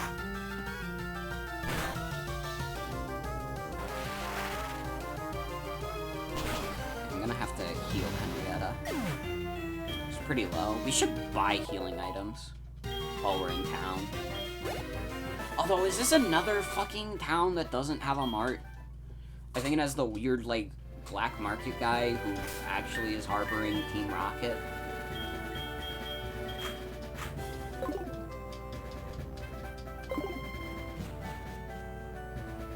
Dude just has, like, domestic terrorists living in his basement.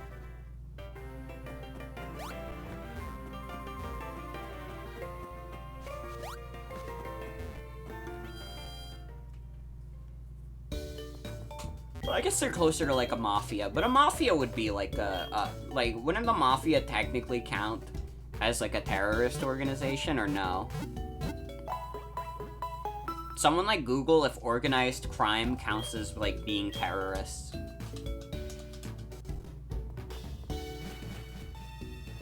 I expect a 4-page paper about it by tomorrow.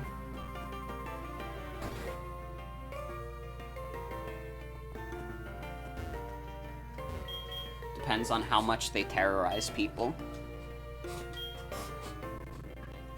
I don't know. I've never been the target of organized crime, so I guess I couldn't answer that. Like, I don't know if, like, organized crime circles are typically, like, isolated to themselves.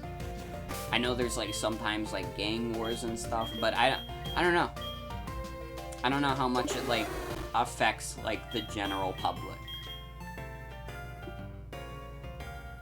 I guess we also don't live in a time where the mafia is, like, particularly, like, prevalent. Like, the mafia definitely, like, still exists, obviously, but, like, it's on a smaller scale, I think. Either that or it was always, like, pretty low-key, and just we got, like, too many, like, Martin Scorsese films that made us think, like, the mafia was, like, the biggest thing in the world.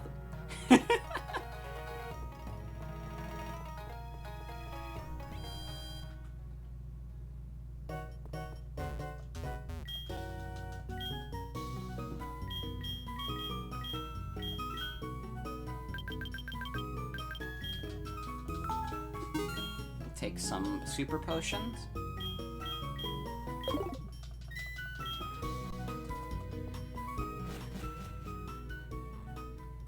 Dude, do you think there's, like, any mafiosos who just, like, watch Twitch streams? Like, statistically speaking, there has to be, like, at least one mafia guy on Twitch. Maybe not an actual streamer, but, like, someone who watches streams. I don't see why not. Like, right? I doubt there's, like, a mafia streamer, though. I feel like that would be putting too much attention on yourself. Creepy to think about. A little bit.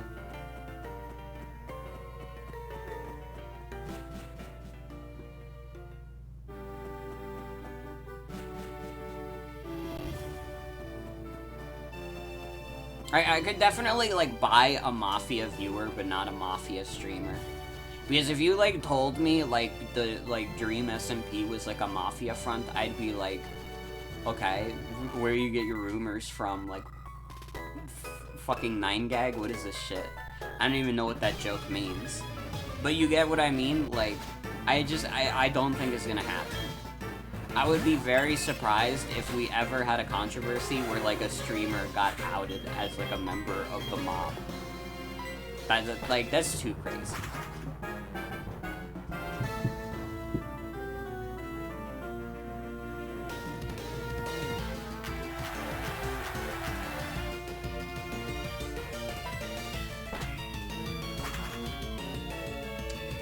I need you to fly on this fool, Henrietta.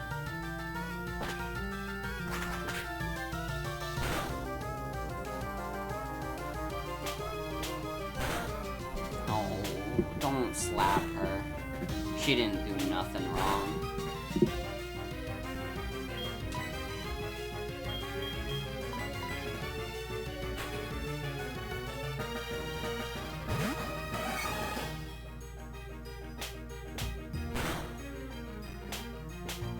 Don't be mean. Don't be mean to her.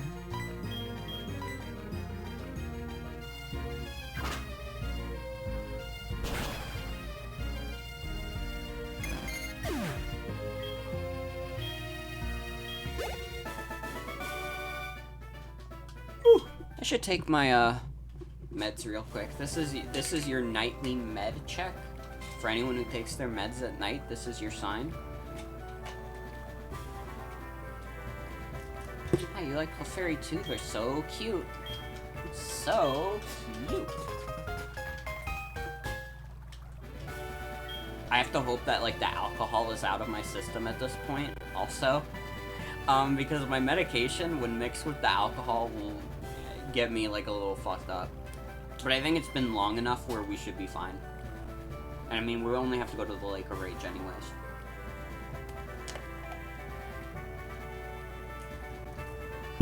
Dame da med check? True. Don't know why you said that. Listen, if anybody's gonna teach you, like, good practice for your mental health, I guess it should be cure you. I don't see why not.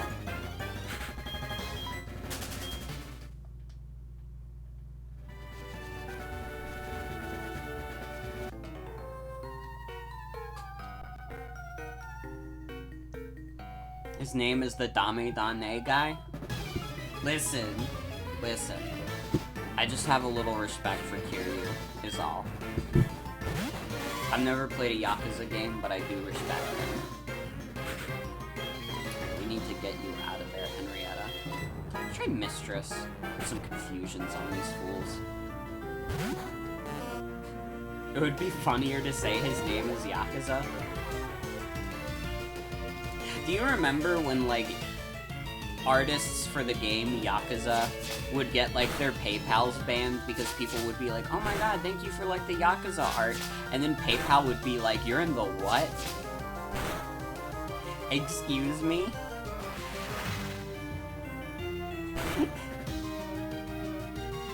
Kinda fucked up, but also a little funny. It's not funny that people, like, got their revenue fucked up a little bit by that, but it's I don't know, it's a little funny. I'm sorry, it's a little funny.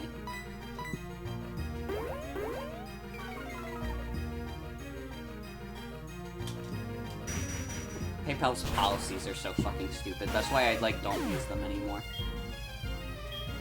I get stream tips direct from Coffee, and it goes to my Stripe account, and Stripe will just be like, oh, hey, you got, like, $3, we're gonna ship that over to you, okay?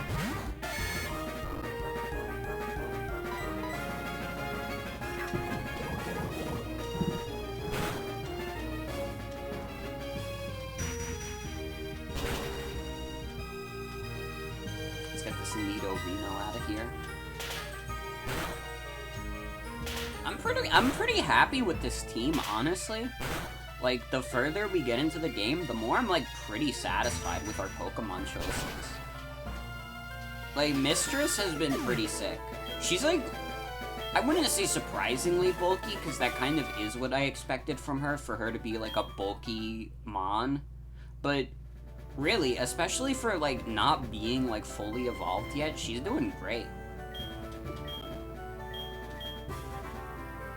Dude, this guy called my Pokemon knowledge shallow? Bruh. Do you know me at all? Get out of here, man. I love Pokemon, that's why I started, and I'll keep on collecting Pokemon.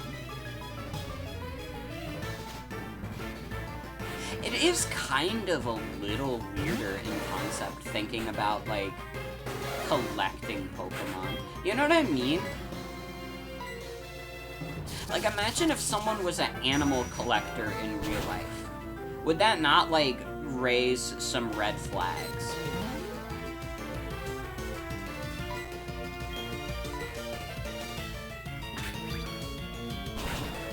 I mean, again, like, Pokemon are, like, while they're similar to, like, animals in real life, they are very different. But, like, depends on the person? Maybe. Maybe. I guess if it's just, like, someone who has, like, a lot of pets, then, like, yeah, they can call themselves an animal collector. But I think, like, someone who's, like, yeah, I go out of my way to get all these animals, I would look at them and I'd be like, I don't know, that doesn't sound entirely legal. You can't stuff animals in real life in little balls. This is true and a key difference.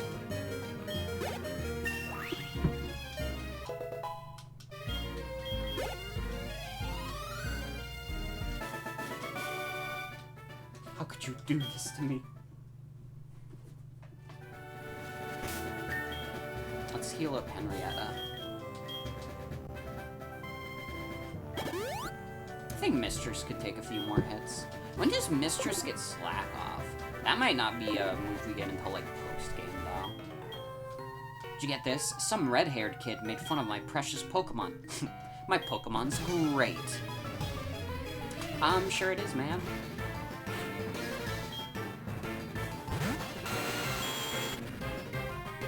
Okay, Nidoking is kind of dope, though. Actually, like, Silver's got terrible taste if he thinks that Nidoking is a weak-ass mon. Like, look at this fucking beast. Dude, Nidoking is, like, cool as fuck.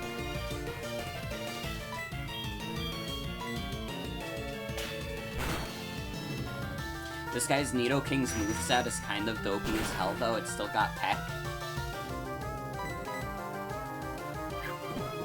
And Poison Sting. Nidoking is a top 5 Gen 1 Pokemon for you. That's respectable. I don't know if it would make it that high for me, but it would be, like, up there for sure. Like, maybe top 10 for me. It's pretty damn solid. I mean, like, you have to keep in mind that, like, top 10, like, top 5 includes Oddish, Bloom, and Vileplume. Because I love that little fucker. Alakazam, obviously. What would be, like, another top-tier Gen 1 Pokemon for me?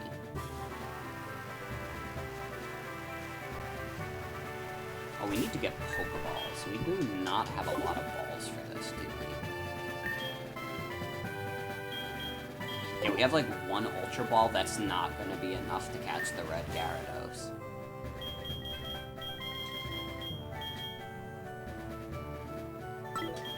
Back to Ekritique real quick. I don't know, I would have to think about, like, what my favorite Pokemon are. Maybe at some point on stream we could do the one sorter of, like, what Pokemon are your favorites? You gotta pick between two, and then we'll determine who comes out on top. I think, like, Vileplume was my favorite Pokemon for a while, but I think I've fully converted to, like, Murkrow is the best one. Could fit into a tier list stream? That would be, like, an entire stream on his own. There's, like, 900 Pokemon. Hey, list your top 20 faves. Okay.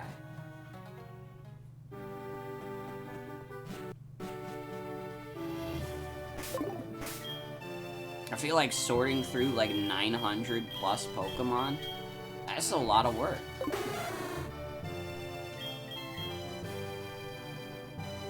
And we would have, like, banter along the way. We would discuss, like, Pokemon with each other. I don't know, maybe. It's been a bit since we did, like, anything, like, tier list related, hasn't it?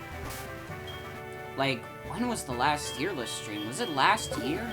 That doesn't sound right, but also, I don't know if we've done any tier list streams this year.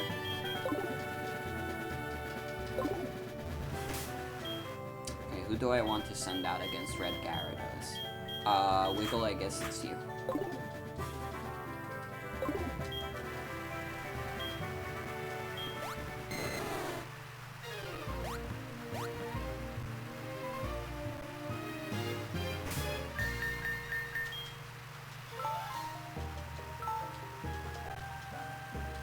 We'll save.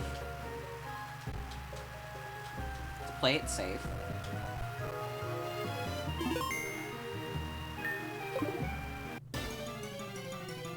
Dude, what is this? Get out of here, Magikarp.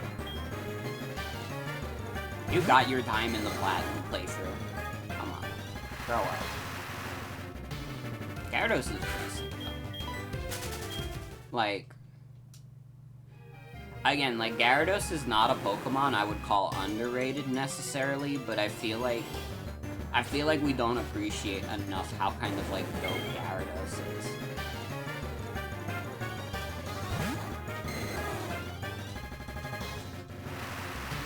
Dude, it's a shiny though! What the hell?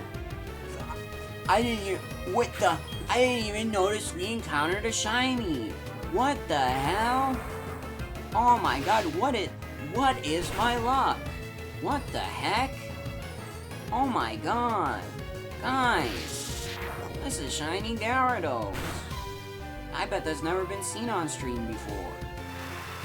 Holy shit. I didn't get any balls. I didn't get any balls. We have 5. Morgan's future telling Power Strike again. Dude, it comes out of the ball and it has to do the shine effect again. It needs you to know that it's, like, dope as hell.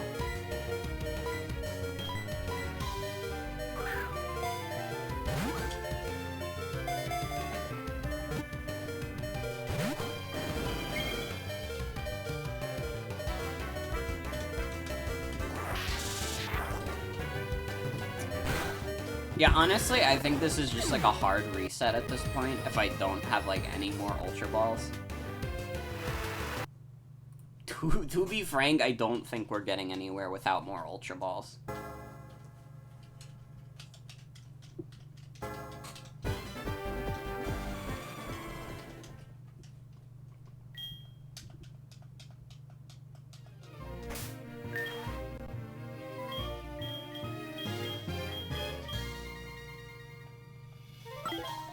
Let's go back to Ekritique. Let's remember to buy Ultra Balls this time.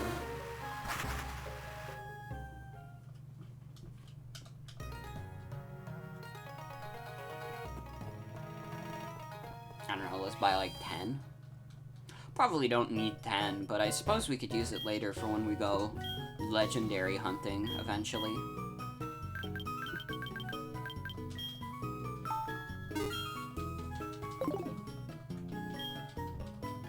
Also, yeah, the good news is the alcohol that I had earlier today definitely digested by now because, like, it didn't have, like, an insane reaction with my meds. We're good. Good news, gang. Morgan is not drunk on stream.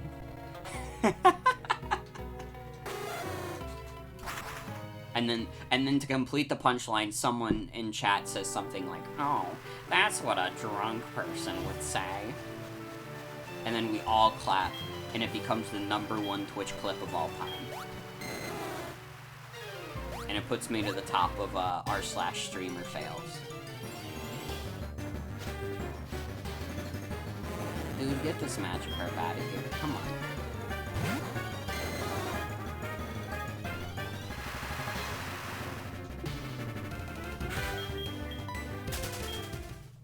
I don't want to fight you. I want to fight your dad.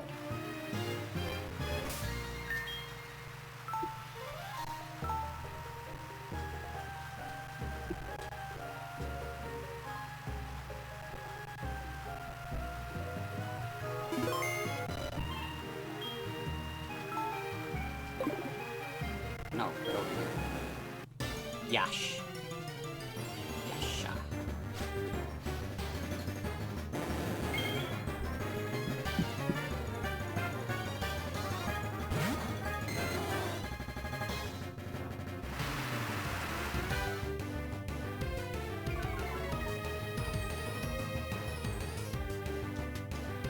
Oh, dude, it's a shiny again. What the hell? What the heck?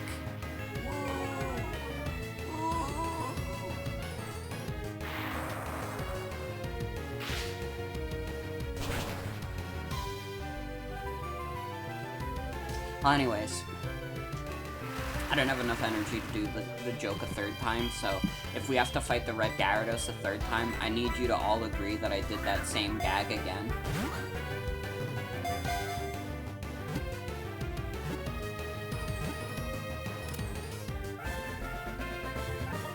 We got it first try. That's really funny. Let's go. You know what? I actually do have energy to do the bit one more time. Because it's like, wow, shiny.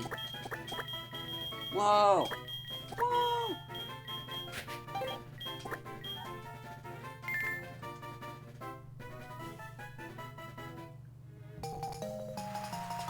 Red scale, let's go. Alright. I think we're good to call it there. We got a couple more gyms out of the way. We got most of our team. Still waiting on that Larvitar, but we'll see. Maybe I'll catch it off stream. We shall see. We're gonna call it here. I think we had a pretty productive SoulSilver stream. But that is going to be it for tonight's stream. I want to thank you all for coming. Hope you'll have a good night and take care. Tomorrow, when we come back, I will be streaming Cuphead. We will try and beat King Dice and the Devil, because I really want to beat this game before the DLC comes out. But I will see you guys later. Hope you all have a good night. Goodbye.